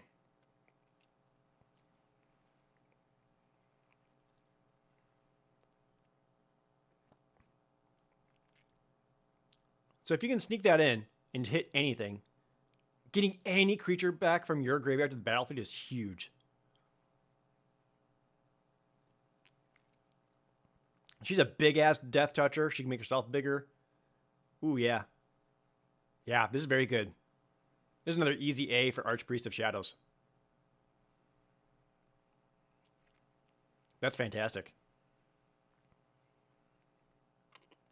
I mean, there is a good chance your opponent's just going to chump block with something, which if that's the case, you still Death Touch and take out their chump blocker.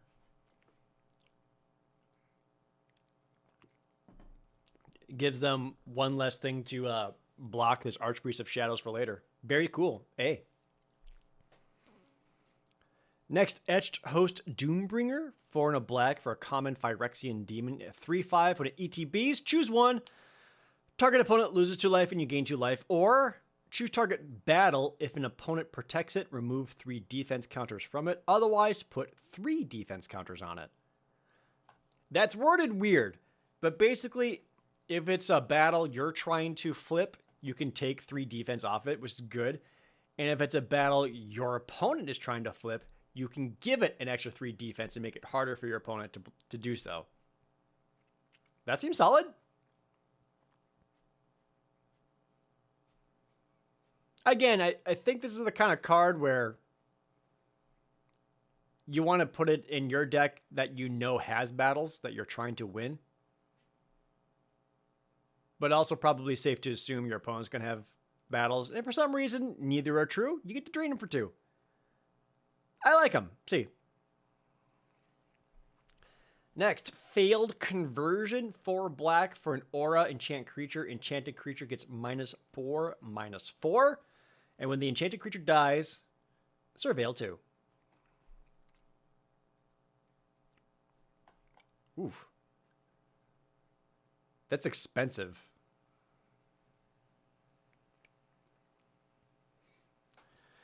It's expensive. It's generally going to kill anything it enchants. And once it's killed, you get to Surveil 2 off of it.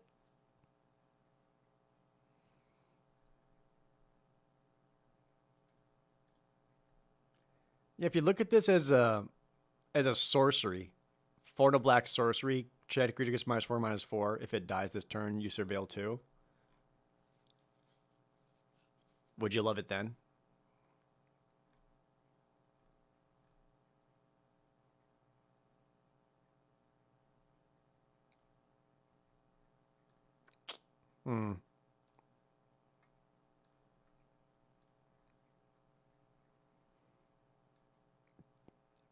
Yeah, it's playable.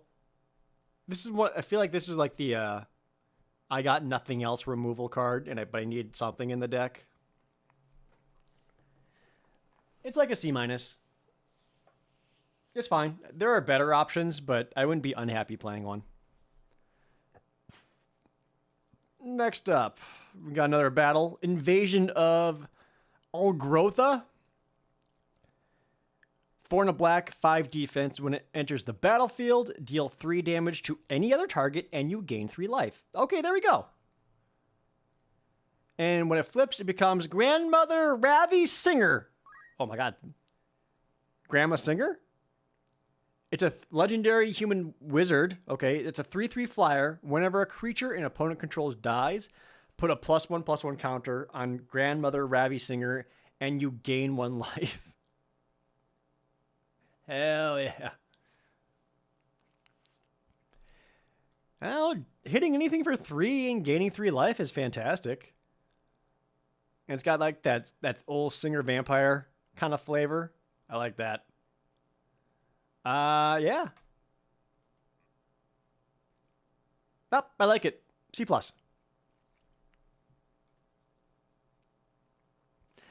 Next, Shieldred. Here, girl. 3 black for the mythic rare Phyrexian. It's a 4/5 menace. When Shieldred enters the battlefield, each opponent sacrifices a non-token creature or planeswalker. Okay. 4 and a black, exile Shieldred into her Saga form, but only do this if an opponent has 8 or more cards in their graveyard. Oh, okay. So Shieldred specifically cares a lot about your opponent having cards in their graveyard. And her Saga is the True Scriptures. Chapter 1. For each opponent, destroy up to 1 target creature or planeswalker that player controls. Good. Chapter 2, each opponent discards 3 cards, then mills 3 cards. Okay. Chapter 4, put all creature cards from all graveyards onto the battlefield under your control. Flip back to Shieldred.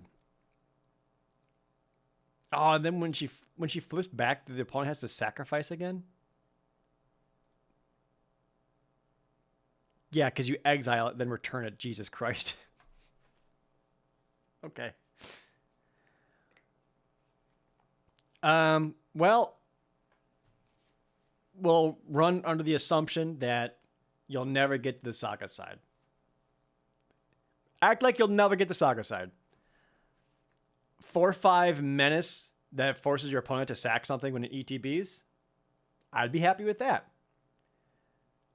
And then everything else is go fuck yourself, opponent, is what it says.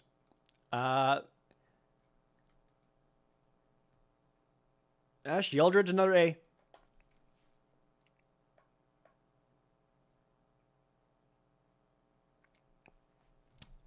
Yep.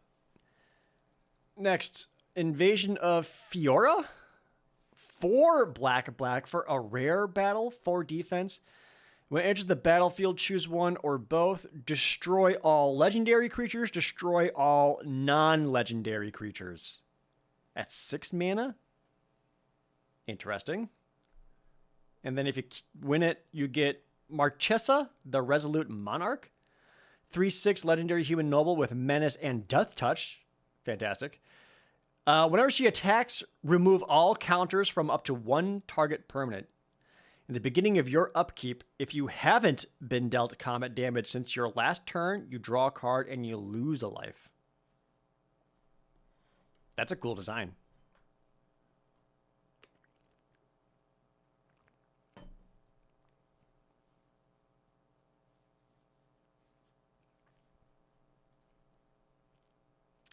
Six mana board wipe.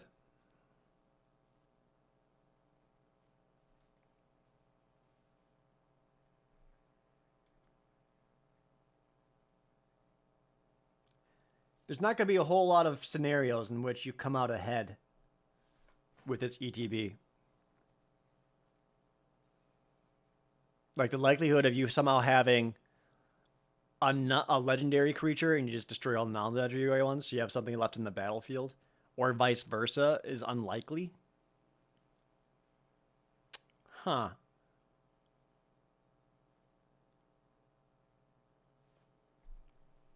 It's only got 4 defense, too.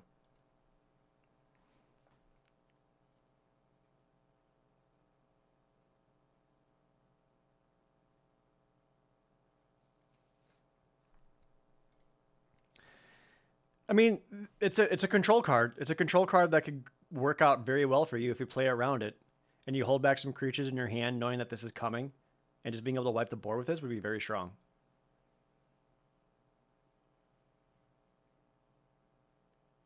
Yeah, it's certainly a control card. And in a control deck, it's quite a good one. It's a B+ control card.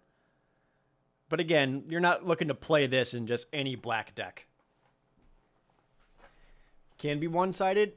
It can be, sure, but the likelihood of that happening in limited is close to nil. Potentially, sure, but likely not going to happen. Yeah. Good control card. Merciless repurposing 4 black for an uncommon instant, or poor Urbrask. Exile target creature, incubate 3. Hey. Okay. That's expensive for exile. but you do get the incubate afterwards. I don't like how expensive it is, but also, what am I not going to play one?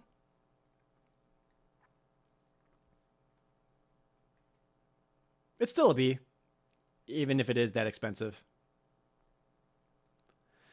Next, Phyrexian Gargantua. 4 black for an uncommon Phyrexian horror. It's a 4/4. When it enters the battlefield, you draw 2 cards and you lose 2 life.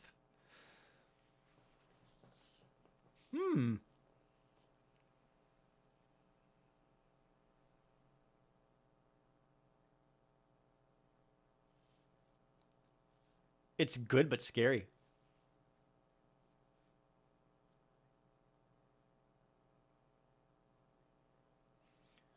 Like getting a 4/4 down and being able to draw 2 cards is really good, but to lose 2 life at 6 mana can be scary. Like if you're way behind and you're down to like 6, 7, 4 life, that makes it pretty scary.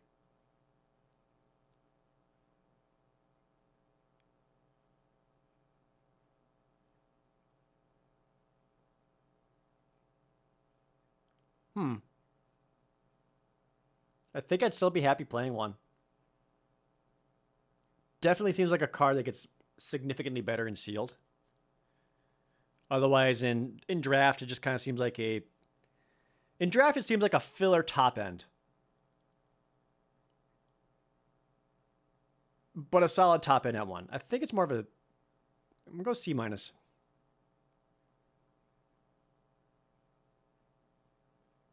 The lose 2 life is scary on it. I don't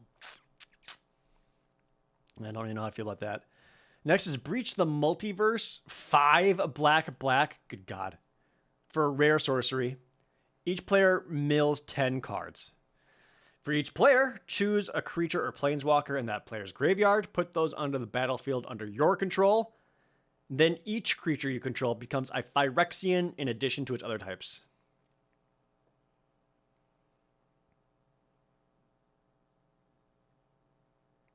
F.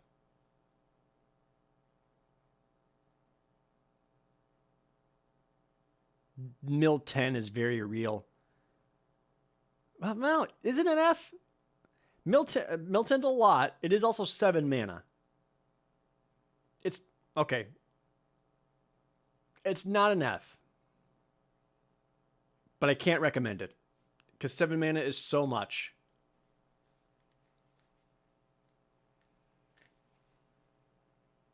And if you manage to cast this safely, you basically pay 7 mana and you get the 2 best creatures in all the graveyards out onto the battlefield. Yeah, that's not bad. Okay. Jeez. It's okay. It's not enough. It's not enough. But man, the window in which you can safely cast this is pretty narrow.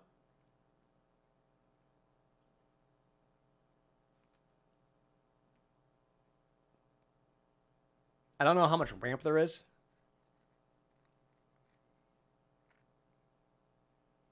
Yeah, it seems more like a commander card. I think you guys are right. All right, not an F in limited. It's not completely unplayable, but I don't recommend it. D+. Or somehow like a build around A. If you like go 45 card deck or something like that. Yeah, I love the art though. I agree.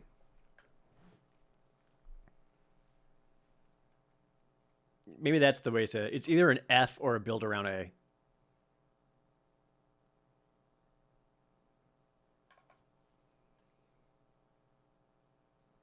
All right, moving on. It just the problem with it is like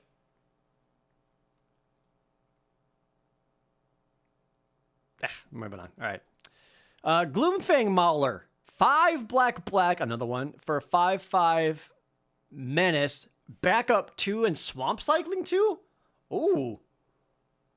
No, this guy's quite good.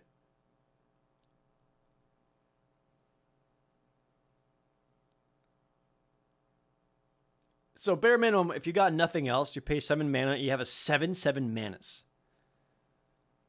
That is beefy. But the fact that it has swamp cycling makes it a little more palatable because you can easily toss Homeboy away to get yourself a swamp. And then with Breach of the Multiverse, you can just bring them back out. I actually like this guy. I think he's a C+. I'd be happy playing 2 of them in the deck. One to swamp cycle, one to cast for later. The backup 2 is really cool too. Yeah, C+ for Gloomfang Mauler. Final black card is Hoarding Broodlord. 5 black. Rare dragon, 7/6, convoke flying. When it enters the battlefield, search your library for a card, exile it face down, and for as long as that card remains exiled, you may play it. Spells you cast from exile have convoke.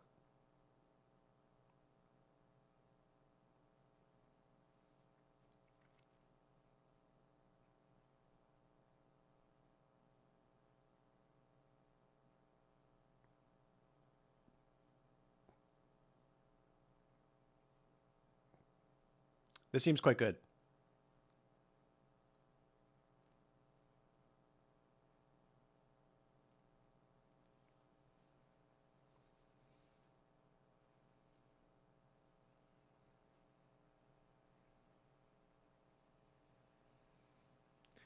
With convoke, if I have 2 creatures, 6 mana for a 7/6 flyer that essentially draws me another card, but it's the best card that's remaining on my library.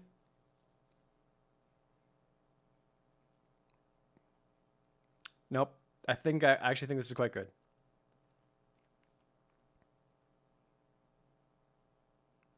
The casting cost does make it a bit scary for sure. But if you're able to get this down, you're not just getting like a 7/6 flyer out. You're also getting whatever other best remaining card in your library is and ready for you to cast at any time.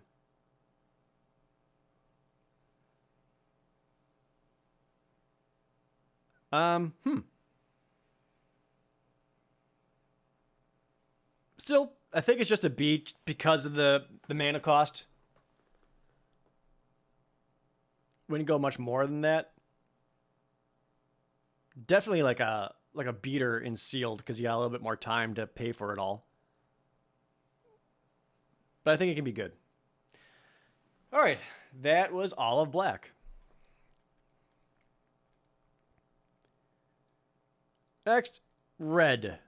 Aki Scrap Chomper. That's going to be the name of my next gnome I play in Dungeons and Dragons. Aki Scrap Chomper. Red for a 1/1 Phyrexian Goblin, a common. 1 to red, tap, sacrifice an artifact or land, draw a card.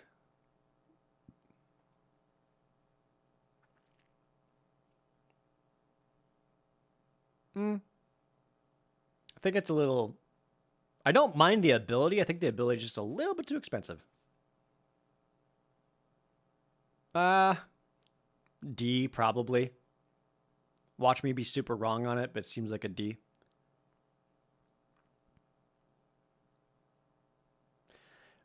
Beamtown Beatstick is an awesome name. Red for common equipment. Equipped creature gets +1/+0 and has menace.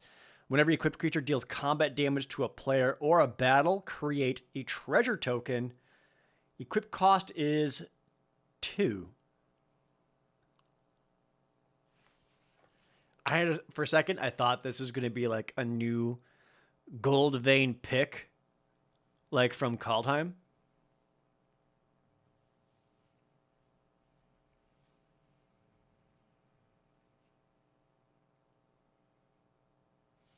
Equip cost 2 is real, but it only costs 1 to get down. And be able to get some treasure is pretty legit.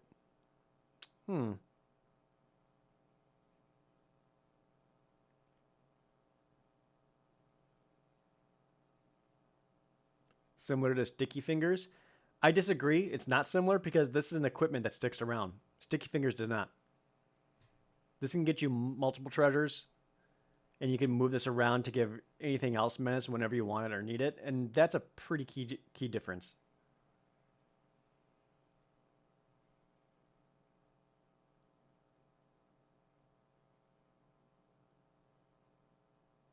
It has a similar effect to Sticky Fingers, but this is just better.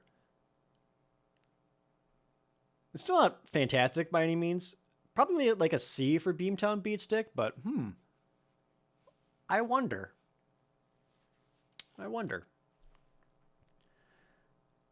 Next up is Coming in Hot. Red. Instant. Target creature gets +1/+0 and gains first strike until end of turn.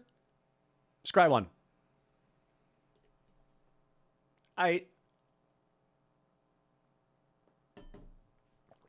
That's not bad.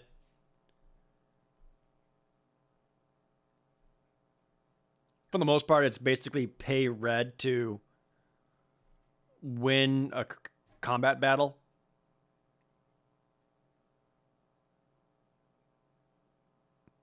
And the Scry 1 helps. Yeah, it's fine. C-. Fingers draws you a card when the enchanted creature dies, so it's more different than better or worse. I still say worse, because drawing a card could be whatever. Whereas, like, because as soon as the Sticky Fingers is gone, like, that value is done. The equipment still being there, getting anything menace, and just making all your later game threats even bigger threats and harder to deal with is better. Coming in Hot seems like a reprint. I think it's been under a different name. I don't know if they had cards like this before. I don't remember if they had the Scry effect. Next is Lithomantic Barrage. Red, uncommon sorcery. This spell can't be countered. Deal 1 damage to target creature or planeswalker. It deals 5 damage instead if that target is white or blue. Speaking of hate cards, I think this one's also awesome, and also probably going to see a lot of constructed play. So the can't be countered is pretty big because that gets through ward. 1 red to deal something 1. Is it purely a sideboard card, or would you keep this in there? It sucks that you can't just like ping a battle for 1.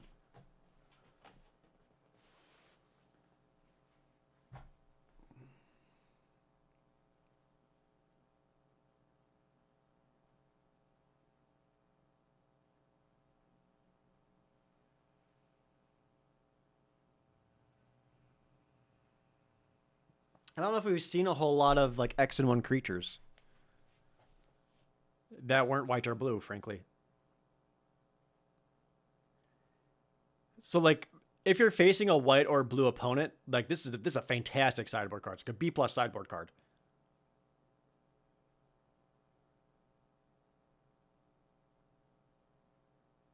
I don't think I would main deck 1.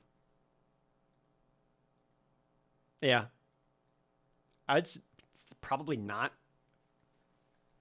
Unless you're in like if there's like a blue-red spells deck, this can be fine because it's a cheap spell and you just get to ping the opponent for 1. But still, I think it's more of a sideboard card. It's a sideboard B+ though. Next, Mirren Bane Splitter. Red for a common equipment with flash.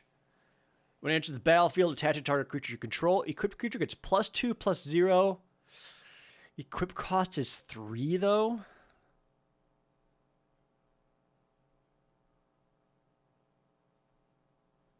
No, I don't like this one.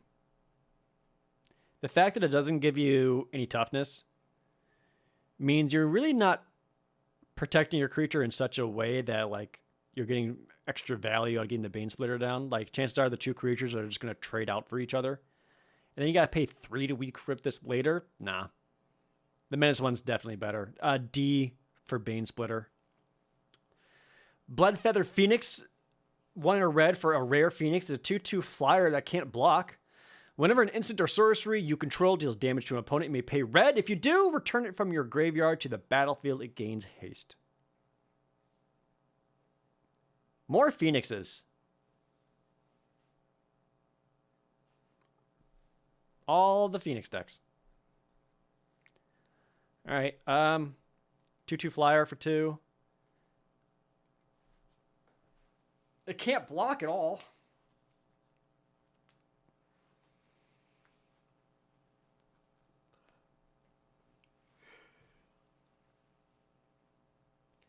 So you basically need to have direct damage cards in order for this to even be worthwhile and limited, and that's going to be tough to do. It's a fine aggressive card, and if you manage to bring it back even just once, it gets better. Otherwise, it's just kind of a C. Yeah, C. This would be a good reason to play the 1 damage thing, because then you can get this back for pretty cheap. All right, Burning Sun's Fury, 1 and a red for a common instant with Convoke. Up to 2 target creatures gain +2/+0 and gain haste until end of turn.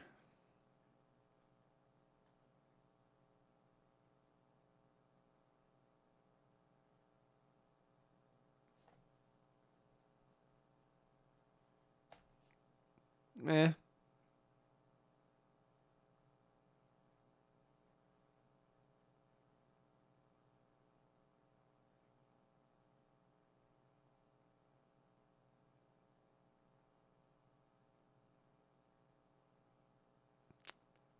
I'm trying to think of a world in which I guess you can use your cheap creatures you already got out to haste the bigger stuff you just played. Would a spell that makes your opponent lose life count as damage? It does not. If it's a card that says like your opponent loses 2 life, you gain 2 life, that losing life is not damage. Yeah, this feels weird. It looks like a D. Even trying to think of like an ideal world. I don't see much use out of it. Yeah, D. Eh. Next is Furnace Gremlin. 1 and a red for uncommon Phyrexian Gremlin. It's a 1/2. You can pay 1 and a red. It gets +1/+0 until end of turn. And when the Furnace Gremlin dies, you incubate X, where X is its power.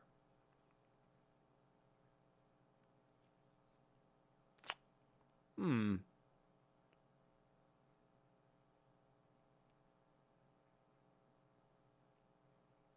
this is a good target to put like your equipment or combat tricks on. The pump effect's expensive. But even just getting that once and being able to get an extra 2/2 out of it seems fine. Yeah, this is the kind of guy who wants your equipment. Yeah, it could also be a good backup target. I agree. Yeah, he seems like he could actually be all right. Probably go C+ on that Furnace Gremlin. And if for some reason he dies and you aren't able to pump him, well, you can get yourself an emergency 1/1. Here's a couple of battles. Invasion of Mercadia. 1 and a red for an uncommon battle, 4 defense. When you enter the battlefield, you may discard a card. If you do, draw 2 cards. Oh, there you go. There's your tormenting voice. And if you manage to defeat it, you get Chiron Flamewright.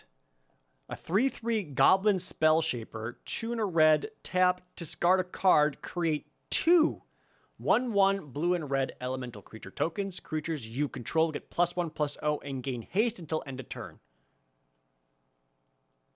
Oh, the backside guy's kind of cool. Front side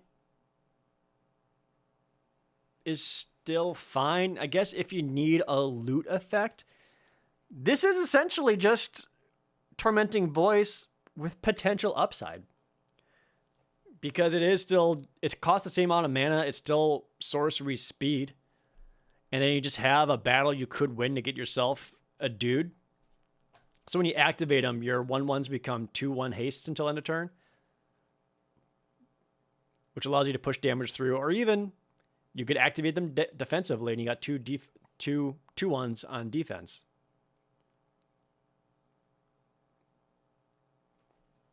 Seems okay, though. Again, battle doesn't actually like help you win it right away, so it seems kind of fine. It's like C. Invasion of Tarkir. 1 and a red for a mythic rare battle. 5 defense. When it enters the battlefield, reveal any number of dragons from your hand. When you do, Invasion of Tarkir deals X plus 2 damage to any other target, where X is the number of cards revealed this way. X can be 0, and if you kill it, it becomes the Defiant Thundermaw, a 4/4 flying trample. Whenever a dragon you control attacks, it deals 2 damage to any target. This is actually kind of tight. So, if you have no other Dargans in your hand, you play this out for 2, and you get to shock something. Because it can be 0. You reveal none, you deal something 2.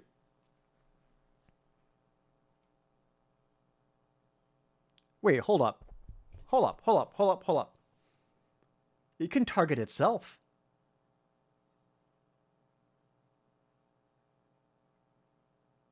Because this has already entered the battlefield.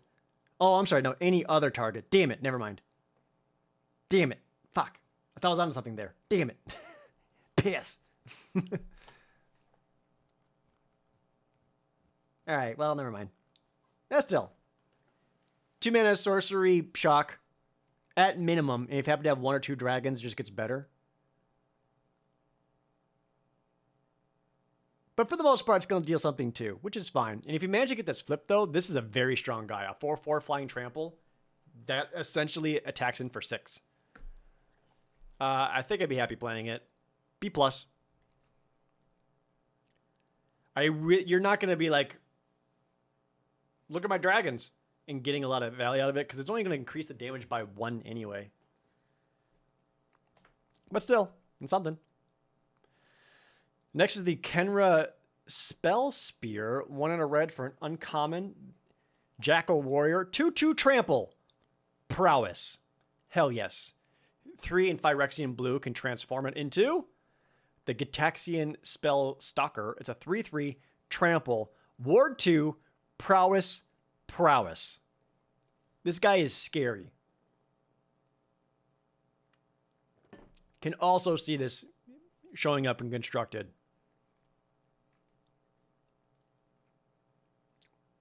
Absolutely. B. What a cool guy. It's got trample on it. That's so good.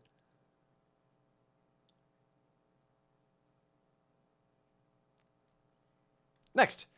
Pyretic Prankster. 1 and a red for a common devil. It's a 2/1. But you can transform it 3 in Phyrexian black to become the Glistening Goremonger, a 3/2 Phyrexian devil. And then when it dies, each opponent sacrifices an artifact or a creature. Ooh, I actually kind of like that. Allows you to block and trade out for something and force your opponent to also sack something because of it. Nope. That's pretty cool. I like him. C+. I feel like he can go in almost any deck. Next up, Ral's Reinforcements. What's up, Ral? 1 and a red for a common sorcery. Create 2 1/1 blue and red elemental creature tokens. Yep. You get a 2 mana 2/2 on 2 different bodies, and it's a spell. C+. Very cool. This kind of makes me seem like there is going to be like a Spells Matter deck, and it could be neat. Thrashing Frontliner, 1 and a red for a Phyrexian Viashino. 2/2 common with trample. And whenever it attacks a battle, it gets +1/+1 until end of turn. Okay, so you got yourself a 2/2 trample for 2. Great. If you attack a battle, it's a 3/3 trample. Neat. That's solid. See? Next is the Trailblazing Historian. 1 and a red for a human shaman that's common. It's a 1/3 haste. Tap another. Target creature gains haste until end of turn.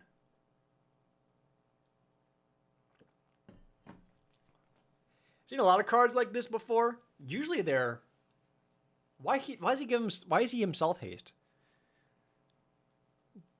So you can put him down, cast something else, and then haste another guy right away, but then you already spent 2 mana on another thing? So clunky. Or on turn 2, you get in a point of damage, got him.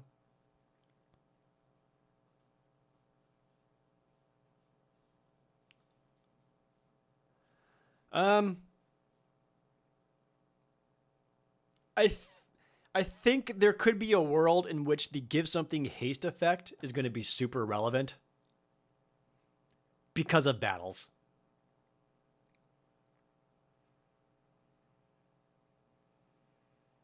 I could see this guy doing some work. Not going to go too great on it, though. I still think he's like a C-. But I could see it. I could see things happening because of him. Next is Volcanic Spite. 1 in a red, common instant. Deal 3 damage to target creature, planeswalker, or battle. You may put a card from your hand on the bottom of your library. If you do, draw a card. This just outclassed Fire Prophecy because it can target battles.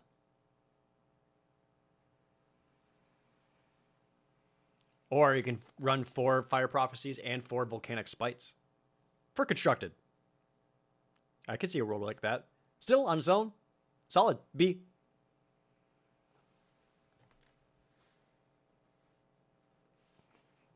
And Planeswalkers. Does Fire Prophecy not target Planeswalkers? I thought it did. Am I mistaken? Oh, as is gaming. Thanks for the reset from earlier, by the way. I know Fire Prophecy was deal 3, put a card on bottom, draw a card.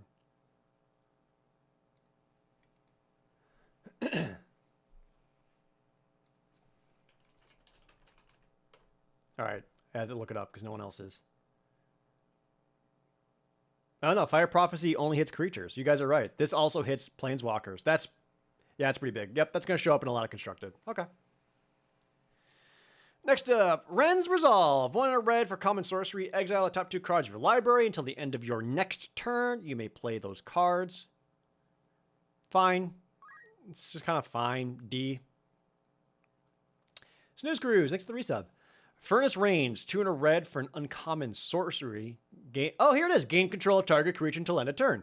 Untap that creature. Gains haste. Oh, it also has whenever this creature deals combat damage to a player or battle, make a treasure token. Oh, that's a fun little bonus. Oh, nope, I like that a lot. That means you can cast this for just 3, attack with it, and have that treasure afterwards. You got the 1 mana to be able to sack the stolen creature for something. This is at uncommon, which means trying to put this together, this deck together, makes it a little bit tougher to do. So if you are going for that deck and you see this coming around in the draft, you're going to want to prioritize it.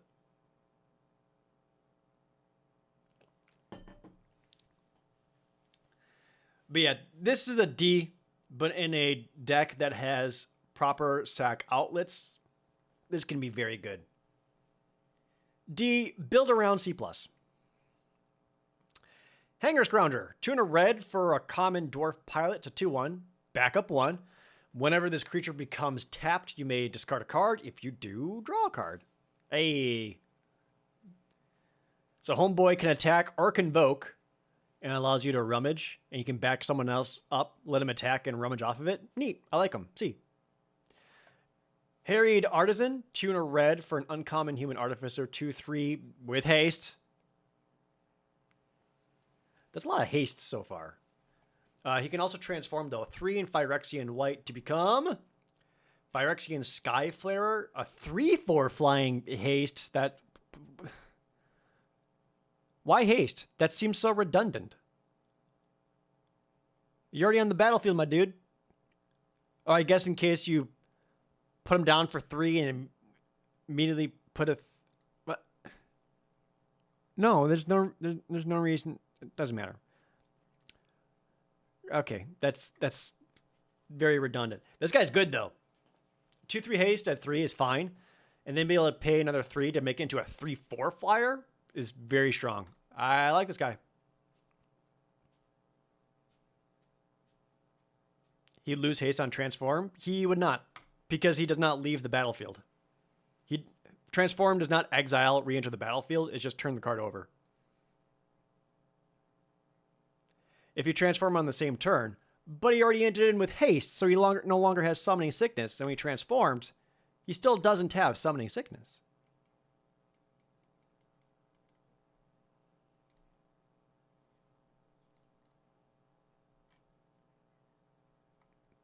I don't know. It seems like they just wanted to have another keyword there, so it looks better. I still like him, though, because a 3/4 flyer is beefy, especially if you can do it all in like a single turn. That's 6 mana 3/4 flyer. Sure. If a creature loses haste, it still has summoning sickness. I'm gonna ask you guys to fact check that, because it sounds like you've never played with Swiftfoot Boots.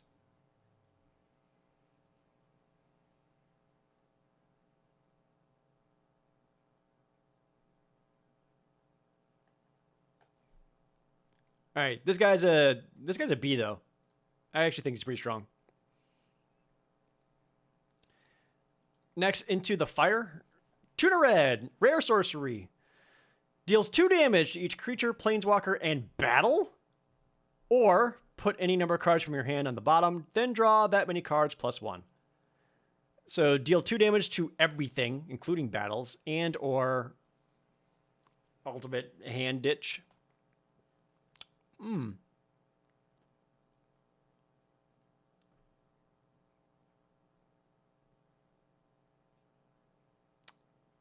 2 damage to everything.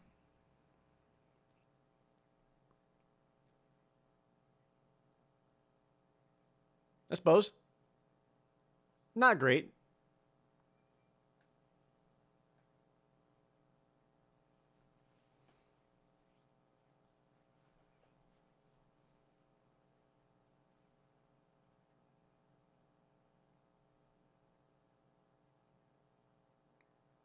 I think this is probably going to have enough targets that's worth playing.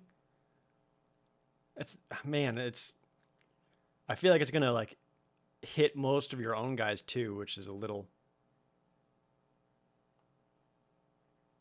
rough.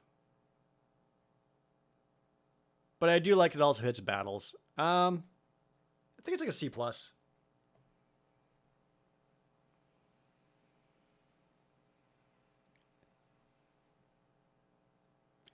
Again, you want to have your deck around in such a way that the 2 damage doesn't punish yourself too much. And the other thing is just kind of fine. If it has no target, you can just... Ooh, how many cards would you want to ditch away to pay 3 mana and feel good about it? At least 2 others. So you can pay 3, discard 2, draw 3. Yeah. Yeah, C+ for Into the Fire. Think about Lightning Greaves. By that logic, you could equip it to all your fresh creatures to give them all haste. Yes, correct. That's why Lightning Greaves was bullshit.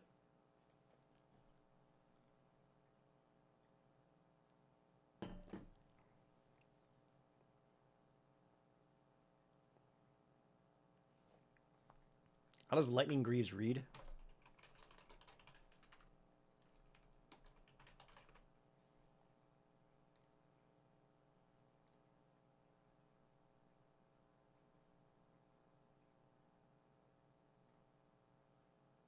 That's right. Lightning Greaves was to give the haste and also fucking Shroud. What a bullshit card.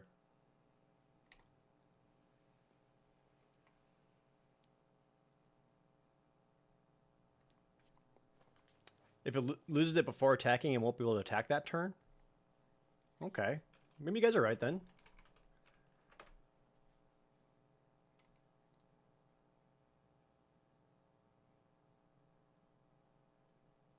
Because the Dominaria... Was it the Dominaria returns? No, it was Brothers War. A lot of you have Swiftfoot... That had Swiftfoot Boots, didn't it? Because I swear, even on a Arena, I was using that to bounce that around to remove something's haste. All right. You guys looked it up. I believe you. Next, Invasion of Regatha. Tuna Red. Uncommon battle. 5 defense. Turning my head. When enters the battlefield, deals 4 damage to target creature and 1 damage. Oh, I'm sorry. 4 damage to a. So hard to read. 4 damage to another battle and 1 damage up to a creature. Or 4 damage to an opponent. Okay, so a battle that helps you win battles. And it flips to the Disciples of Infernal. That looks cool. 4/4 prowess? Jesus. If a non-creature source you control would deal damage to a creature, battle, or opponent, it deals an additional 2 instead. Fuck. That's quite good. The prowess triggers. Hell, I'd probably just hit my opponent for 4. Fuck it. It does say another target battle, so you can't have it deal 4 to itself.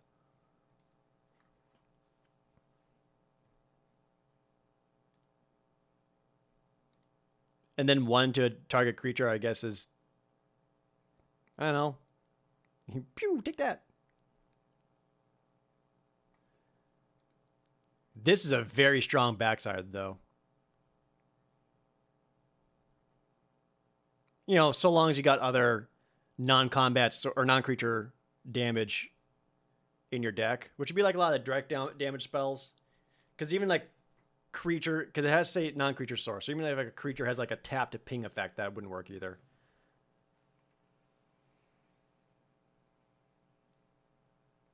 I like it though. Looks like a B.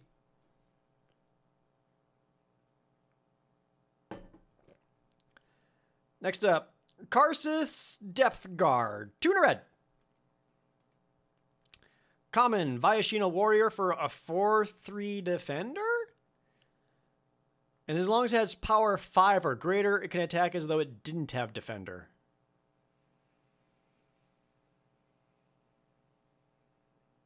I get it. You back it up once. I get it.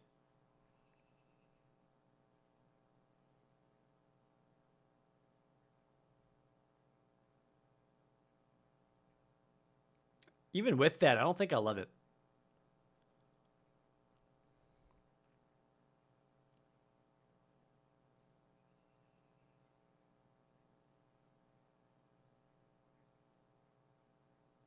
Just kind of seems okay to me. D+. Maybe I'm super wrong on that, and maybe there's a deck where you like draft 5 of these and you're just backing them up constantly and going to town on your opponent.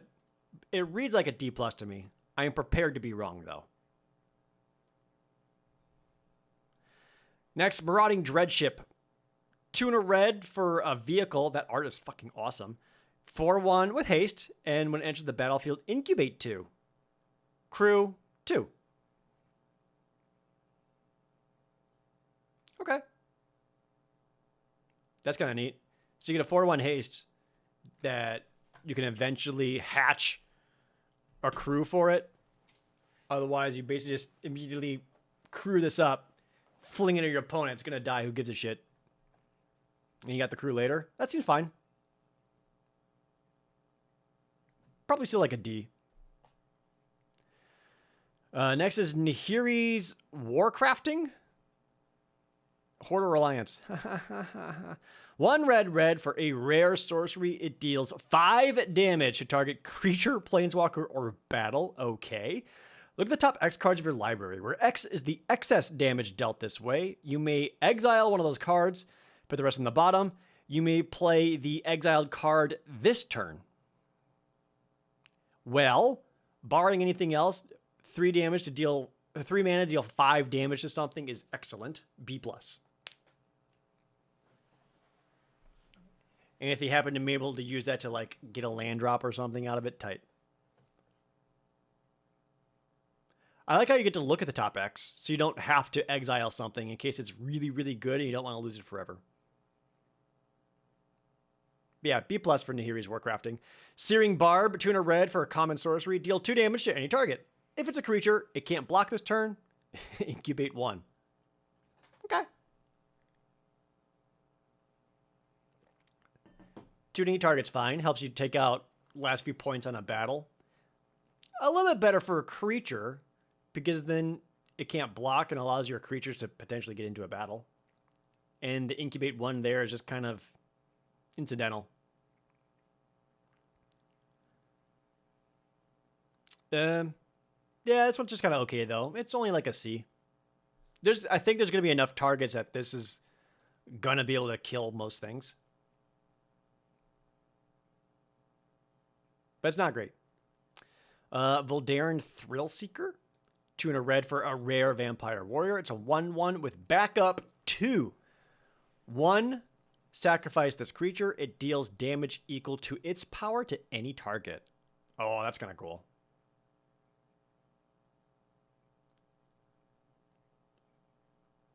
So you can back something up, let it swing in, do whatever damage, and then potentially just sack it to deal its power to whatever. Worst comes to worst, you make her into a 3/3 for 3 that can sack herself to lightning bolt something. Neat. B. Have I ever read any of the actual Magic Stories Wizards writes? I actually read all of the March of the Machines one. It was fine. Invasion of Kaldheim. 3 and a red for a rare battle. 4 defense. When enters the battlefield, exile all cards from your hand, then draw that many cards until the end of your next turn. You may play cards exiled this way. Oh, so it's kind of like a weird foretell effect. Kinda. It flips into the Pyre of the World tree. Enchantment. Discard a land card. Pyre of the World tree deals 2 damage to any target. Whenever you discard a land card, exile the top card of your library. You may play that card this turn. That's actually kind of rule. That's neat. I like that a lot.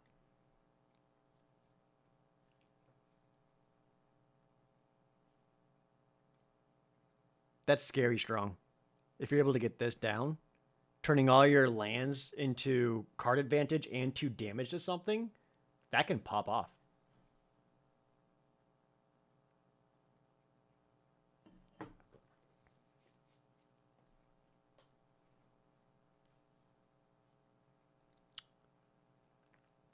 The front side effect's a little weird, though. Yeah, if you manage to get to the Pyre side, easy B+. It's just... I'm not giving it an A because it doesn't immediately help itself or help you get there to immediately flip it over or win the fight. B+ for it, though. Moving on. Invasion of Karsus. 2 red for a rare battle with 4 defense.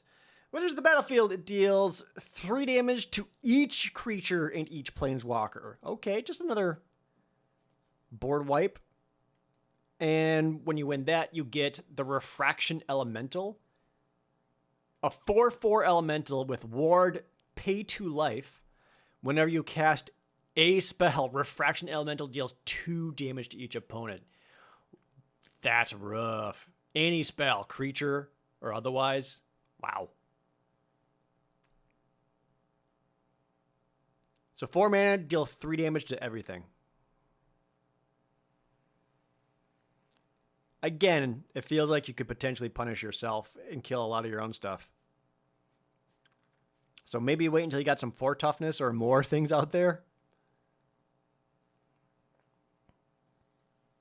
It only has 4 defense, which isn't that bad. The backside is also very strong.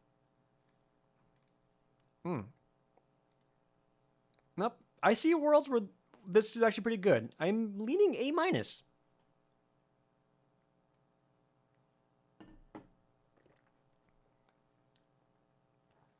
Ward is you have to pay an extra cost in order to target that card with spells or abilities.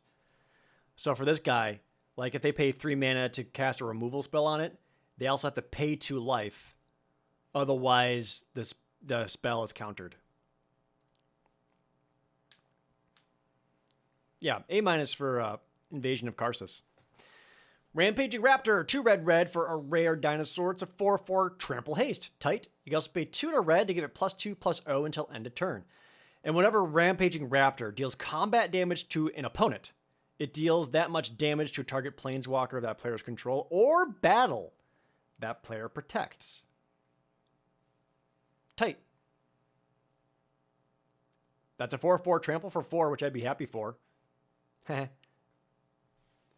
then you can pump it later just to hit your opponent and also take out a battle if they happen to have one. Very cool.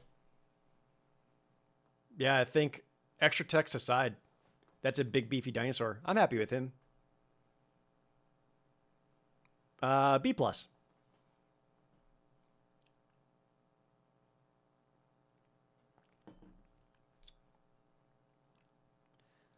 Next up, the Red Cap Heel Slasher. Yeah, I'm gonna get you in the ankle. 3 in a red for a 2/3, backup 1, and has first strike.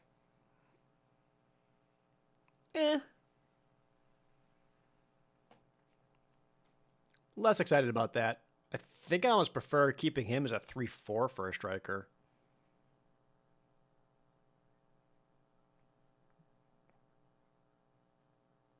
Yeah, that's another one of those cards where it's like, he doesn't really have a home, and he's pretty expensive for what he does. He looks like a D to me. Scrappy Bruiser. 3 in a red for an uncommon Raccoon Warrior. Hilarious. He's a 3/4. Whenever he attacks, up to 1 target attacking creature gets +2/+0 and gains trample until end of turn. Return that creature to its owner's hand at the end of combat. So he can target itself. He is a 3/4 that can make itself attack in as a 5/4. You do have to return it, but he can target himself.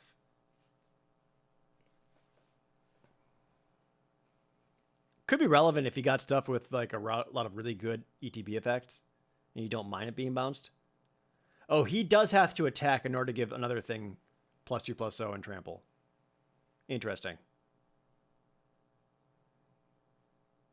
So you can't just sit back and let the other stuff attack.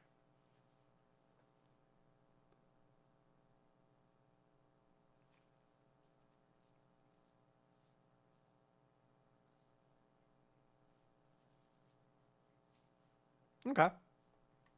So it's kind of like a clunky way of doing the what the hell is that new Capenna mechanic? Blitz, more or less.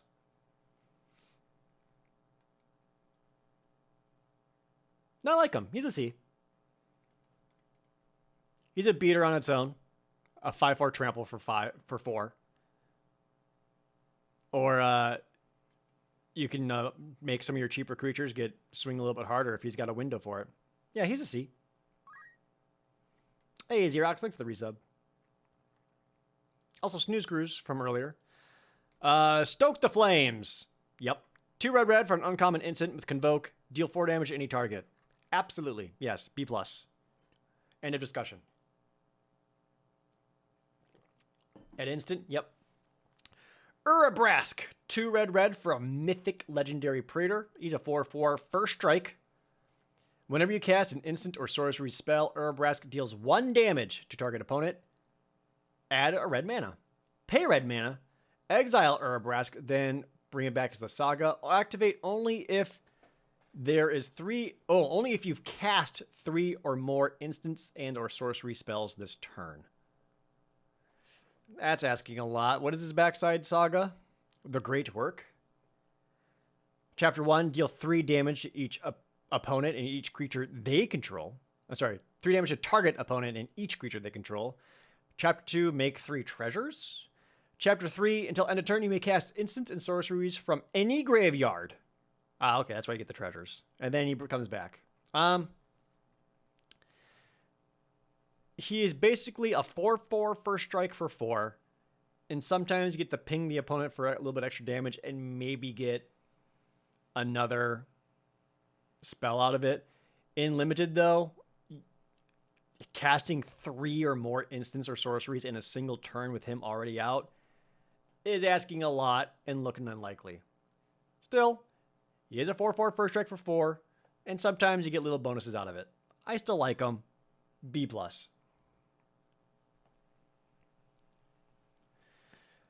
Next, War-Trained Slasher.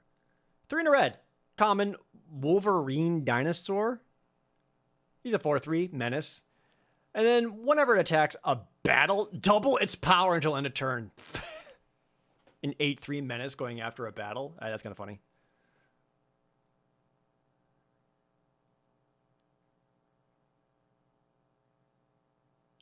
I mean, sure. See? It's fine.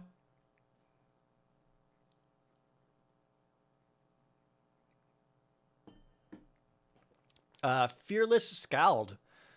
4 and a red for an uncommon Dwarf Berserker. It's a 3/2 backup 1. Ooh, with double strike?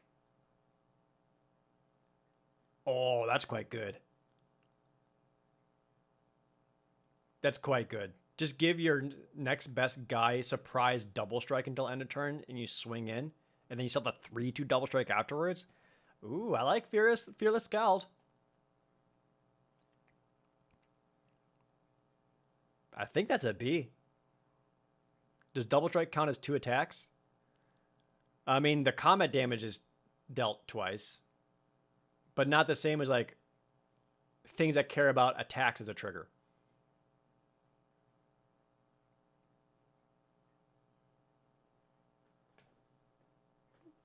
B for Fearless Scald. Anaki Javelineer. 4 and a red for a common Ogre Spirit. 5/4 with reach. Oh, there it is. There's always that one red card with sneaky reach. You can tap it to deal 2 damage to target player or battle? Huh. You use 2 damage to your opponent every turn? Are you kidding me?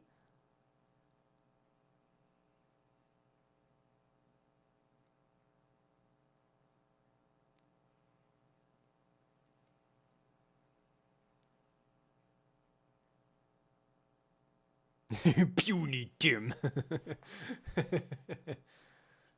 Interesting.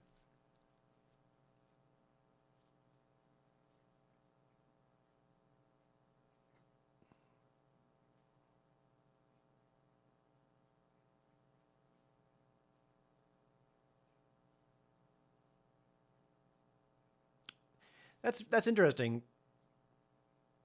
Because he still attacks pretty big in a world where you can't attack. You still deal 2 damage to the opponent while blocking or taking down battles. He actually looks all right. It's probably still just like a C. But those are interesting battles. Oh, it's all good, Techno Nomadic. We're still playing. Next is the Ramosian Greatsword. 4 and a red for an uncommon equipment with Convoke. Equipped creature gets +3/+1 and has Trample. Equip cost is 2.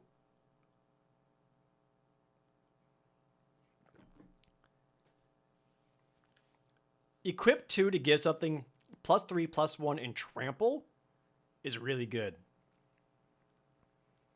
It costs a lot on its own otherwise, but Convoke does kind of lessen that blow a bit.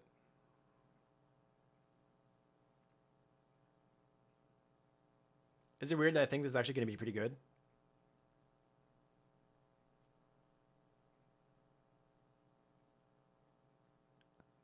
Like, those are good stats for 2 mana on the equip cost. If you can just get this down, I think I'm in on it. I'm going to go C+ on Ramosian Greatsword. I'm in on it. Next, Chandra, Hope's Beacon. Is this the only other Planeswalker we've seen so far? It's been Elspeth and her? Huh. All right. 4 red, Mythic Planeswalker. 5 loyalty. Whenever you cast an instant or sorcery, you may copy it, but you can only do this once each turn. Okay. +2. Add 2 mana in any combination of colors. All right. +1. Exile the top 5 cards of your library. Until the end of your next turn, you may cast instants or sorceries from among those cards. -X. It deals X damage to up to 2 targets? Holy shit.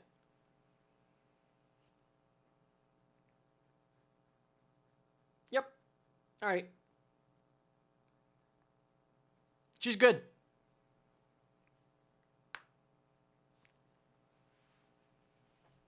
Her +2 lets you make sure you're casting your instants and sorceries. Her +1 helps you make sure you're finding them and able to play them. Oh, you know what?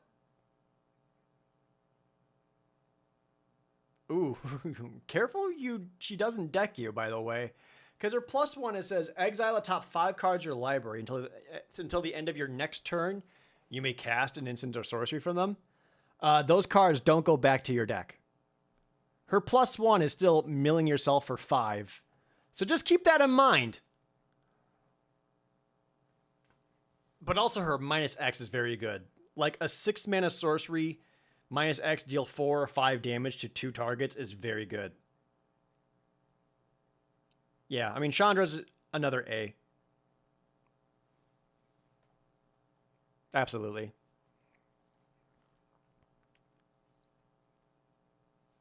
Yeah, the -X aim and the passive are the best abilities. But just don't go ham on her +1, being like, I'm going to find all the instants and sorceries and copy them. Haha. All right. Furnace Host Charger, 5 and a red for a Phyrexian Giant. It's a 5/5 haste. But it's got mountain cycling. Okay. This is easily the least exciting of all the big dick creatures that have land cycling on them. But it has mountain cycling, so it doesn't hurt to play one. He's still only like a D+ because of it. Just a 5/5 haste just is not that exciting. D+. But I would still probably do it because I like the mountain cycling. Next up, Shadow the Source. 5 and a red for a common instant with Convoke. Choose one. Deal 6 damage to target creature, planeswalker, or battle, or destroy target artifact. A surprise, deal 6 is good. If you have at least 2 creatures, being able to cast this for 4 mana to deal something 6, at instant speed, I'd be happy with that. I don't know what artifact you need to be destroying that's so important you need to play this for it. Yeah, it does kill almost any battle. Just not that 7 defense one. Yeah, I'd be happy playing one of these, but not many more than that. See, Itali, Primal Conqueror, 5 red for a legendary Elder Dinosaur rare. It's a 7/7 with trample. When it enters the battlefield, each player exiles cards from the top of their library until they exile a non-land card. You may cast any number of spells from among the non-land cards exiled this way without paying their mana costs. Itali can also transform. For 9 and a Phyrexian green, Itali, Primal Sickness, an 11/11 trample, indestructible. And whenever it deals combat damage to a player, they get that many poison counters. That's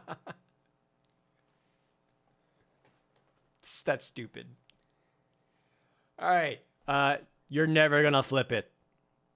All right.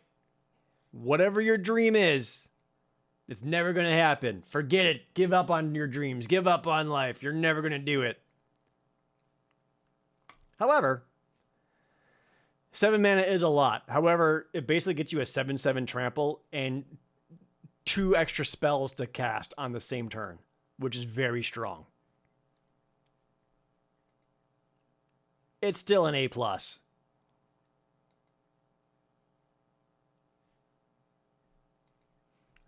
The achievement unlocked would be flipping the dinosaur. Absolutely. But you're never going to do it, chat. It's never going to happen. Oh, now I'm going to transform him harder. Still, incredible card. Would Itali be better in sealed? Yeah, absolutely, because it's a little bit more expensive, and you basically get 3 spells for the cost of 1. But I would still try to make this guy work in draft. Next, Shivan Branchburner. 5 red for a 4/4 uncommon dragon. Flying, haste, but it has Convoke.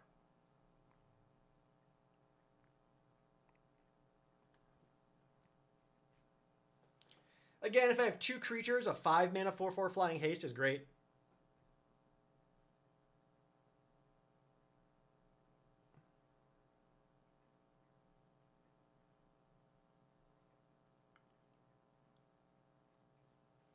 Can win a battle out of nowhere, maybe kill your opponent. Might leave yourself a little vulnerable, though, if you're convoking it, though. It just kind of seems okay. C minus.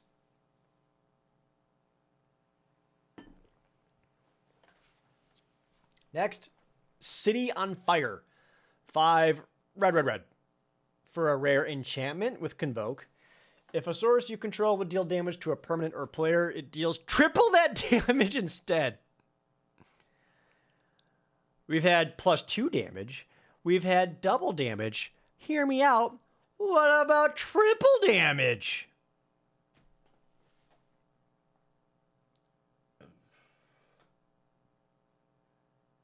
I'm going to say no.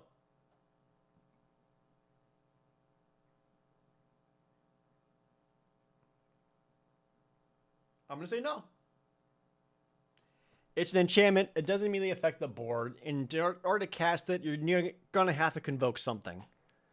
And if you convoke it to get your stuff out, you're just leaving yourself vulnerable.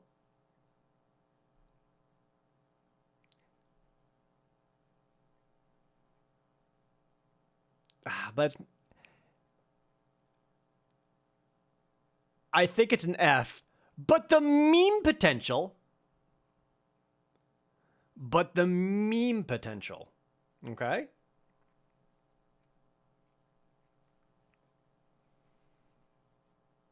The meme potential makes it like an A minus.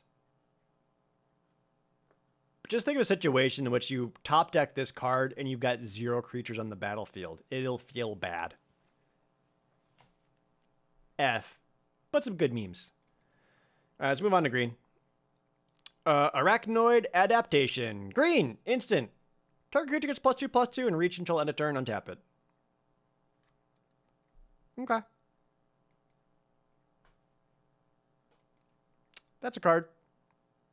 D.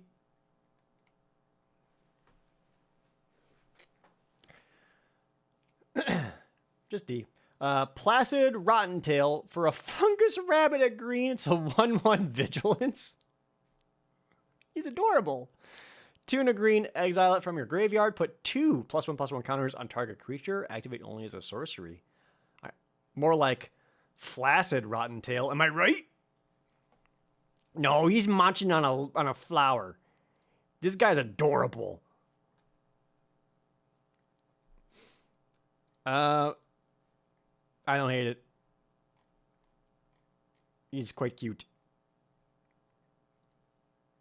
Little 1/1 that later on you can put +1/+1 counters on something later. Yep. And he himself is vigilance, so you could be like a weird early backup target that you just keep make your vigilante boy, bunny boy better.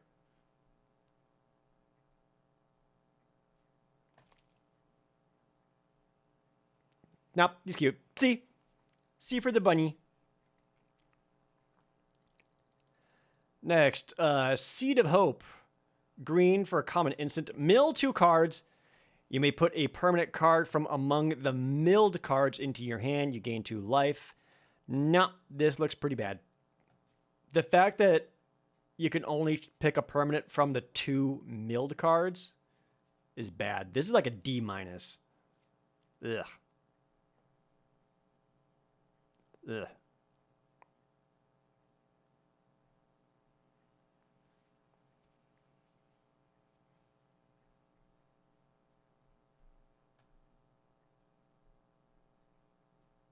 Seed of Nope. Yeah. I can't even... Maybe you have like a self-mill thing that you're trying to set up. But nah. Atraxas Fall. 1 and a green for a common sorcery. Destroy target artifact, battle, enchantment, or creature with flying?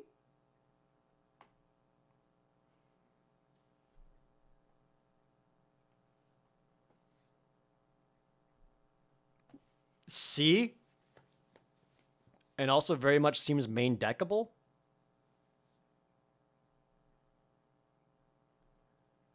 Destroy is not the same as defeating.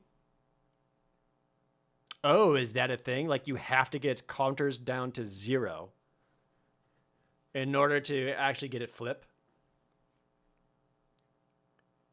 Oh, I did not know that rules text. That's interesting. That makes it better. Because then this is just counterplays your opponent's battle.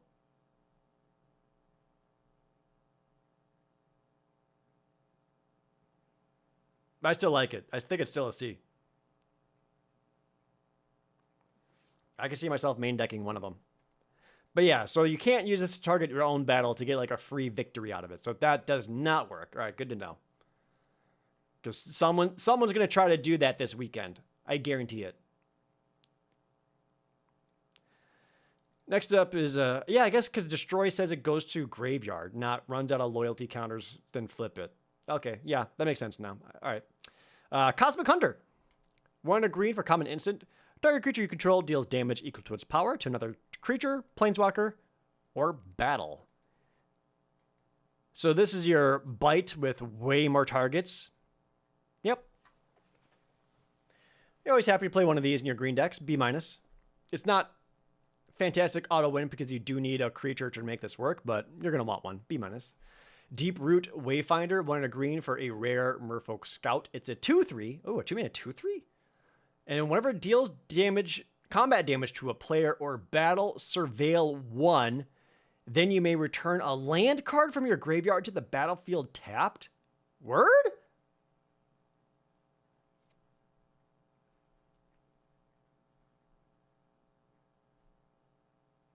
That's great. So if you surveil 1, look at the top card of your deck.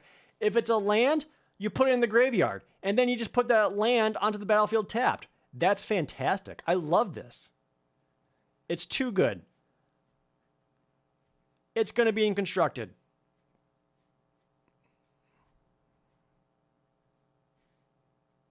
It's a B+.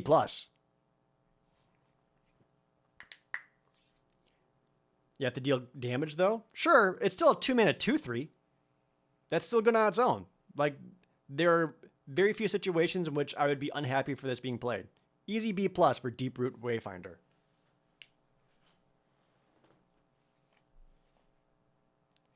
Next is the Herbology Instructor. More like my weed tender, bud tender. Am I right? Okay. 1 green for an uncommon Treefolk Druid. It's a 1/3. When it enters the battlefield, you gain 3 life.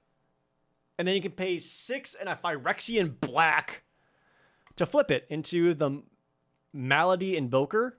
It's a 3/3. When it transforms into the Malady Invoker, target creature an opponent controls gets -0/-X until end of turn, where X is Malady Invoker's power.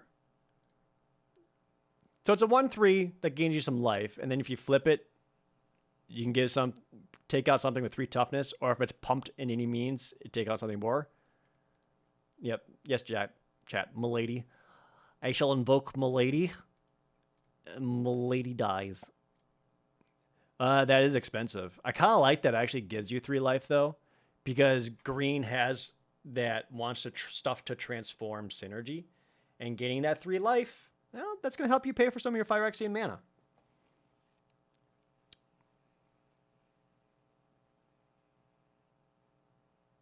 Top end is expensive.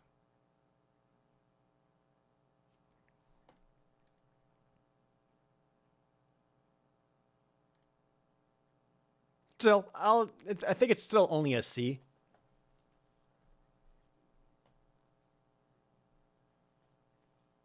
But I like it. The Invasion of Ikoria is a rare battle for X green. That's 6 loyalty. Okay. Enter the battlefield. Search your library or graveyard for a non-human creature card with mana value X or less and put it onto the battlefield. That's kind of cool. So you're going to want to be able to cast this for at least 4, so you can grab yourself a non-human 2/2 out of your deck. And if you manage to defeat it, you get Zillathora, the Apex of Ikoria, an 8/8 reach dinosaur. For each non-human creature you control, you may have that creature assigned its combat damage. Oh, as though it weren't blocked? No, that's pretty good.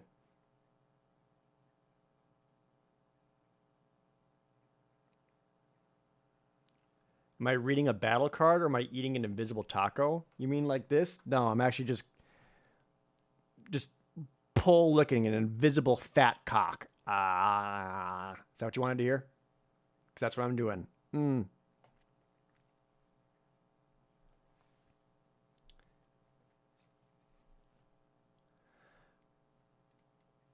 Yeah, this is a card that you want to be able to cast for at least 4, maybe 5.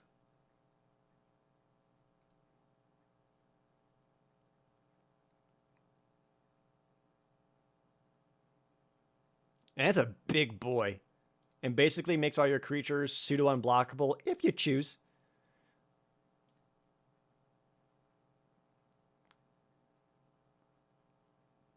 That looks good. I like it. A-.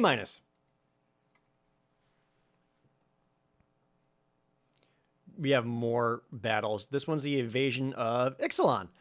1 green for 4 defense. When it enters the battlefield, look at the top 5 cards of your library. You may reveal a permanent from among them and put it into your hand. That's cool. Find a land, find a creature, whatever you want. And if you manage to defeat it, you get the Belligerent Regisaur. It's a 4/3 trample. Whenever you cast a spell... Ooh, Belligerent Regisaur gains indestructible until end of turn? I like it. Yo, Farm Cat, thanks for gifting out a sub.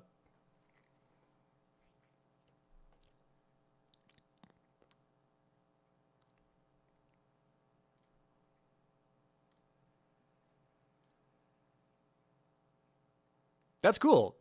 2 mana, look at the top 5, find a permanent is fine. And if you ever managed to defeat it, getting yourself a 4/3 trample that you could play stuff pre-combat, make it indestructible, and swing in. I'm in for that. B-. It's not like an auto-win card or anything like that compared to a lot of other battles and things we've seen, but that's pretty good. B-. The Iridescent Blade Master, 1 and a green for a common 2/2. 3 and a green, it gets +2/+2 until end of turn. Well, there you go. We've had cards like this before, but it's always nice that it has a late game effect. There's a lot of cards that have late game effects, like the transforms or whatever, and this one's just fine. D+. Farm Cat gifting out 10 more subs. Thank you, Farm Cat. Next is Ozolith, the Shattered Spire. 1 and a green for a legendary artifact at rare. If 1 or more +1/+1 counters be put on an artifact or creature you control, put that many counters plus an additional 1. Okay. 1 and a green, tap it, put a +1/+1 counter on target artifact or creature you control.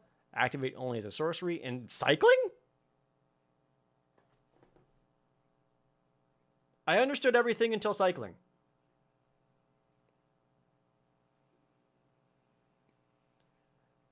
I like that it works on itself. So basically, 1 and a green, you can tap it at sorcery speed to give something 2 +1/+1 counters.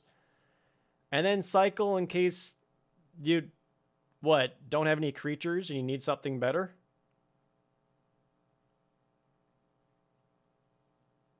There are situations where you could cycle it away, like you desperately need a removal spell, and this doesn't do it. I guess this could also be for Constructed. Like if you're playing multiples of these in Constructed, you can cycle away the additional ones because this is legendary. Sweet. Interesting. Oh yeah, that's true. The cycling theme is from Ikoria and not the Ozolith. I remember having the Ozolith artifact in Ikoria, so I get it.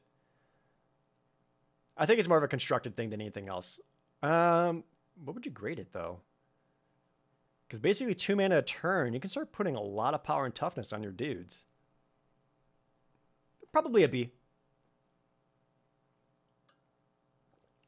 I would splash for this. Portent Tracker, 1 and a green for a 1/1 common Satire Scout. Tap, untap target land. Tap, choose target battle. If an opponent protects it, remove a defense counter from it. Otherwise, put a defense counter on it. Activate only as a sorcery. Alright, so he's a 1 and a blue, or 1 and a green for a... You can work as a land untapper / ramper. Or just getting rid of some defense counters or putting more defense counters on battles is interesting. Interesting. Yeah. He's like a C-. The sorcery speed's a bit of a bummer, and then he's just kind of a clunky ramp card. But C-. Next we have Streetwise Negotiator, 1 and a green for an uncommon cat citizen, a 0/2 with backup 1. This creature assigns combat damage equal to its toughness rather than its power. So at worst, you can put this down as a 1/3 that blocks as a 3/3 or attacks as a 3/3.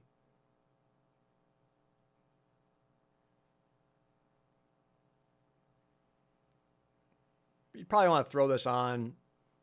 I'd probably put the backup on something else and just be happy with this being a 0/2 or 2/2 for 2.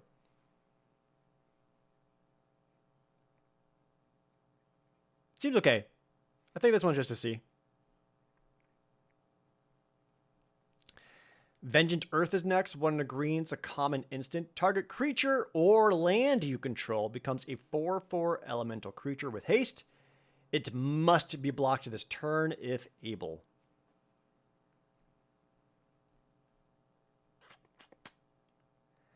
I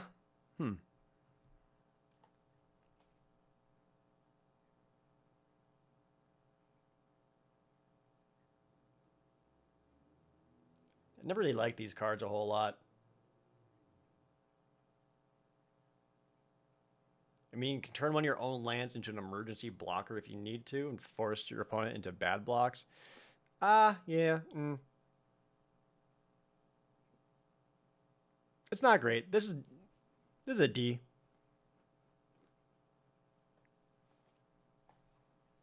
Not really excited for this one. It seems better defensively than it does on offense. It's like a D. Wary Thespian. 1 and a green for a common cat druid. It's a 3/1. Whenever it enters the battlefield or dies, surveil 1. Okay.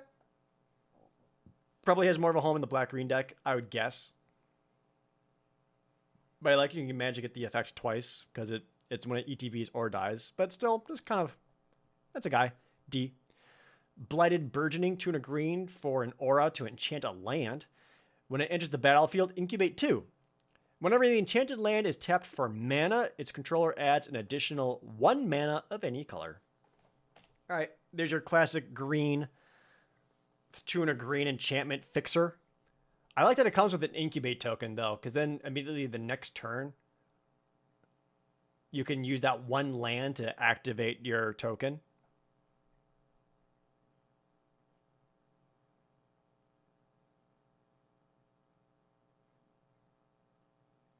That's kind of neat. Or even the super late game, you're able to play this and activate it right away. Yeah, I like that. That's a C for a deck that wants to ramp and or fix.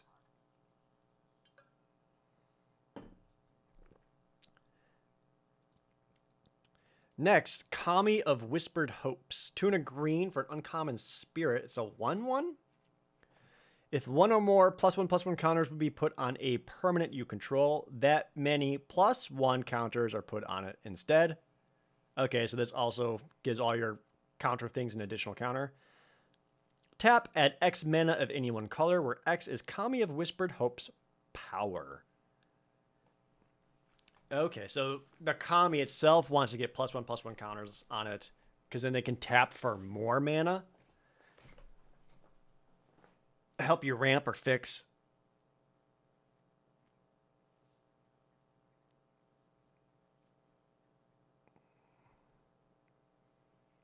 If you got a point where as soon as this has like 3 or 4 power, you might be more likely just to attack with it rather than add more mana.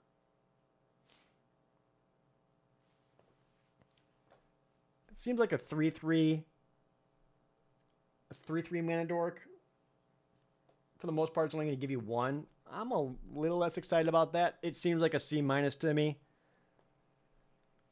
I'd rather just play the aura. Like if you really need to make sure you're ramping or fixing, like this is an option, but it's just a little bit too on the pricey end for me. C-. Chat, you're not going to ramp up to Transform Itali. You'll never make it. Knock it off. Give up on the dream. Overgrown Pest. Oh, it's chat. 2 and a green. Common 2/2. When it enters the battlefield, look at the top 5 cards of your library. You may reveal a land or double-faced card from among them and put it into your hand. I like that. 3 mana to get yourself another land, help make sure you're hitting your land drop. Or if you got any of the battle cards, any of the transform cards, or anything like that, you also get to put that into your hand. That's quite good. I like them. C for Overgrown Pest.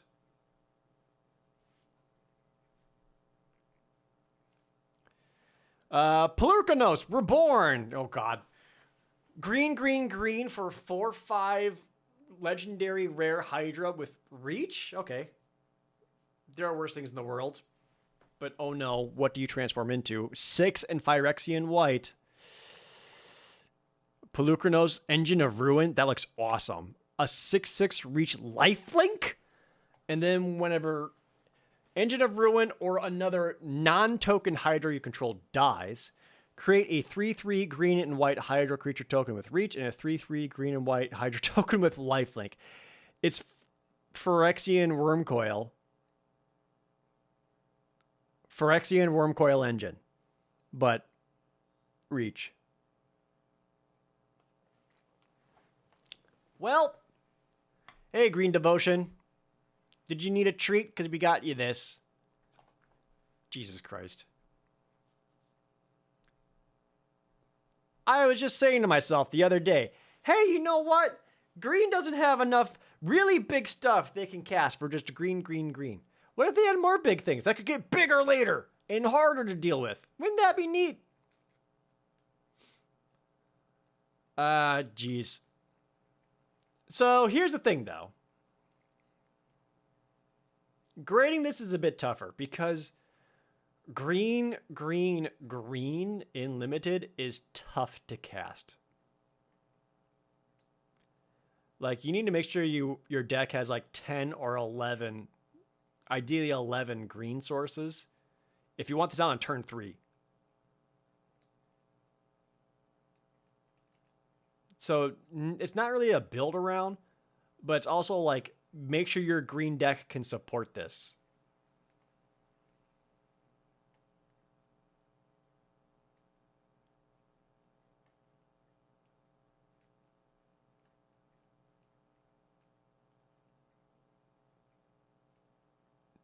But if it does, card's a beater. It's a 4/5 your opponent has to deal with. And if you manage to get it flipped, it just becomes even more impossible to deal with. I think it's an A-. But man, your green deck better be able to support it. Like, you gotta be mostly green. So don't just be slapping around in any green deck you made just because it is a big green card. You gotta do it right. What about filters and mana rocks? Well, yeah, kind of the same. That's what I'm saying. Like, if your deck can support it, sure. Like, having enough green sources to make it happen is important. Because even at like 10 or 11 lands, there could be games where you just don't draw a second green source. So having extra fixing, filters, or whatever does help it. All right, Sandstalker Moloch. 1 green green for an uncommon lizard. It's a 4/2 with flash. When it enters the battlefield, if an opponent casts a blue or black spell this turn, look at the top 4 cards of your library. You may reveal a permanent among them, put them into your hand, put the rest on the bottom in any order. Is this the green hate card?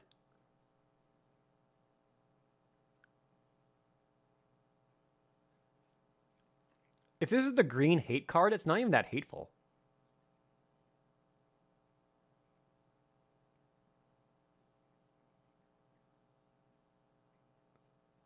Huh.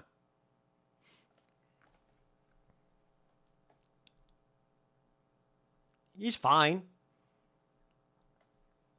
It seems like a C because like 4 power on a 3-mana creature is pretty good, especially at flash. If you can like get your opponent to tap out and you get this down to be able to swing in versus them or a battle, it's pretty good. I wouldn't be super excited to play it.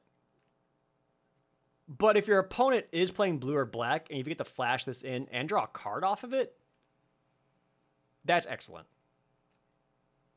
So, yeah, he's just kind of like a C- on his own. Versus blue-black, up to a C+.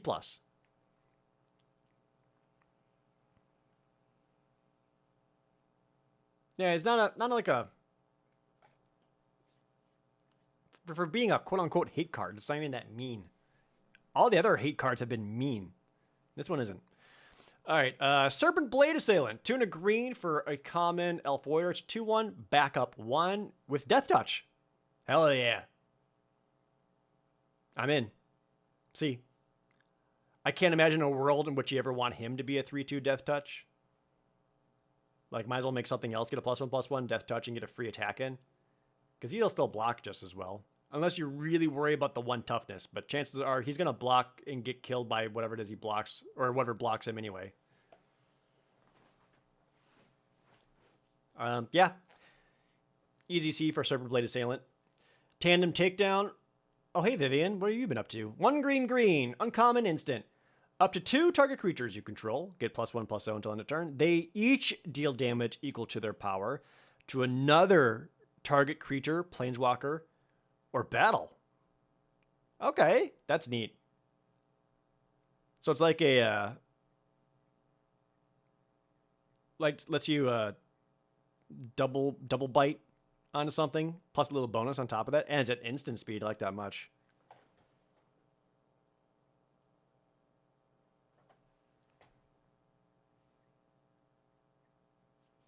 Is she killing Luca?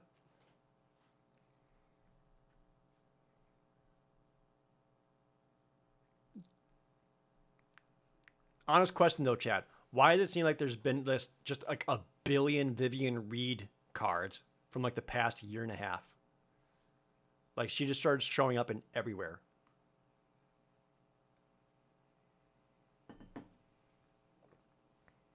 This card's good though. B. Poster girl for green. Isn't that what Nissa was? Vivian taking over as Garrick for the main green planeswalker? I thought Nissa was always main green. She's part of the Gatewatch. It's like her own thing.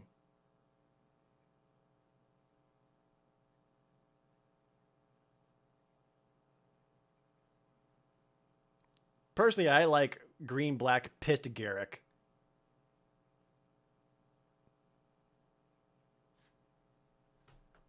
This says, fuck with my shit and I'll fuck you up.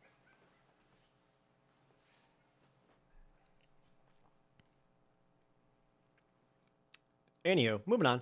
Tribute to the World Tree. Green for a rare enchantment. Whenever a creature enters the battlefield under your control, draw a card if its power is 3 or greater. Otherwise, put 2 +1/+1 counters on it. That's kind of cool. So if you got a big boy, you get to draw a card. And if it's not a big boy, you make the boy bigger. Neat. It is triple green, though.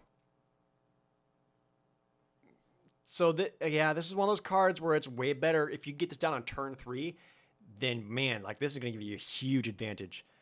Triple green, though. The likelihood of that happening is not likely. So, much like the Hydra, in a proper green deck that can support this, that has enough green sources, this is good. In that deck, this is like a B+. In that deck. Lots of green. We're talking 12 forests. Oh, the dual lands are in the format, so those could help too.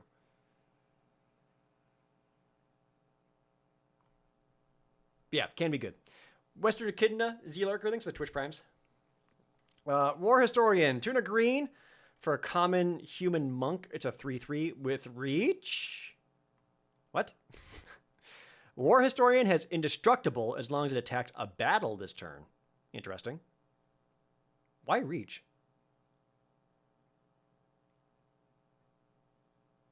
Why reach? Why reach?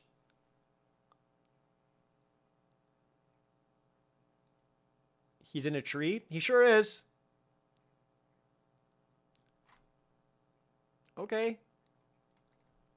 Yep, he's a 3/3 for 3 that sometimes get a little bonus, I guess. All right, D+, whatever. Moving on. Ren and the Realmbreaker. 1 green for a mythic legendary planeswalker with 4 loyalty. Lands you control have add 1 mana of any color. Her +1 is up to 1 target land you control becomes a 3/3 elemental creature with vigilance, hexproof, and haste until your next turn. Still a land. -2, mill 3 cards. You may put a permanent card from among the milled cards into your hand. -7, you get an emblem with you may place lands and cast permanent spells from your graveyard. At 3 mana with 4 loyalty, though. Oof. Oh, your land stays a creature until your next turn? I was going to say, she doesn't protect herself very well, but no, it makes your land stay a creature all the way until your next turn. So because of that, she's almost a little bit safer to play at 4 mana. Because then you can at least have your 1 land back in case you need to block her if you have no other creatures out. But still, at 3 mana, if you put this down for 3 and immediately +1 her and you don't get that, 5 loyalty is a lot.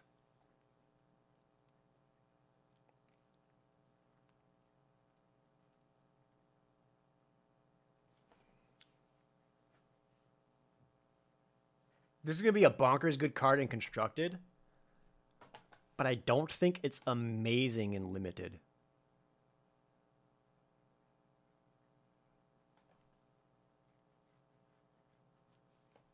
It's going to be good in Limited, but not amazing.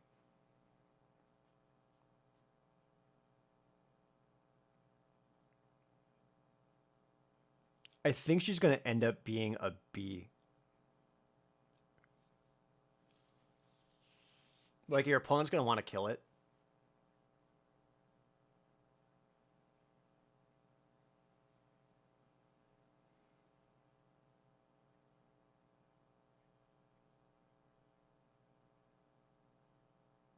Yeah. I'm so much less convinced on it. I'm going to go B on Ren and Realmbreaker.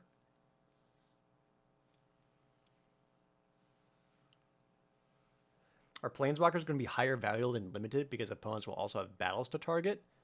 I don't know about necessarily higher valued because Planeswalkers were already high. But making it so that it does give your opponents pause. If they put a battle out and then you have a Planeswalker, there's a good chance that they're still going to go after your Planeswalker. But it can give them some awkward block attack steps. Yeah, I'm going to say B for Ren. Ren and Diddlefingers. Yep, that's the one. Chomping Kavu, 3 and a green. What's up, Kavu? 3/3 common. Backup 1. This creature can't be blocked by creature's power 2 or less. Tight. Good old Kavus. Yeah, he seems all right.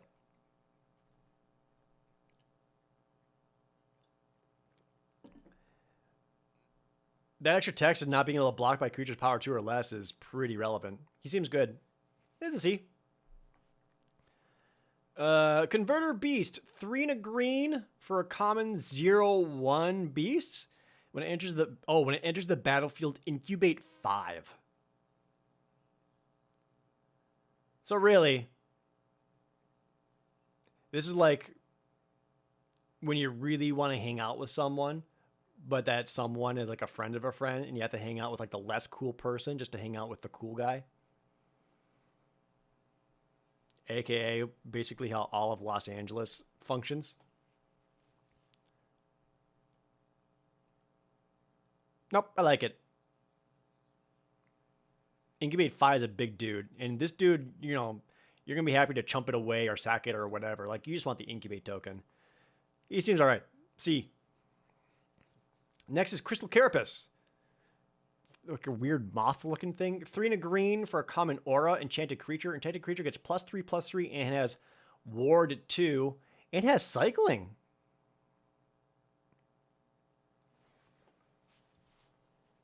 Oh, it's an elephant? That makes more sense.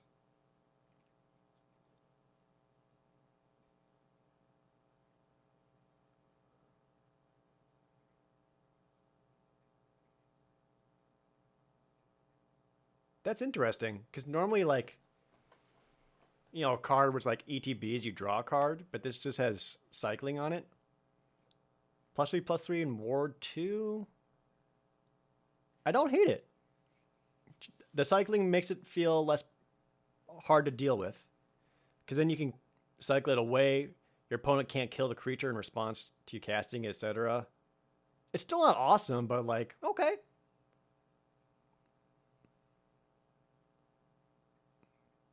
Think a C minus.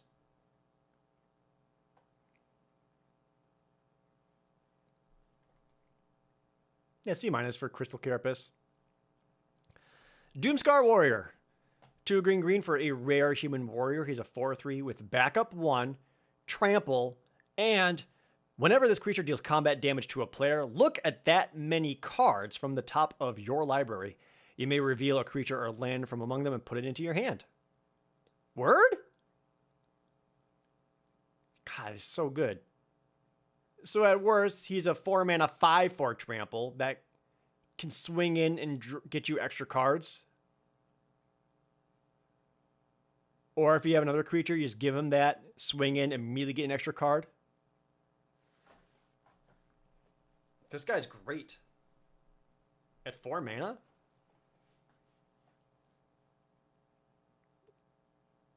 Yeah, absolutely constructed playable. A minus on Doomscar Warrior. Not going higher than that because he's not going to like close out the game on his own. But he's so good, and your opponent's going to have to deal with it because you're going to be getting a lot of cards off of him. A minus for Doomscar Warrior. Fertile Lid's Favor. 3 and a green for common instant. Target player searches their library for basic land, put it on the battlefield tapped, and then puts 2 +1/+1 counters onto up to 1 target artifact or creature. Huh. These two functions were not something I would ever expect to see together.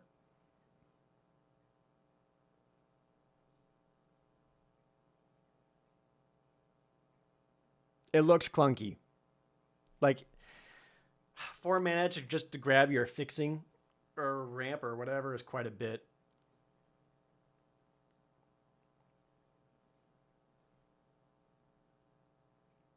I do like that it's instant speed because you can use it for like winning battles, or not battles, combat.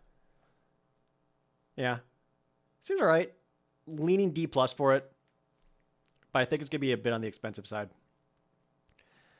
Moving on. Glistening Dawn. 2 green for a rare sorcery. Incubate X twice, where X is the number of lands you control? Oh, fuck. So chances are you incubate and you make 2 4/4s.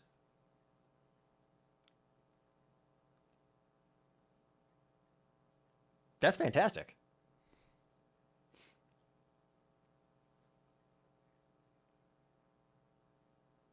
A? And then like the super late game, if you got like 6 or 7 lands out and you're pumping out 6 6s, 7 7s, those are big. Yeah, A for Glistening Dawn. Neat, I like it. Not much to discuss. Not Bold Hermit, 3 and a green for an uncommon troll, 4/4. It's a 4/4 for 4. But it can transform for 5 and Phyrexian blue to become the Chrome Host Hulk.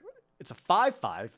And then whenever it attacks, up to 1 other target creature has base power and toughness 5/5 until end of turn. Oh, that's kind of cool. So it's a 4/4, transforms into 5/5, and helps one of your other attackers just attack in for bigger. He's kind of fine. For the most part, though, he's a 4/4 for 4. D+.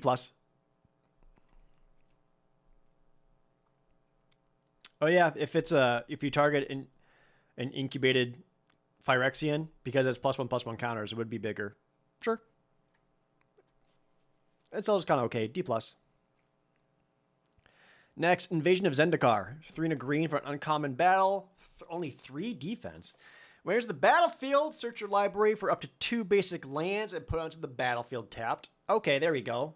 That's a little bit better if you're trying to fix and or ramp. And if you defeat it, you get the Awakened Skyclave, a 4/4 elemental with vigilance and haste. As long as it's on the battlefield, it's a land in addition to its other types. Weird. And add 1 mana of any color. Yeah, classic 4 mana ramp for 2. It's not ramp for a tally, chat. I swear to God. Do I have to ban the word Itali out of my chat? So no one's ever allowed to say the name ever again? Not going to dinosaur it out. Stop it. Stop it. All right. I like that it only has 3 defense. I can also see a world in which you just play this to get the 2 lands and then not care about actually flipping it because you only get a 4/4 Vigilance Haste out of it, which is just okay. Yeah, just an easy C. Storm the Seed Core. 2 green for an uncommon sorcery. Distribute 4 +1/+1 counters among creatures you control. Those creatures gains Vigilance and Trample until end of turn. Huh.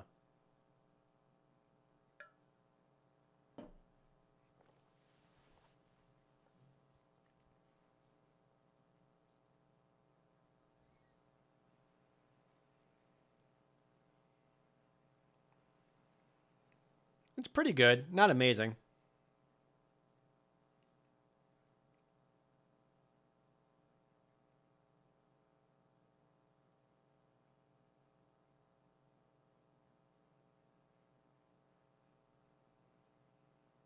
It's not exactly a win more card. It also helps you break parity. Getting 4 permanent power and toughness onto the board could also be good. Is that Ren they're carrying? Yeah. In the story, this is when they're like trying to help Ren get her to the Realmbreaker tree.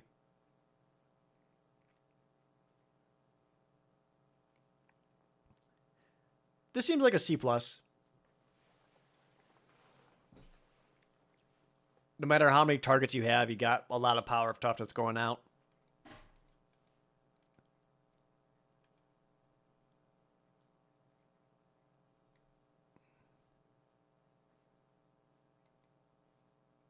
C+ might even be high for it. No, I'll still say C+. We'll see. I don't know how many times it's actually going to make the deck, though. All right. Bonded Herd Beast. 4 and a green for a beast. Common, 4/5. That's it. You can pay 4 and Phyrexian red to transform it into a Plated Kin Beast, a 7/5 menace. That's all it really does. That's okay. Kind of a bummer they didn't get any extra toughness out of the flip.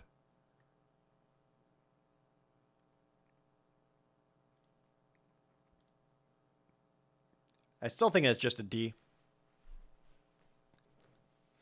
The invasion of, what is this? Muraganda? Boy. 4 green, uncommon, 6 defense. When invasion of Muraganda enters the battlefield, put a +1/+1 counter on target creature you control. Then that creature fights a target creature you don't control. Okay. And it becomes Primordial Plasm. It's a 4/4. At the beginning of combat, on your turn, another target creature gets +2/+2 and loses all abilities until end of turn. That's weird.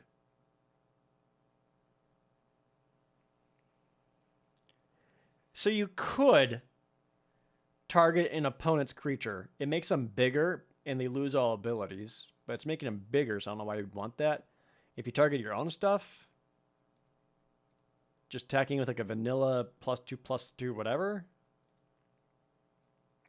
it's okay.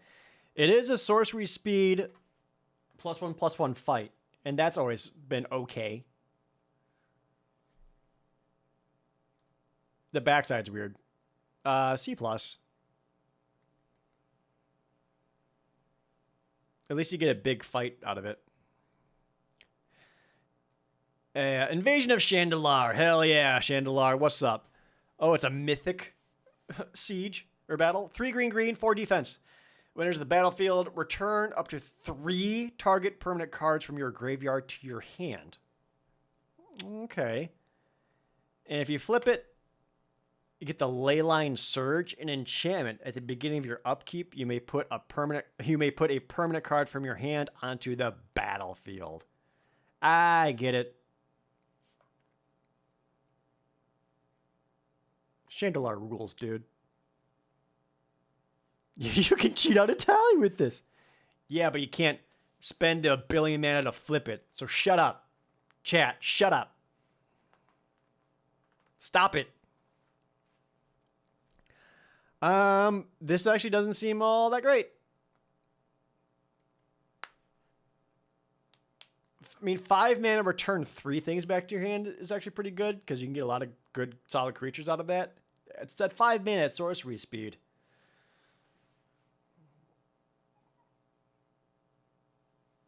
It just seems like another one where I'd be fine just recasting it and not necessarily trying to get this thing flipped. Because at some point, you're just going to run out of cards in your hand, and this won't matter anymore.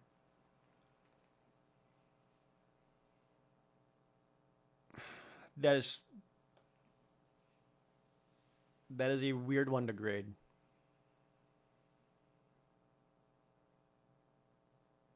Leaning B-.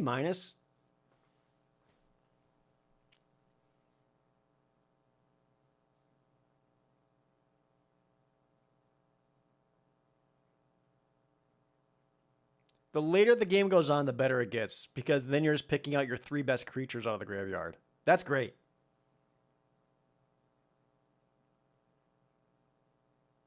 I think it's just kind of a B-. That's a weird one, though. I might be super wrong on that. I think it could play out completely worse. Yeah. All right, Ravenous Sailback. 4 and a green for an uncommon dinosaur. It's a 3/4. When it enters the battlefield, choose one. It gains haste until end of turn. Okay. Or destroy target artifact or enchantment. Okay. Yeah, that's a guy. D. You are not a Thrashing Brontodon.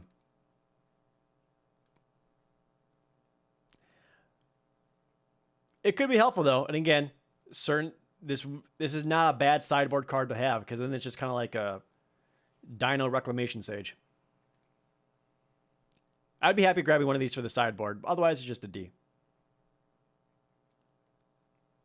Oh, that's fair. It could... There might be enough Phyrexian tokens that this could probably destroy one. Probably still sideboard, though, because it's on the lower end for a 5-mana creature.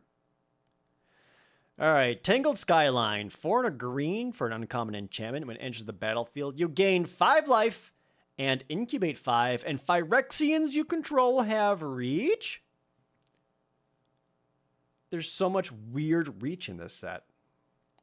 I guess it's helped deal with potential flyers trying to get to battles or whatever. That's not very exciting.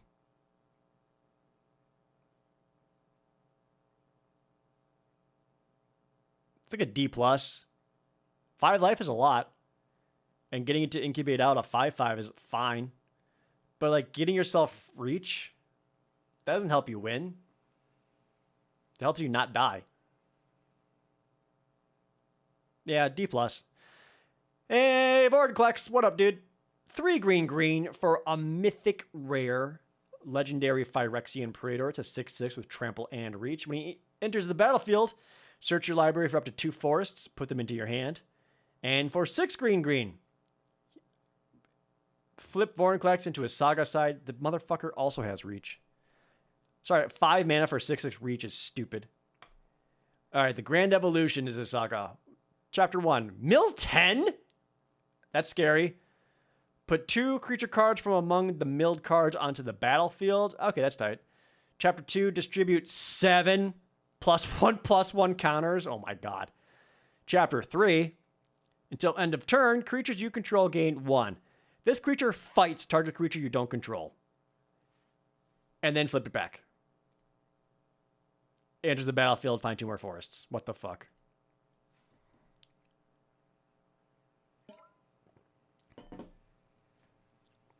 Look, he's a 6/6 trample for 5 mana. Who can reach? You're not going to block with him, you're going to swing. Easy A for Vorinclex. The mill 10 on the backside is kind of scary, though. You do get 2 creatures out of it, and you can immediately make them super big, but man, mill 10, that's a lot. Chat, you're not... There is no world in which you have both Vorinclex and Itali in the same deck in limited just to flip Italy into the dinosaur side. God damn it. Next. We're moving on. Wild Ward Escort. 4 and a green for a common elf warrior. It's a 3/3. But when it enters the battlefield, you can turn a creature or battle card from your graveyard to your hand. And then if you would die, exile it instead. Green Gravedigger? I like it. C+. That's neat. They can grab a battle too. Timberland Ancient. 4 green for common tree folk with reach and trample and forest cycling. That's pretty good. This is much better than the red one. The trample helps a lot. The reach is whatever. But this, I'd be happy playing a couple of. Again, for the cycling and for the just a big dude. C.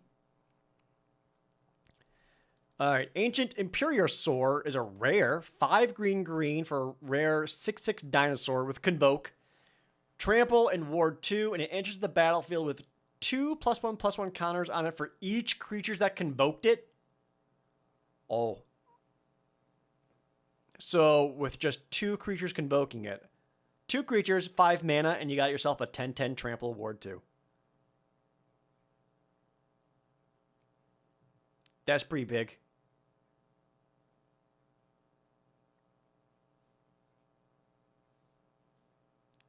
Even with 1 creature convoking it, 6 mana for an 8/8 Trample Ward 2? It doesn't have reach, though. You're right. Garbage. Huh.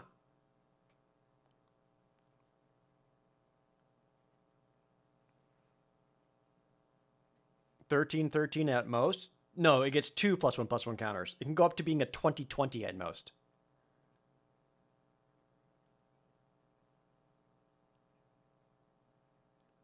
This is a good card. A. Again, just one creature convoking it makes it super worthwhile. Easy A for Ancient Imperiosaur. Next, Copper Host Crusher. 6 green for an uncommon Phyrexian Bear Rhino? 8/8 Trample Hexproof. There's always one.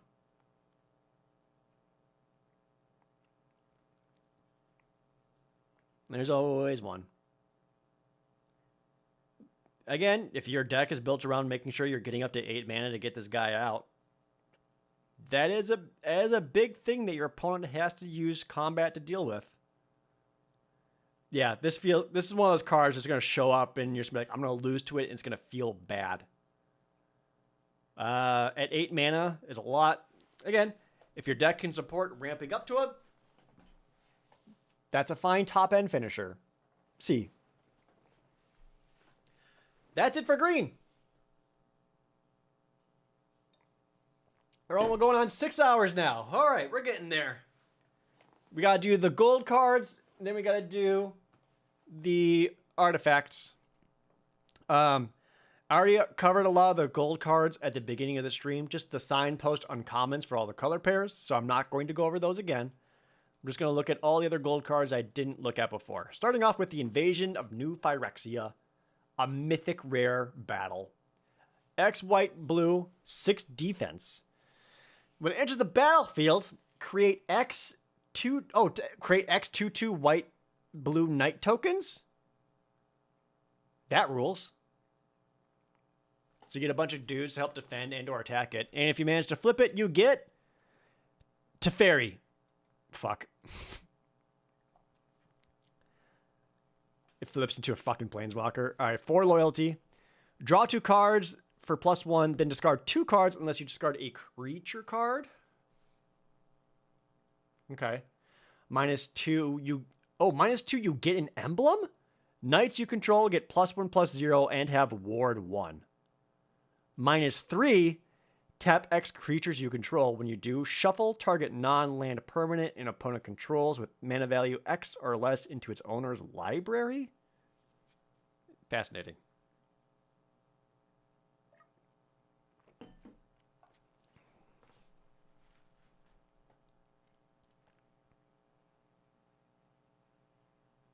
Huh.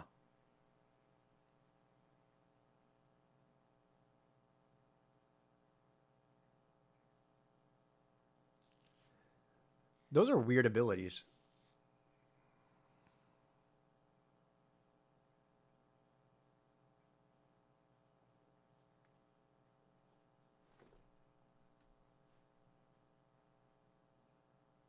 Like the -3, I get it because you want to use your knight tokens because they have vigilance. So you can like swing in with them and then just tap them down to shuffle something away.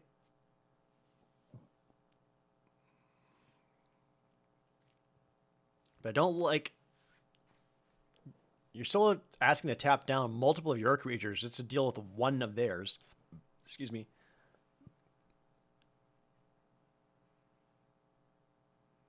I feel like there's a good chance if you flip this, you're probably just gonna -2 it right away, and just make all your knights bigger and better.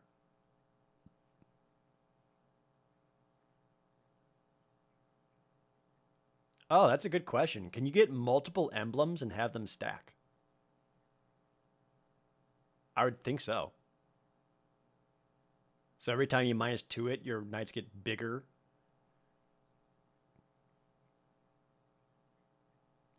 Yeah, the -3 is awkward. But the front side's fine. Ideally, you want to cast this for probably 4 mana so you can get 2 knights out of it. At least. I would not play for just 2, because that's 6 defense, that's a lot. But getting a bunch of extra... At 4, you're getting 2 knights, which is about on par. At 5 mana, you get 3 2/2 knights. Better. And then the flip side, it's kind of clunky. Interesting.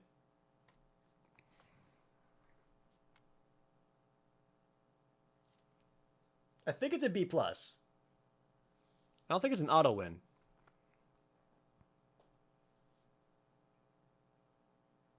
The abilities are interesting.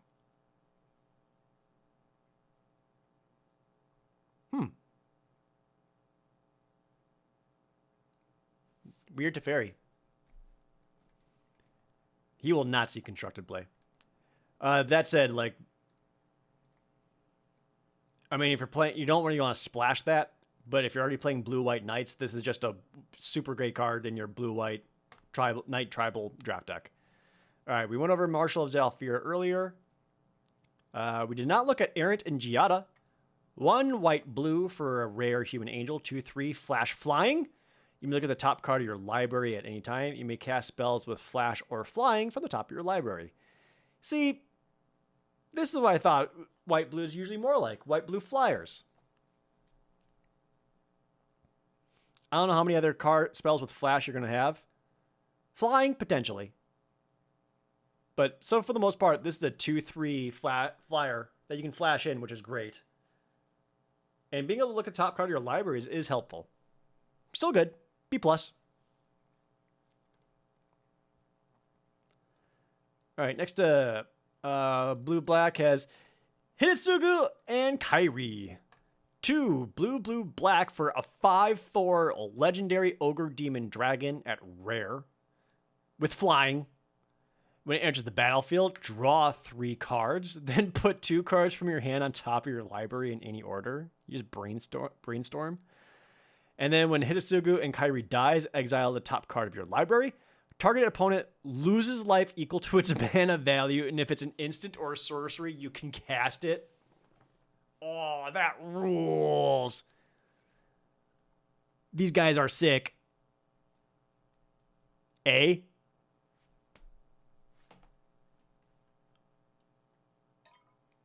Five mana, 5/4 flyer. That allows you to get you get to draw a card right away. And if ever it dies, there's a good chance you get to punish your opponent for a lot of extra damage. And if it's an instant or sorcery, you get a bonus on top of it. Hell yes. A for Hitotsugu and Kairi. I want to play the shit out of this card. Red black has Wrinkle and Torbrand. I've seen this one. 1 black black red red for a 3/4 legendary rare fairy dwarf. Flying, first strike and haste. And then when it deals combat damage to a player or battle, you can choose any number of the following. Each player makes a treasure. Each player sacrifices a creature. If a source would deal damage to a player or battle this turn, it deals that much damage plus 2 instead. Oh, that's kind of cute. So because of the first strike, you can then choose the third option. And then all your other attacking creatures would get to do an extra 2 damage. It itself cannot give itself plus 2 damage because it's after the combat damage from Wrinkle and Torbrand has happened. Heist sounds like an actual mechanic. I told Mark Rosenwater, yeah, that heist should be something. Either like a heist set or a heist mechanic. Because I thought that'd be cool. Nope, I like it. That's a big flyer with first strike and haste. And it has a lot of upsides to it. Very cool. A-. We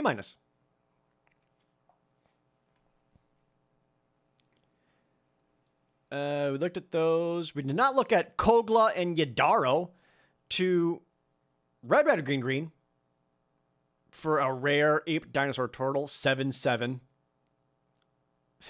Big. And when it enters the battlefield, choose one. It gains trample and haste until end of turn. That's actually pretty good. Or it fights target creature you don't control. And it also has 2 red, green. Discard it. Destroy up to 1 target artifact or enchantment. Then shuffle it into from your graveyard back into your library. Then draw a card. That's cool. Yep. So it's like a Boseiju kind of effect, only you still get to draw a card off of it. And if for some reason you like can't cast this, you're missing mana. It does say destroy up to 1 target artifact. So you could target nothing and basically cycle it away and draw a card and just know that's somewhere shuffled in your deck and you can find it later. And if you're able to cast it down for 6, that's a big thing that you're going to kill something, you're swinging for a lot of damage. This card looks excellent. A+.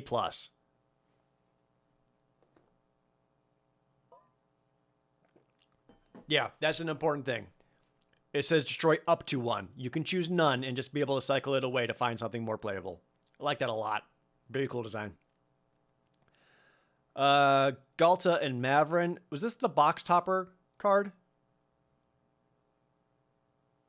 Like, it's not actually going to show up in boosters. I want to say this is the box topper card. I might be wrong.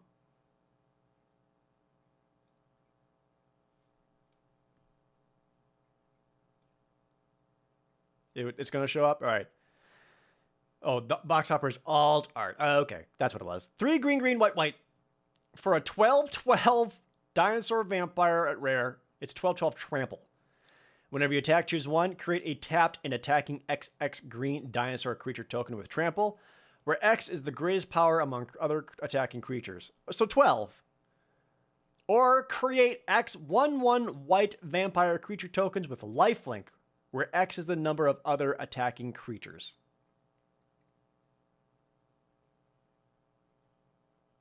So basically, you're never going to make the vampires. Oh, no, this greatest power among other attacking creatures. Okay. I guess you can, like, swing with everything and then just make a bunch of chump blockers.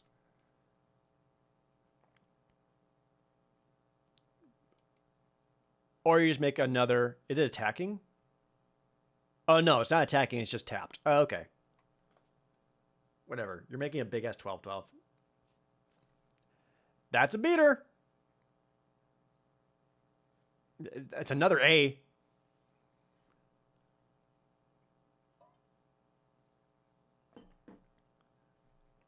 You either just keep going big or go wide should you need it.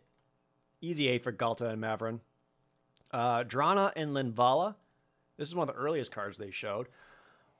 1 white, white, black for a rare vampire angel. 3/4 flying vigilance. activated abilities of creatures your opponents control can't be activated. That's pretty relevant because there's so many like transform abilities and shit like that. But more importantly, Drawland Volley has all activated abilities of all creatures your opponents control. You may spend mana as though it were mana of any color to activate those abilities. You made this? I made this. And it's a 3/4 flying vigilance for 4. Excellent. A.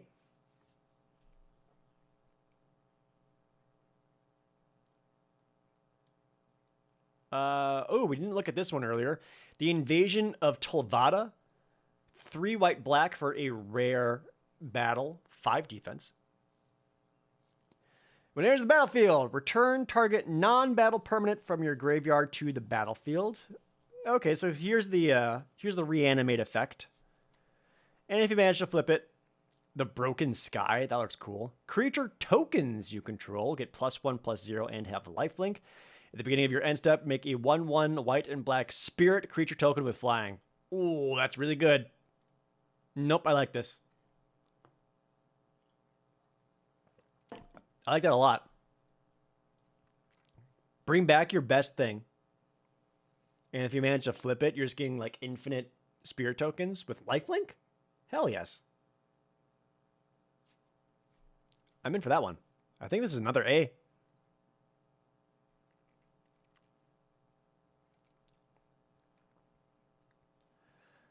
Blue-red. Baral and Karizev. 1 blue-red for a rare legendary human. It's a 2/4 first strike and menace. Whenever you cast your first instant or sorcery each turn, you may cast a spell with lesser mana value that shares a card type with it from your hand without paying its mana cost. If you don't, though, you get to create First Mate Ragavan, a legendary 2/1 red monkey pirate creature token that gains haste until end of turn. Hell yeah, that's actually awesome. That's a good combination of Baral and Karizev.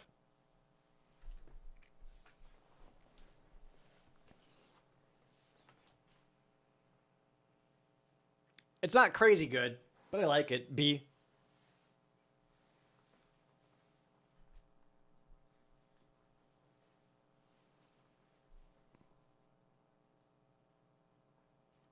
First strike and menace is good stats, great defensively, can attack pretty well. A lot of toughness. And if you happen to get the instants or sorceries, it's a little bonus. There's the likelihood of you getting 2 instants or 2 sorceries in your hand isn't a whole lot. Again, unless you build around it with your blue-red spells. That's cool. Let's see. Glissa, another one. Herald of Predation. 3 black-green for a rare Phyrexian zombie elf. That's a 3/5. At the beginning of combat on your turn, choose one. Incubate 2 twice. Transform all incubator tokens you control. Phyrexians you control gain first strike and death touch until end of turn. Mean. So your player pre-combat, incubate twice, so you got a couple eggs waiting, and then your next turn you can just transform them, let them swing in, or give all your Phyrexians first strike and death touch to make her more mean.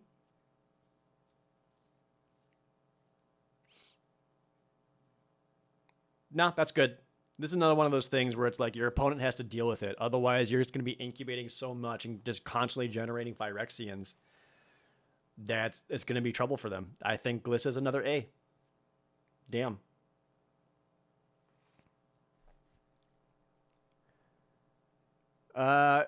Here's another legendary creature. Yargle and Multani. 3 black, black, green for a rare legendary frog spirit elemental. It's an 18/6.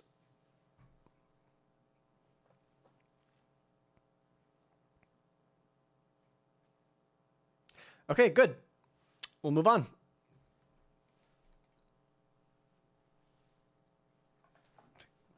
It's such a meme card. Okay, hear me out. Hear me out. This card, plus that black backup card that says, sacrifice this creature to deal its power and damage to any target.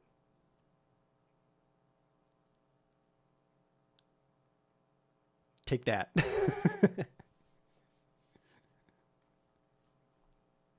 Oh, it was a red card. I'm sorry.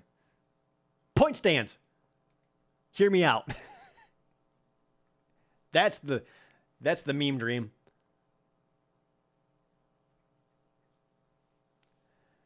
That is a big fucking guy. C minus, but the meme potential is very real. Jeru and Hazaret. 2 red, red, white. For a 5/4 legendary human god at rare. As long as you have 1 or fewer cards in hand, Jeru and Hazaret has, vigilance and haste. Okay, so you can curve out with this and be able to attack right away. That's kind of cool. I like the vigilance part too from Jeru. And then whenever Jeru and Hazaret attacks, look at the top 6 cards of your library. You may exile a legendary creature card from among them, put the rest on the bottom. Until end of turn, you may cast the exiled card without paying its mana cost. Okay.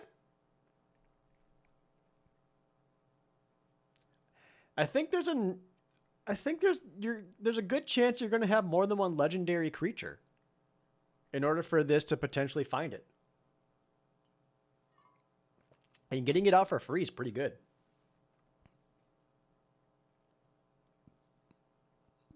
It could be a white splash.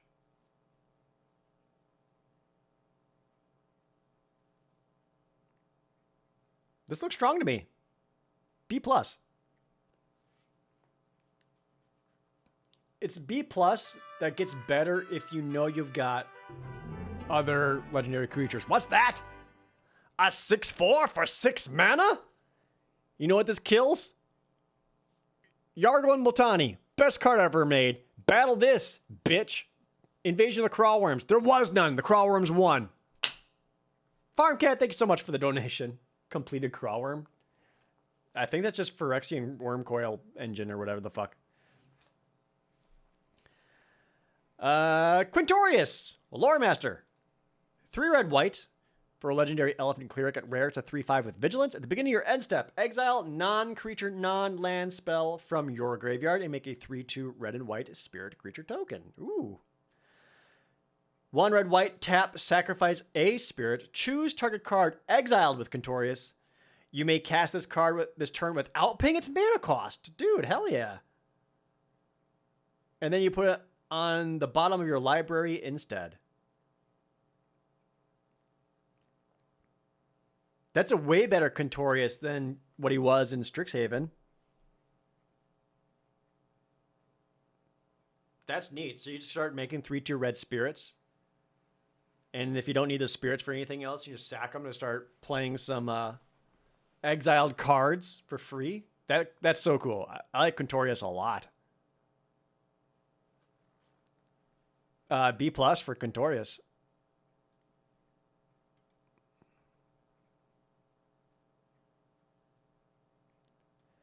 Inga and Issaquah. Issaquah's Chariot. 2 green, blue for a rare human god. 4/4. Creatures you control have vigilance. And tap, add 1 mana of any color to... Tap, add 1 mana of any color. Spend this mana only to cast a creature spell. Then whenever you cast a creature spell, if 3 or more mana from creatures was spent to cast it, draw a card. So you get a 4/4 vigilance for 4. And then you can use your stuff to convoke out other creatures to draw a card. But it has to be 3 or more mana from your creature specifically. Which is asking a lot.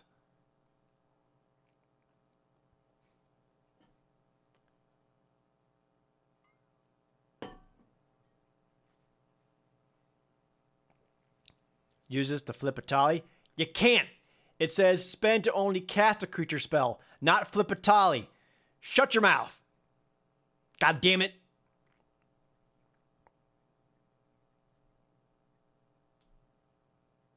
Anyway. Yeah, I think for the most part, this is just going to be a 4/4 vigilance for 4. Because... Well, tapping down 3 creatures to get another one out to draw another card puts a lot of your defenses down. I don't think blue-green is going to be wide enough to really make use of it. It seems okay. Still a 4/4 vigilance for 4. That does fix and ramp you for other creatures. Probably a B.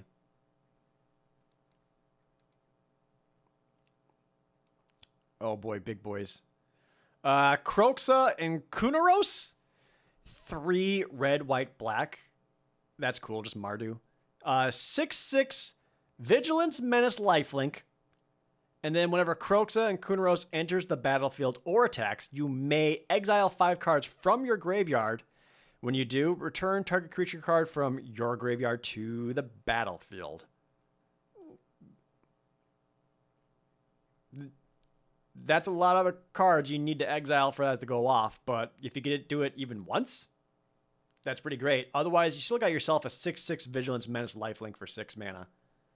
Oh man, this set could be very cool. I like the flavor of this a lot. I know the tapped lands are in here, so you can probably do some like really cool stuff.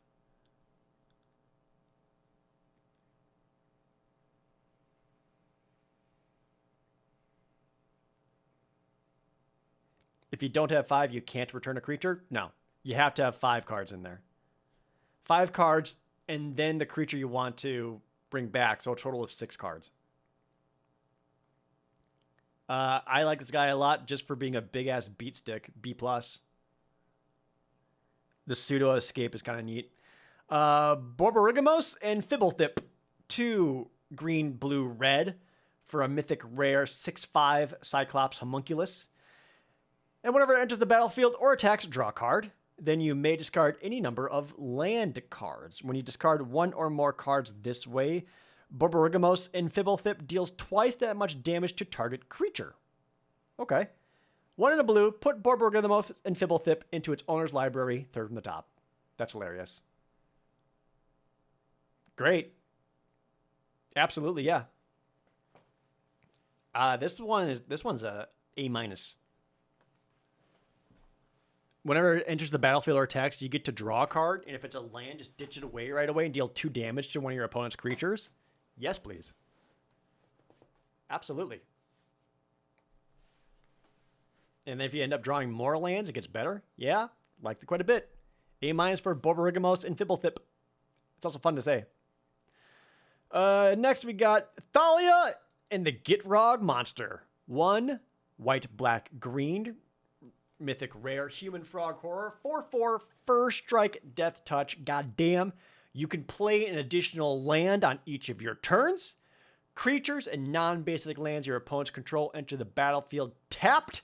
And then whenever Thalia and the Gitrog Monster attacks, sacrifice a creature or land, then draw a card. Jesus. A+.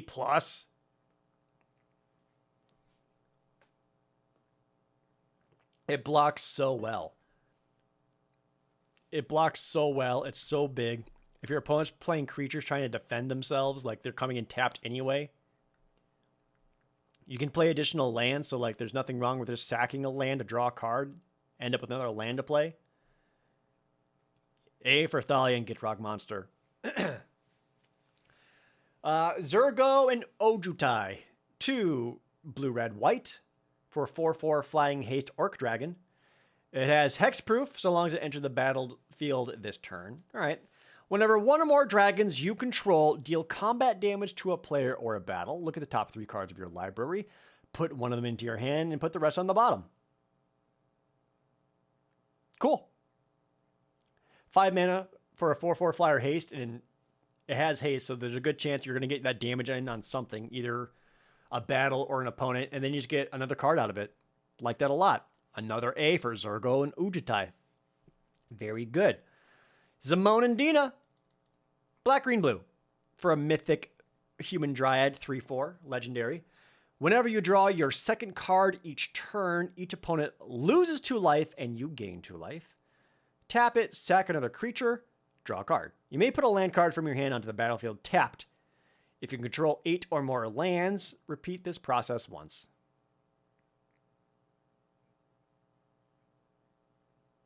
That's fascinating.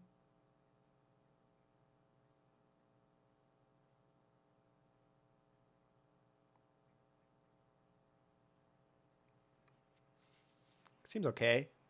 8 or more lands is a lot. You have to sack other creatures to draw a card. 3 mana, 3/4. for the most part, you're only going to get the triggered ability on your own turn, which is less exciting.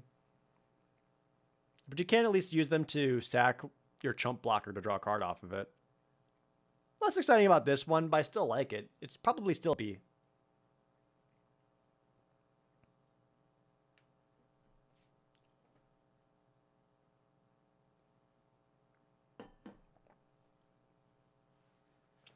Yeah, B.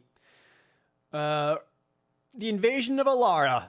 I've seen this card. It's hilarious. It costs Wooburg, white, blue, black, red, green, for a 7 defense battle. But when it enters the battlefield, exile cards from the top of your library until you exile 2 non-land cards with mana value 4 or less. You may cast one of them without paying its mana cost. Put the other one in your hand. Then put all the other ones at the bottom of your library.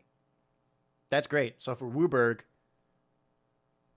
you get to cast something for free and get another thing into your hand. And if you flip it, you get the sorcery Awaken the Maelstrom. Awaken the Maelstrom is all colors. Target player draws 2 cards. You may put an artifact card from your hand onto the battlefield. Create a token that's a copy of a permanent you control. Distribute 3 +1/+1 counters among 1, 2, or 3 creatures you control. Destroy target permanent an opponent controls. Just get all the things from all the colors. Every side of this is excellent, except for the artifact part. The artifact part probably won't matter. Everything else, though, that's great.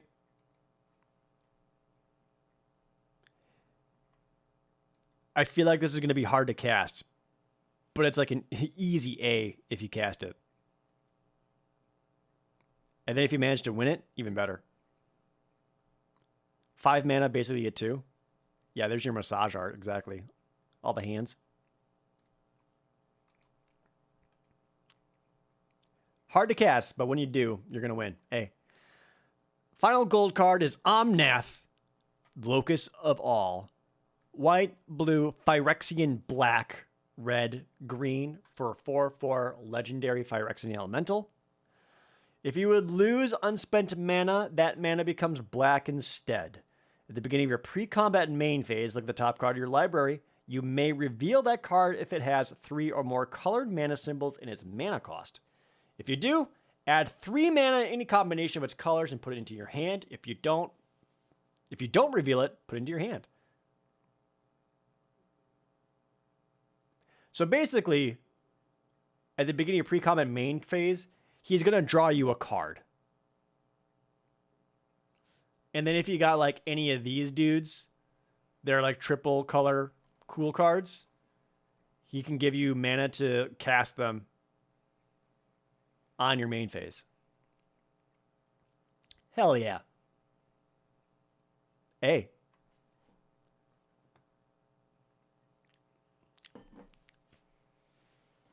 Again, hard to cast, but if you get it out and it sticks around, it basically, at bare minimum, he's drawing you 2 cards a turn, and that's fucking great. A for Omnath. All right, and that leads down to all of the artifacts. Starting off with the Urn of Godfire. Cost 1, and you can pay 2 to add 1 mana of any color. It's expensive mana filtering, but it works. But you can also pay 6 and tap it, sacrifice it to destroy target creature or enchantment. Sure, it's not great. This is your classic sealed emergency fixing / removal. D. Flywheel Racer, a 2 mana vehicle. It's a 3/2 with vigilance. You can also add 1 mana of any color, but you can only activate it if Flywheel Racer is a creature. But the crew cost is only 1. So it allows you making you 1 power creatures. You can crew this up and just use that for mana. That seems okay. D+. Good old Kite Sail. 2 mana. Equipped creature gets +1/+0 and has flying. Equipped crossed is 2. Fine. I think it's also D+. Halo Hopper. 3 mana for a 3/2 creature frog with Convoke. Okay. Yeah, why not? Why not? D plus. I guess it allows you to like get creatures down, and then after you spent all your mana, you got your creatures down. You can then use your creatures to get the 3/2 frog out. Sure, why the fuck not? Why the fuck not? That's fine. Realm Breaker, the Invasion Tree, a 3-mana legendary artifact at rare. 2 mana, tap it. Target opponent mills 3 cards. Put a land card from their graveyard onto the battlefield, tapped under your control. It gains if this land would leave the battlefield, exile it instead. Okay. It also has 10 tap, sacrifice Realm Breaker, search your library for any number of Praetor cards, put them onto the battlefield, then shuffle.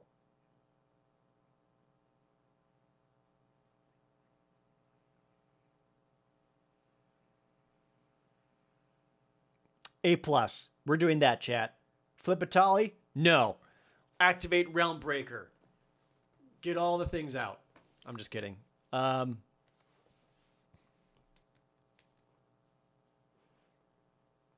That's interesting.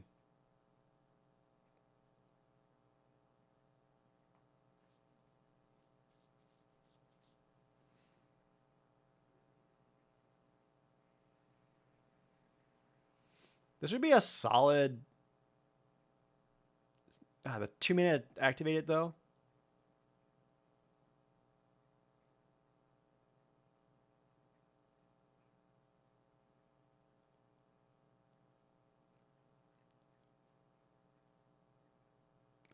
I mean, it's kind of a pseudo win condition / ramp on its own, because you get to mill your opponent for 3. It costs 2 mana to do it, which is a lot, though. But getting the extra lands does help it handle that, though. And I don't hate that part.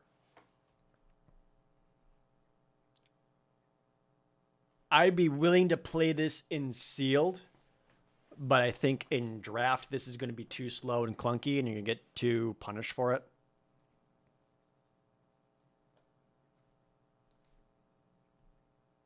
But I think it's got potential in sealed. Probably just like a C for that. Skittering Surveyor's back. Hell yeah.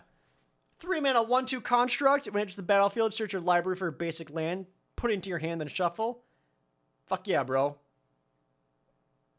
Now there's your fixer. You get a body out and you get to find whatever land you need. Absolutely. C for Skittering Surveyor. The Sword of Once and Future. A 3 mana mythic rare equipment. Equipped creature gets +2/+2 and has protection from blue and protection from black. Whenever an equipped creature deals combat damage to a player, surveil 2. Then you may cast an instant or sorcery spell with mana value 2 or less from your graveyard without paying its mana cost. Then you exile that. Equip cost is 2. This has got to be it, though, right? There's all of the whatever combination of swords are done. Surely by this point.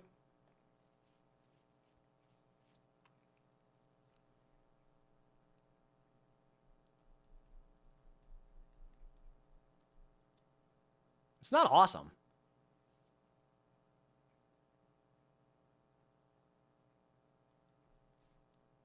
I'd still play it.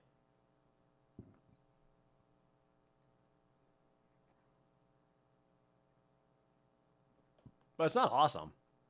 It looks like lean like B-. And if you happen to be against a blue or black player, it gets significantly better.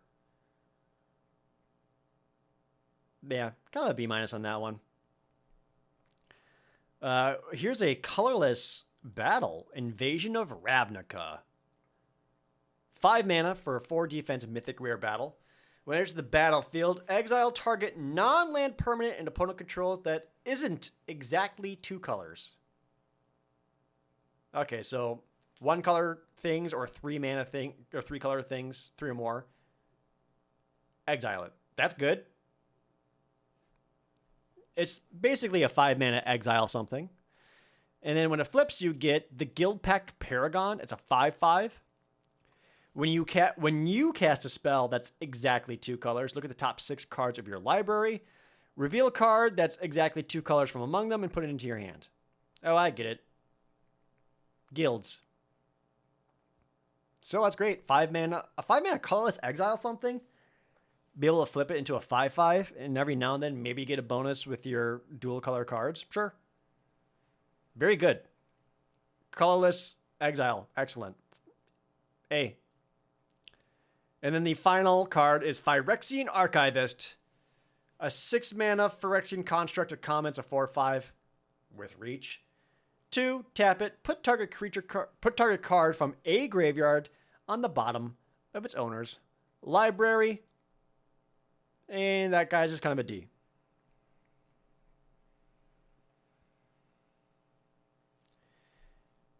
And that's everything. Only other thing you need to know is that it does have the cycle of dual lands for every color combination, which is awesome. So you can do some really cool fixing and really cool splashing and 3-color decks and stuff. This set looks neat. I think it's going to be... I don't think it's going to be super fast, but I do think it's going to be high-powered. Am I aware of the Multiverse Legends? I am. I'm not going to go over them because I've been talking for almost 7 hours and my throat hurts and I'm hungry and I'm tired and my sinuses are drained. Any hints of Bolas, the Eldrazi, or Progenitus? None?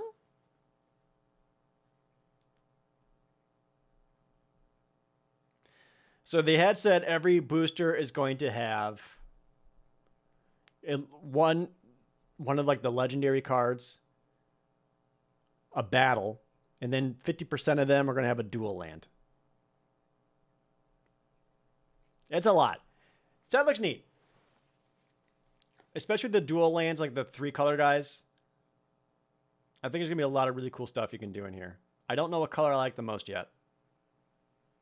I hope blue-black is good because I'm a basic bitch and I know what I like. There you go. All right, that's going to do it for me. If you're watching this YouTube VOD, I can't believe you sat here and watched it for the whole 6 hours. I hope it was enlightening or at least a little informational or helped you make better decisions on what's coming up with the pre-release. And if you're going to your pre-release, hey, have fun, enjoy it. I'm going to be doing mine right here in Seattle at the Command Fest. And then be sure to come on by for Magic Mondays as we start jamming on March of the Machine over and over for drafts and stuff.